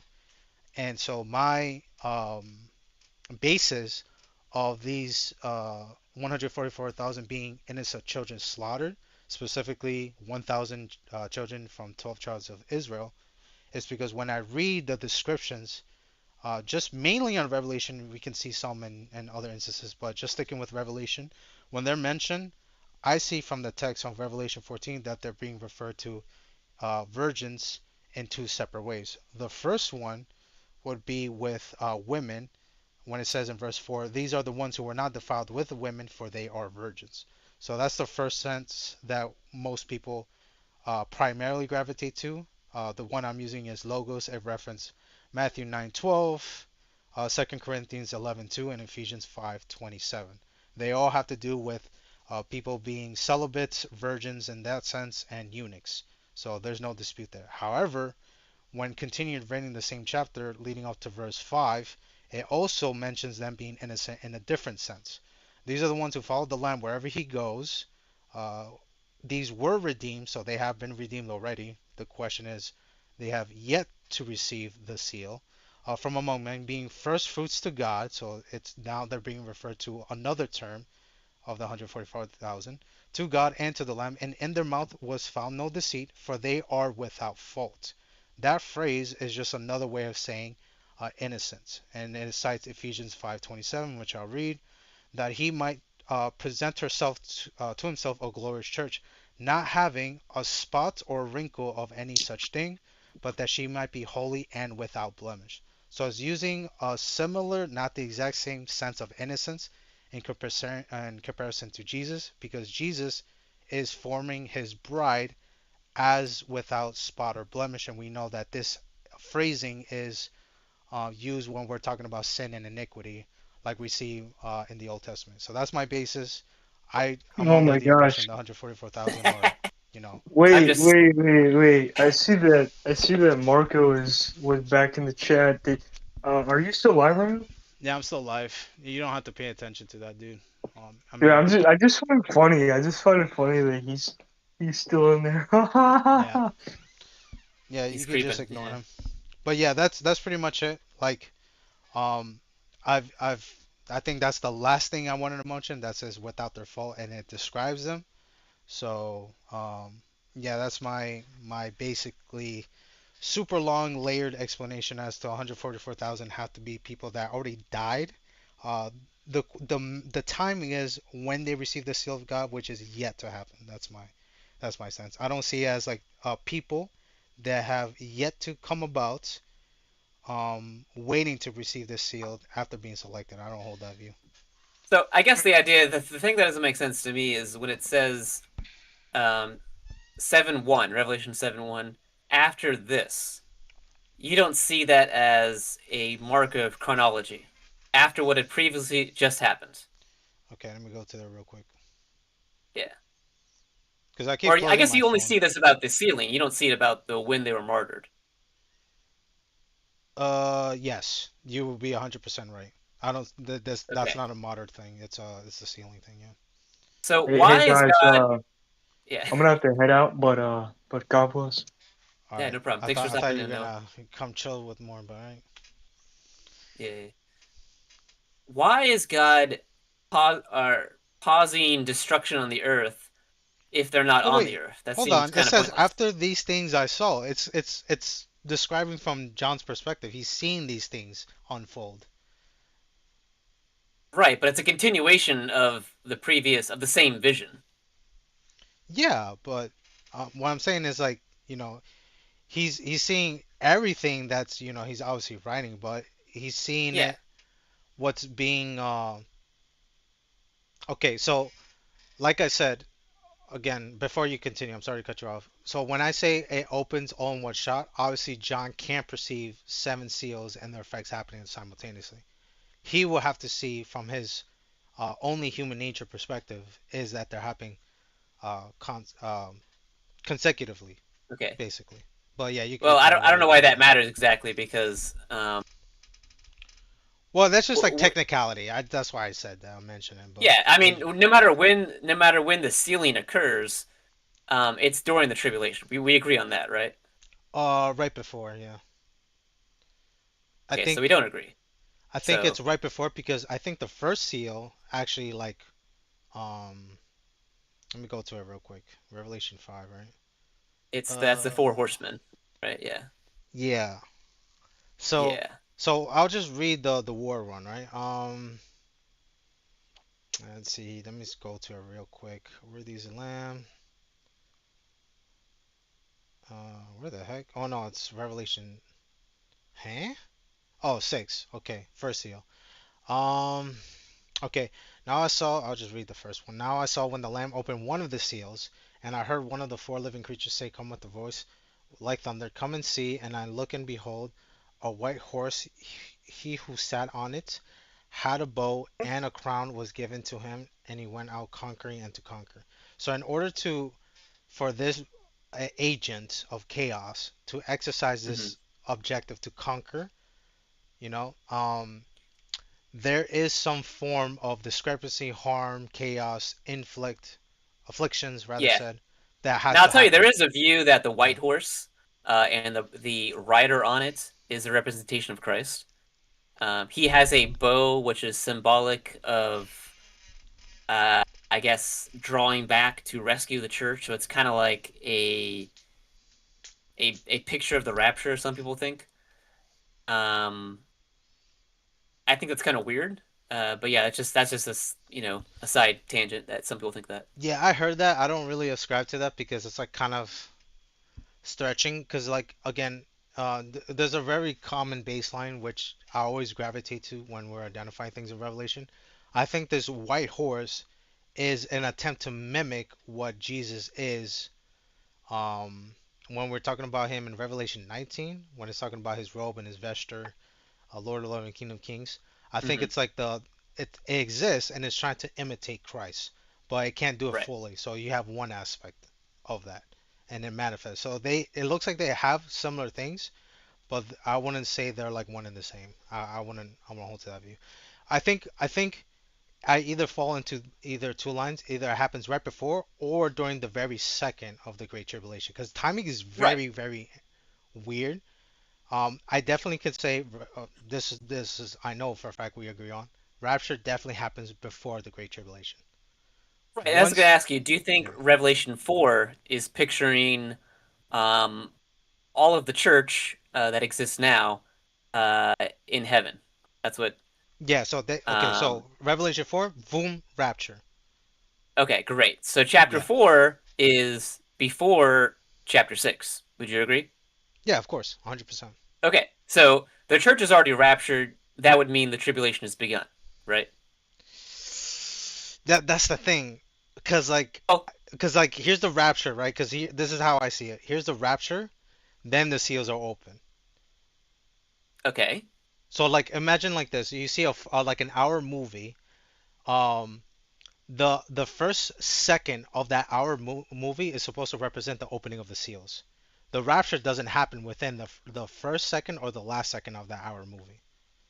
Like hopefully that helps you like visualize it from how I see it. Wait, say that again? Oh, sorry. Okay, so like let's say you pull up a YouTube video and it's an hour long. The Uh-huh. first second of that hour long video is supposed to represent the opening of the first seal or the first seven seals. The Okay. rapture happens outside of that hour long video, right before it. So hopefully that helps you like visualize how I'm seeing the timing of these events. Right. And I mean, I think that the Antichrist, he could be alive now, but he's not going to be active in the tribulation, maybe, something like that. There could Yes. be some ambiguity there in the timing. Yes. Uh, but my point is, you believe by chapter 7, uh, the tribulation has definitely started. Yeah, because the breaking point is the horn part. Like that throws me off. Because when it says do not harm, I just finished reading Uh-huh. the first six seals, and Revelation 5 is very cosmic. Like the fact that it removed the islands and affects the terrain and even the sky, that definitely is something that's not like good. So the fact that like Yeah. nothing has happened in like inflicting judgment in an aggressive way, it has yet to happen. So now I'm just like, okay, I thought it unfolded, but it seems like it's yet to happen because I could say for now that Rapture and the identity of the Antichrist get revealed. I would say almost at the exact same time. You know, that's why like when I see these videos, oh, if this person is the Antichrist, I find that a waste of time because in the text it says he will declare himself as God. So the only way we Right. know In who the is temple of this, God. There's no right? temple now. Correct. So the only way we will ever I know the identity is if he himself declares it. So there's no way you can identify outside of that. Okay. Um, Okay. and so if I understand that this is the exact same person who introduces the covenant for 7 years, that will be like, okay, is the discussion is that the son of perdition's identity and the rapture happen simultaneously? I think so, because one is a very specific event that takes place within creation. Rapture is also an event that happens within creation. It will make sense that his identity revealed, and at the same time we get blinked up because they don't really get in the way of each other. When we get into Revelation 7, it says do not harm the earth, and you thought by reading 5 and 6 of Revelation already has happened yet, but it's a not yet part. So that's why it's like kind of weird to situate it on the timeline. So do I know, does it happen as soon as Revelation rolls out, or is it happening beforehand? I think it might be happening right beforehand. I could be wrong. Like I'm kind of like 50-50. I ain't gonna hold. Maybe okay, maybe 55-45. Okay, Like so I'm just to I'm stay slowly safe. convincing you. In other words. I'm convinced that Revelation happened. Revelation 7, 55% happened maybe before the Great Tribulation. Okay, Because but like that's my um, leading stance. Like I'm just there because I'm safe. If I wish something else were to help to go against the harming part in Revelation 7, because I wanna say it starts at the moment, like the second leading in, the first minute, I'm sorry, the first second of the hour long video when I brought up the analogy, but I'm having uh-huh. like tough time to like make that stance, you know? Yeah. Like let's see. It just seems like the seals, they're all distinct.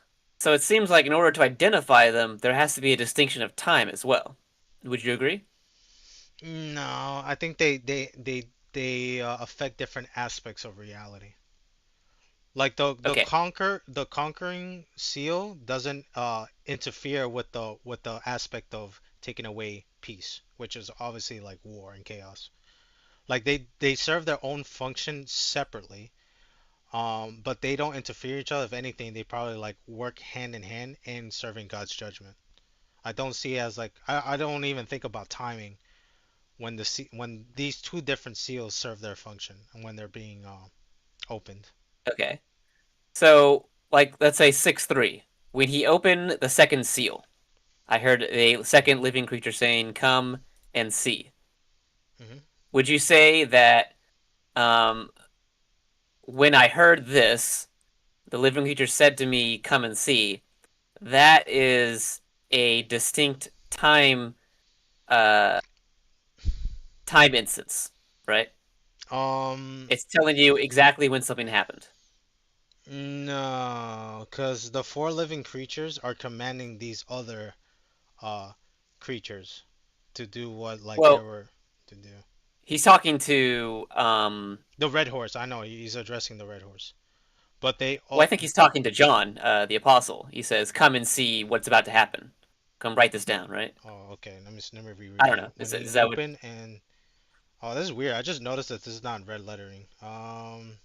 Is the off? Is Right? the It's the angel speaker speaking. is not Jesus here, right? Or is it John? Well, Jesus opens the seal, but the angel is telling John, "Hey, come here, and look at this. This is Oh, what's okay, about to okay, okay, happen." Right? okay, Yeah, okay. right, right. I just want That's to how make I read sure. it. Okay, yeah, because Yeah. like I thought, does this have red letters? When does Jesus speak? I don't think this one has red letters. Jesus is speaking in 4, and then 2 and Okay, 3. let I me don't go think back in he's. there real quick. Oh yeah, he is. Yeah, Okay, okay. So I do yeah. have. All right. I thought this Bible didn't have it. Okay, so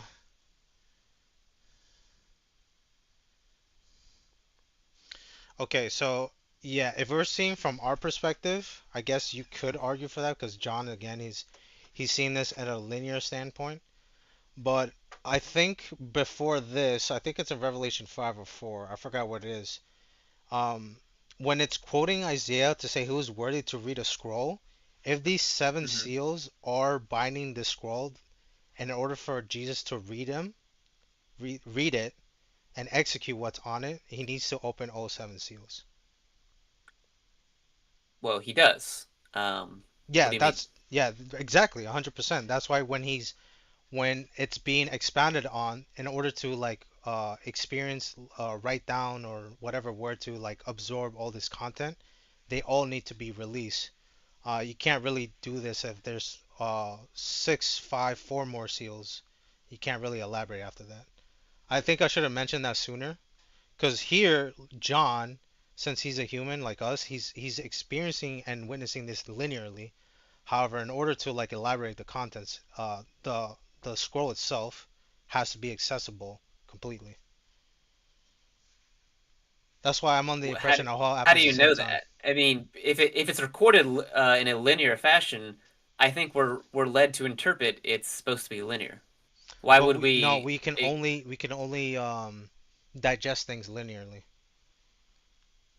But God, Or the text records it in a linear way because that's what happened. That no, it seems like the does, it most does, it straightforward does. way. I'm not disagreeing Yeah. with that. But like again, like you can't read a scroll if like six of the seals are still, you can't read the scroll if there's still six seals out of it. If you Oh, still open you're it. talking like a literal scroll. If it's sealed in six different ways, you can't read it.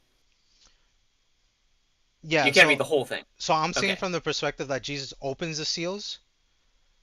I don't want to lean into the by verbatim fallacy, but if the text doesn't impose that he opens one by one, I'm not gonna impose that he is doing that. If anything, I can't be wrong to think that he's opening it all of So it. he might have just like ripped his hand down it and down the middle and just ripped them all at once, relatively. That's how I'm seeing it. Okay. Because like from God's But perspective, he operates differently. John well, of course, operates God is differently. outside of time. I understand Exactly, that, but exactly. Because I'm not taking it as God's a already literal seen the scroll. ending of everything, being transcendent. But Right. when it says when I heard the second seal open, the angel said to me, "Come and see," and then I came and I saw what happened.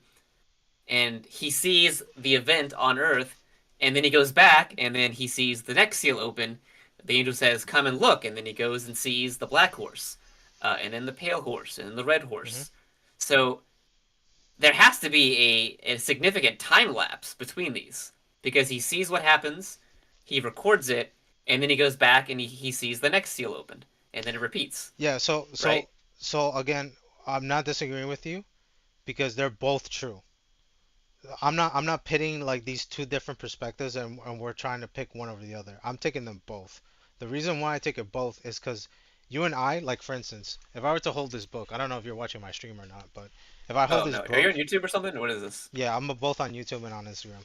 Oh, okay, cool. I mean, you know what a book is. If I were to read this book, I can't like look at it like the whole thing and have access to the information. I have to read it linearly. So what you're saying, I'm not disagreeing with that. John is processing in a very linear from beginning to end, chronologically. I'm 100% Uh-huh. on the same page as you. God doesn't operate that way. I argue he operates it completely different what I'm trying to convey. So just like I'm not like a preterist, and there's not a literal scroll, in order for him to like act out, it's accessible to him, but he doesn't need to turn the pages or or physically like hold this physical scroll in order to execute it. It all happens. So in order for this information that's always been accessible to God, he is the only one who's worthy. For him to transfer this information to John, he has to do in a way that he's getting this information, but it's him able to absorb it linearly due to John. Because Jesus is just as present as he is there as he is with us right now. It's not like this is God an hour ago and this is a God an hour from now. It's still the same God, you know. I So so I'm seeing it from that perspective. This information I that guess he's my point yeah. though is that when chapter 7 begins and it says after this, the demonstrative, the I think it's hutas in Greek. Um, After everything that just happened occurred, hmm then this happened. hmm And I guess your argument is that these all happen simultaneously, almost like an instant, and so I guess No, I'm grown arguing men the, couldn't have the lived the through other it. way. John is not What's that? absorbing this information instantaneously. He's like he's there, but he's digesting the system, the way, the system, the informations and the contents linearly, because that's the only way he's able to process. Like I'm not in the impression that God can like, uh, let's say like he connects us like a USB to a computer, and we can't receive Uh-huh. that information instantaneously. I don't see that in the Bible, and I don't think that will ever be an example.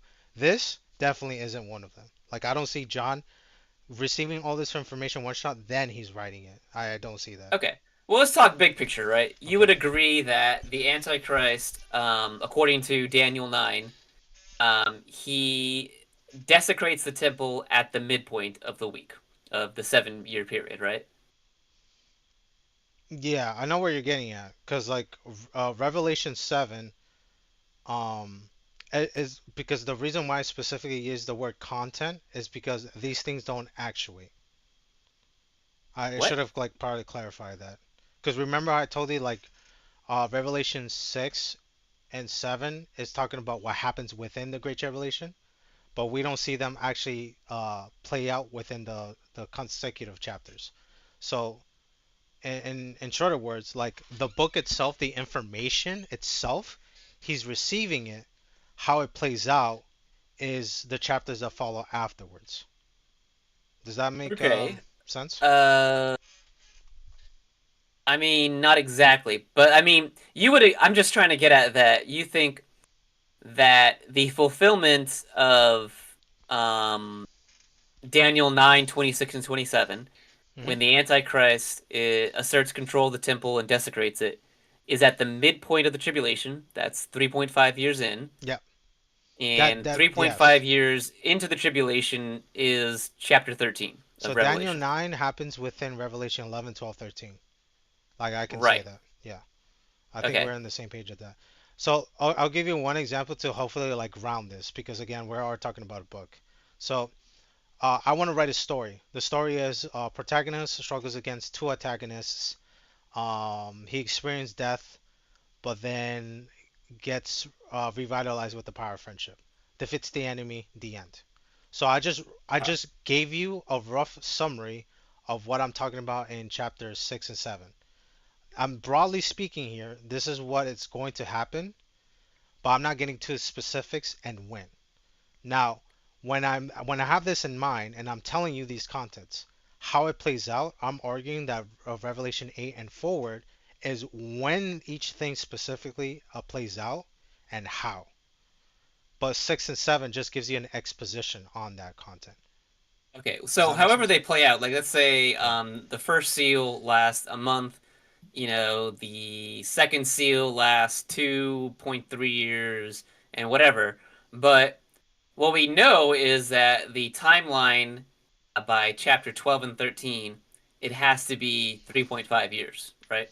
So, the seals happens throughout the whole entire of the Great Tribulation, because it doesn't make sense like the horseman only is active for the first 3.5 years and it's not. Like the objective is to conquer. There's no limitation towards that. The only confines that's under is that it's happening within the 7 years, not outside of it. Okay. Mm. So I understand that. Um, but you would say that, like, let's see, there's famine, there's war, there's conquering, there's uh, Economic collapse and economic death. collapse, and the martyrs, right? That's what I'm saying I because understand. like one of them is I'm glad you brought this up because it talks martyrs. You can't really like confine martyrs the martyrs in a specific time because they're still being executed now. And within the 7 years, they're going to be even more executed within those 7 years. Like I can't be like, oh yeah, it will happen in the second or third year. Like I'm not even making that. It's safe to assume, and the rational approach should be like, no, it's entirely martyrdom. There are going to be people that are going to confess Jesus Christ, but then they're going to oppose the mark of the beast, especially during and afterwards the midway point. That choice that will become more prevalent because they're only given two options: take the mark of the beast or die, and that's where martyrs fit in the system. So that's why I'm saying like 6 and 7 is like describing what's about to happen overall. 8 and afterwards is like okay, this is when that happens specifically in this manner.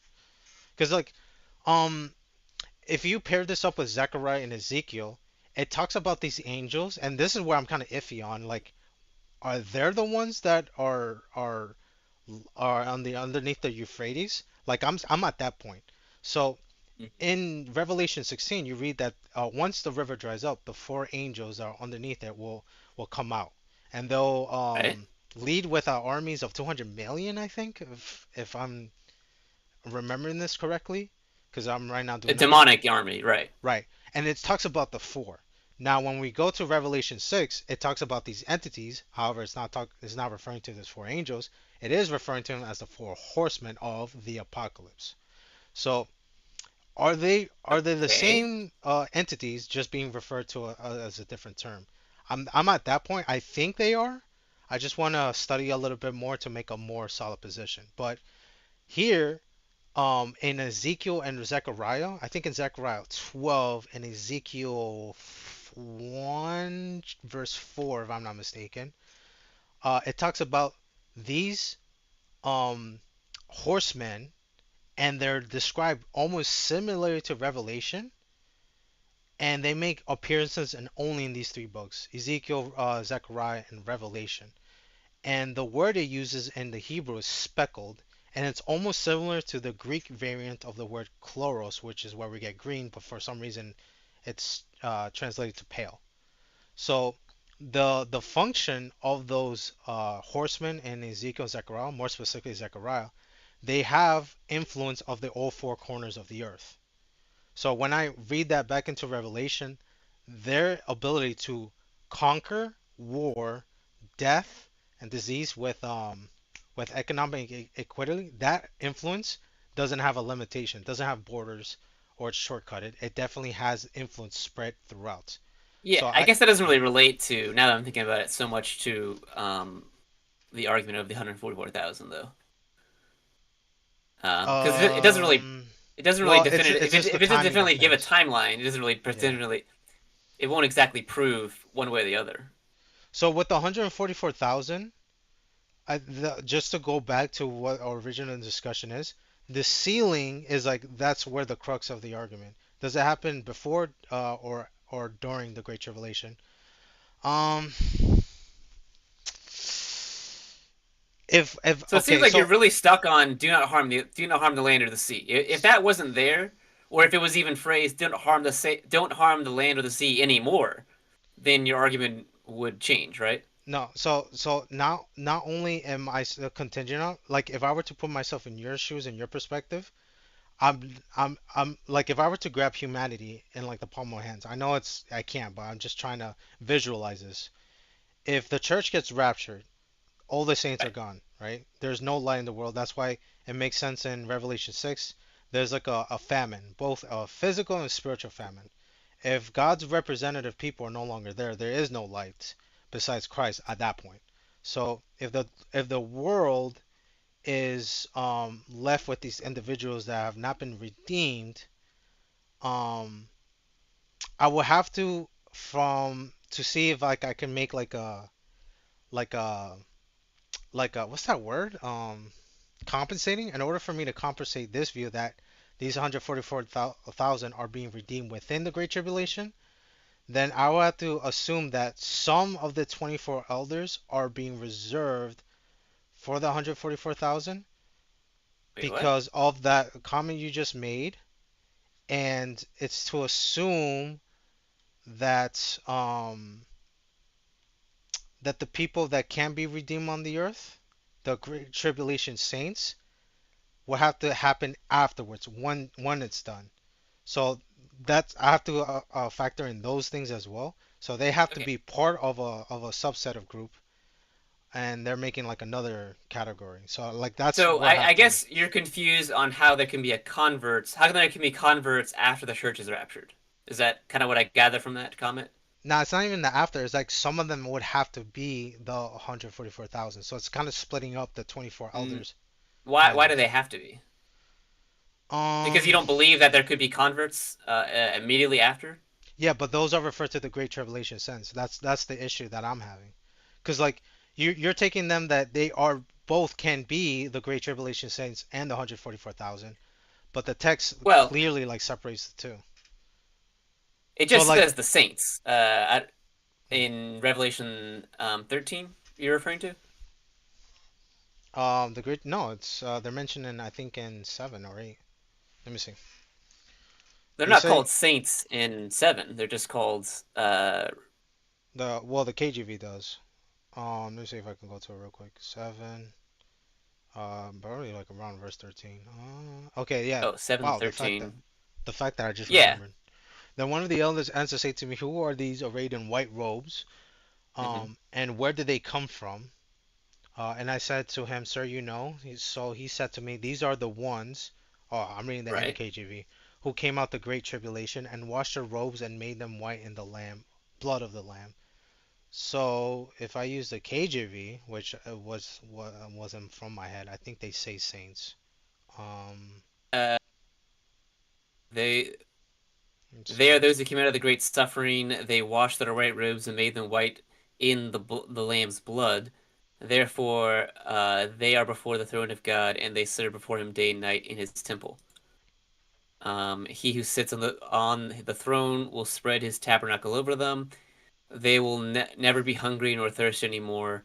The sun will beat on them, nor the heat. For the Lamb who is in the middle of the throne shepherds them and leads them to the spring of life-giving waters. Interesting. Uh, I don't know yeah. why I thought it said saints. Let me reread this again because for some reason in my mind I'm taking them as saints. But now rereading both the KJV and the NKJV doesn't. Let me read it real quick. Sealed servants. And then we'll skip this. Original man.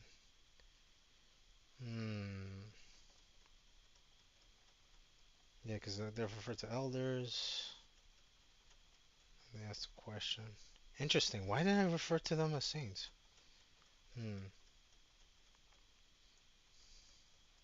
Maybe this is how people refer to them always, and it just stuck to my head, and I suppose that's what the text said.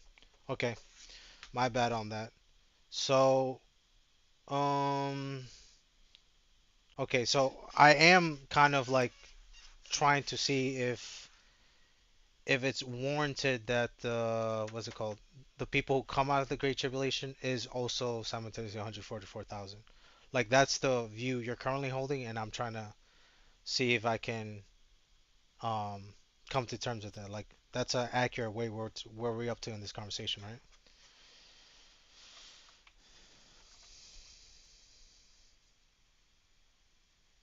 Yo, yo, crap,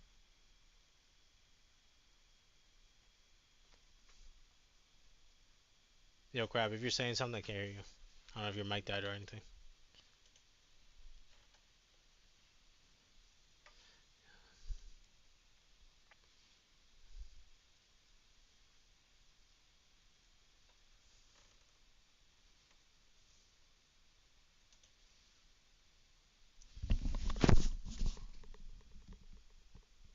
Okay, my headset is still on. Crab, where are you? Where'd you go, man? Huh? I you just stay quiet. No, I couldn't hear you for like a good solid minute. I don't know. Oh, okay. I don't know. What you're saying some things? Um, okay, so we're part of this conversation where, because this is what I assume, and I want to know if we're this part of the conversation is Okay. the 144,000 can also be referred to as the ones coming out of the Great Tribulation. I'm just seeing if I can agree on that perspective. Like that's where we're So holding I right now. guess that's an interesting phrase that you say because when I read they came out of the earth, they were redeemed out of the earth. Um, that means they were on the earth at the time and they were redeemed out of it. Hmm. And in chapter 14 here, this is of course referring to that they were martyred and delivered from uh, you know um, the oppression of the beast. So when you read they were redeemed out of the earth, you mean they were redeemed out of all of the tribulation before it happened. Talking about the verse that we just read, right? In Well, I Revelation think I 7. think you're talking about 14:3, right? No, I was reading Revelation 7. Um, 7, what verse? 14. And I said unto him, Sir, thou knowest, I'm reading the KJV now, And he said to Right. me, "These are they which come out of great tribulation, and have washed their robes and made them white in the blood of the Lamb." So that conveys to me that this happens afterwards. Like Well, it they does happen receive their afterwards, but well this they is re- a different scene. no This is they like I'm sorry. Let me clarify. So the ones who are okay. receiving these robes is the one that come out. Like you can like we can argue about after, but they come out of the great tribulation. So in order for them to receive these robes, the tribulation has to be done away with.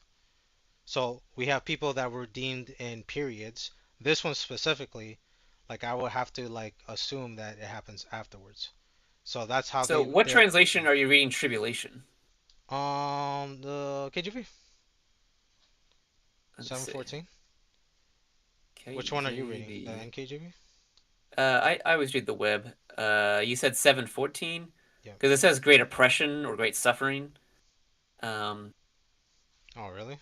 Let me see if well the NKJV also says tribulation. Let me see the NLT says.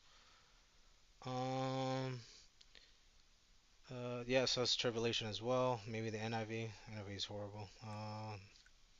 Yeah, tribulation. I see what I mean. I think that you're reading tribulation as a 7 year period, like a specific, dispensational period, rather than just a general, period of suffering that they experienced.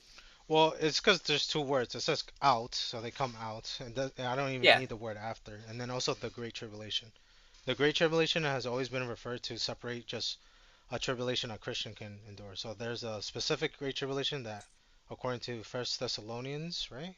Yeah, that's right. to recompense the enemies.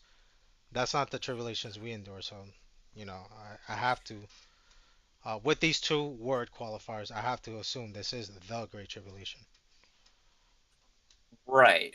Um, Now, I guess, Because but oh, I my bad. Let me say this one thing. The word that come yeah, out implies that they were, but no more, but it's a future expectation. So it's I they were, but they're no more. they were a part of it. These were that. Oh no, let me reread it again. Okay. Um, implies. Where is it? 14. Answer. So, sir, you know. I don't know which version of no that is, but and he said these are they who have come out of the great tribulation. Which one is this one? Okay. This is NIV. It's weird wording. I Who always have? think that verse is kind of funny to me. Like I always laugh at that. Yeah, let me He's not like, even hey, read hey, who it. are these people over here? Like he's talking to John, like he should know this. Like, well, I don't know. You know, don't you? Don't you know? Why are you asking Yeah, me?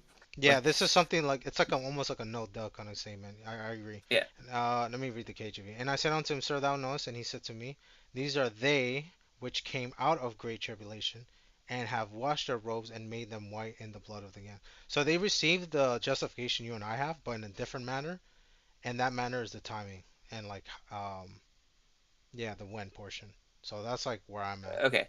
Oh, when you read Great Tribulation, Oh yeah. you read that as the 7 year tribulation of God's wrath. Yep. That's just like a yes or no, right? Yep. Okay. So, and do you also believe that those in the white robes, those are the 144,000, or it's a different group? I don't think. Wait, does the 144,000 also have white garments? I don't think so. I don't think it mentions here or on Revelation 14. Okay, that's just a clarifying question. I didn't know your view. Um, I mean, I'm gonna have to reread it again. I don't think they have the white robes because I didn't think of that either. Like, do they? Um, if I don't, I don't know. Um, let's see. Yeah, it doesn't say so.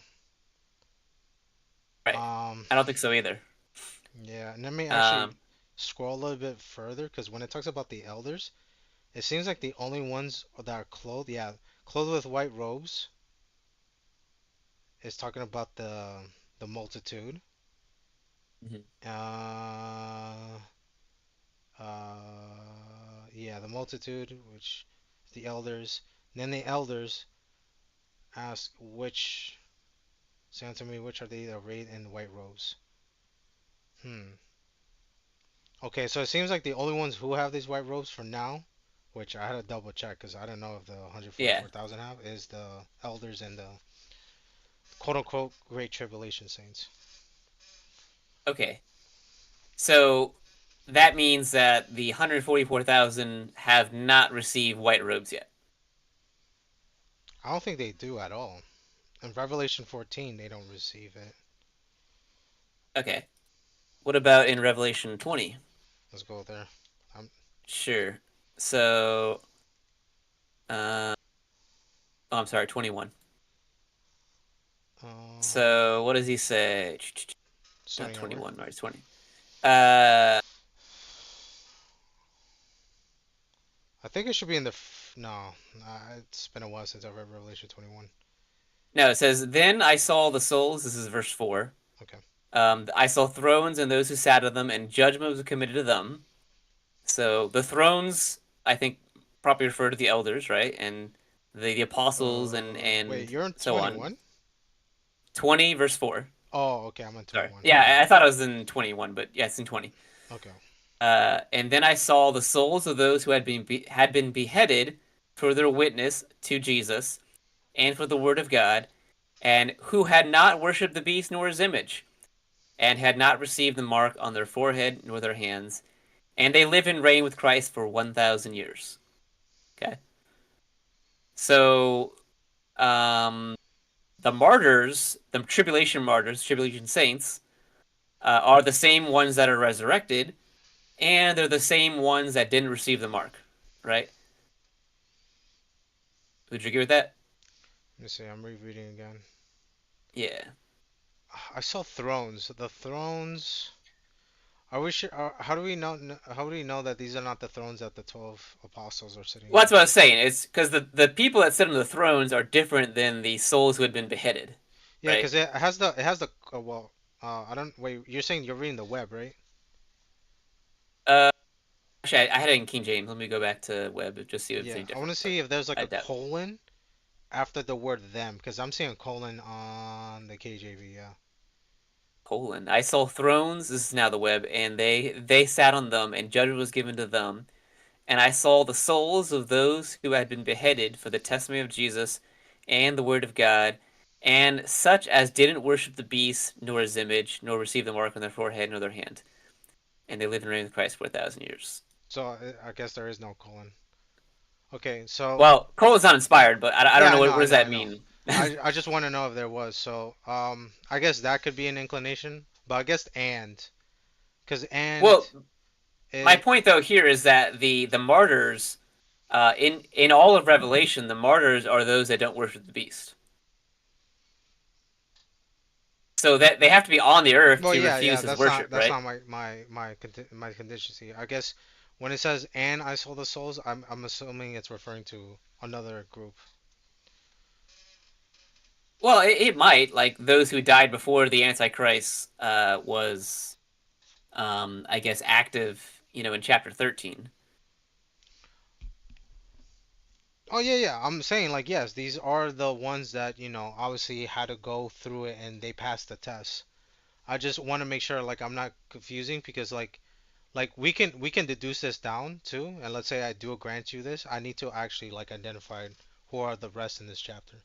Because that's why when Right. when when I read the verse prior to this, when it said thrones, I'm like, okay, like the thrones don't always automatically pertain to a group of people. There are different thrones. The disciples do have their own 12 thrones, but is it the same thrones that the saints are going to have?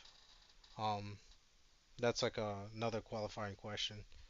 So, I mean, I guess starting from the beginning all the way to the end, we can't really deduce who are the souls. I'm on the impression this is another sect of people, if the ones that are mentioned prior to this are in their own section as well. Yeah, and we're just brainstorming together. I mean, we're just talking Yeah, through yeah, of this. course, of course. So I guess why do you bring up the those with the white robes? Because the white robes, I don't know if you know this, but the white robes are supposed to signify that this is like a Hebrew tradition that if you want to attend to a Jewish wedding, you receive the robes to attend the wedding rather than coming to yourself. So this is like a typology established in Genesis, where God gives His righteousness in the form of these clothes, and they serve like this thing that we have our sins, our iniquity covered because of His garments, and it's the same garments that we're allowed to be part of the wedding by literally being the same participants of the same wedding, by also being in another sense the bride of Christ.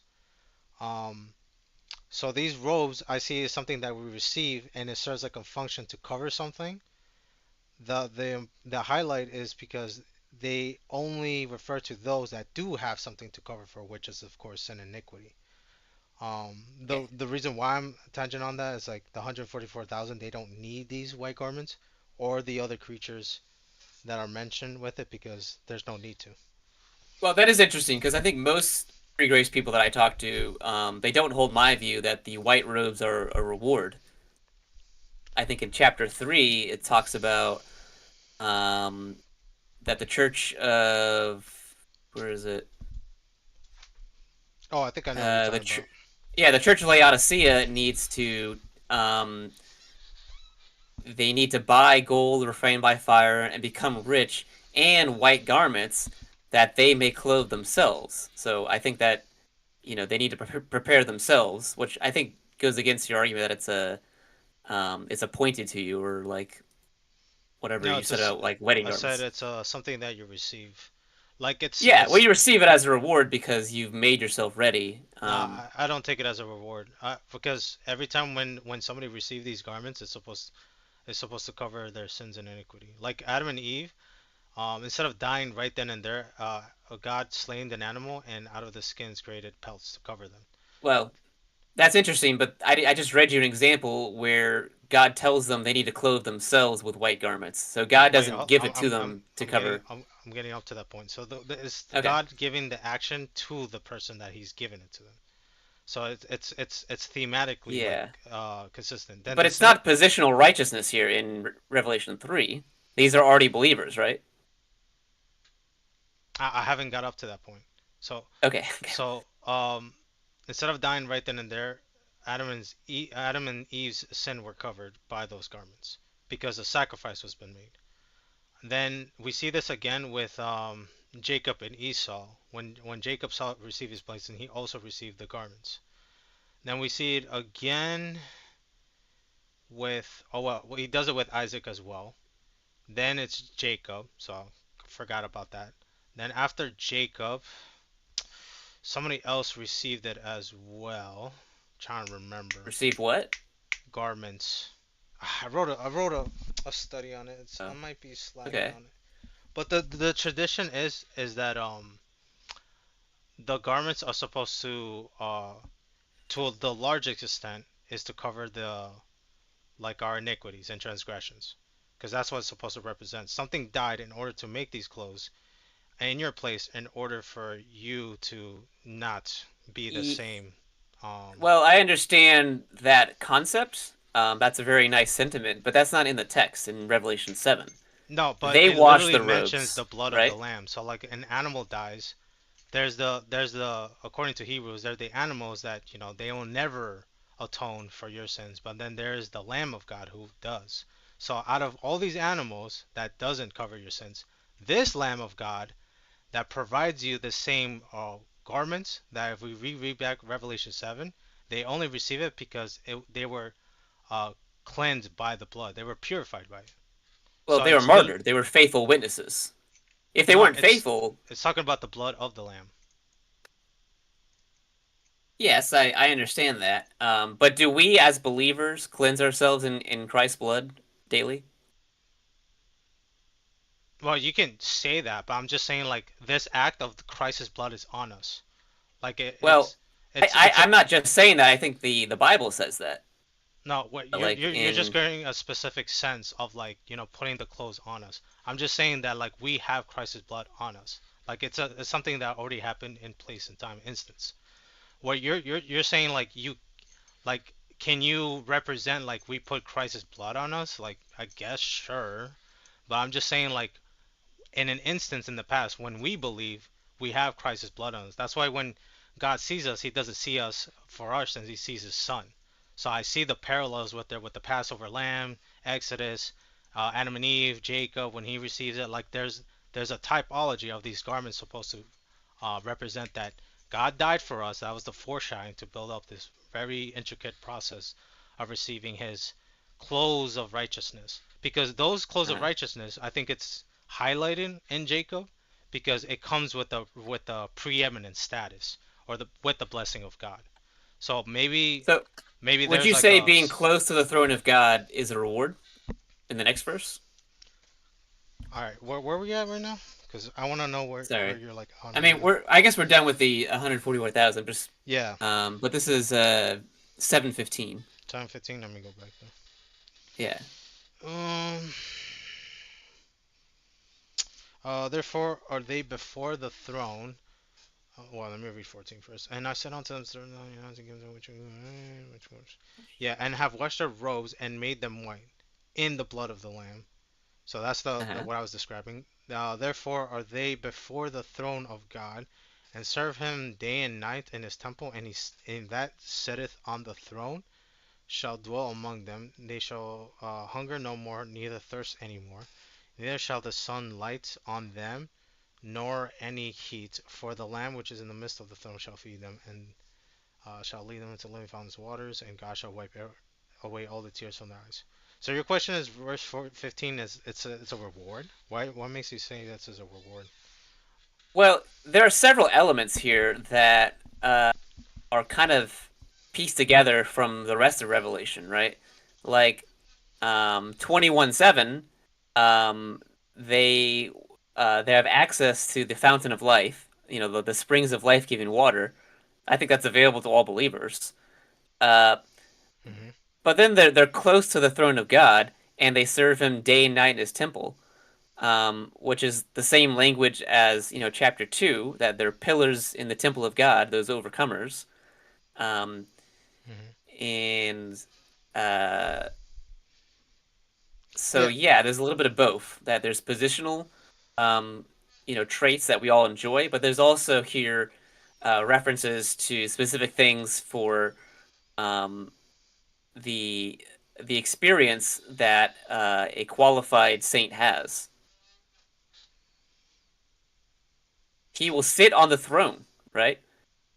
Actually, let me find that verse I, in chapter 2. yeah, I'm just trying to see where's the so what makes this okay, so what do we do to receive this reward? Like I'm trying to see from your perspective.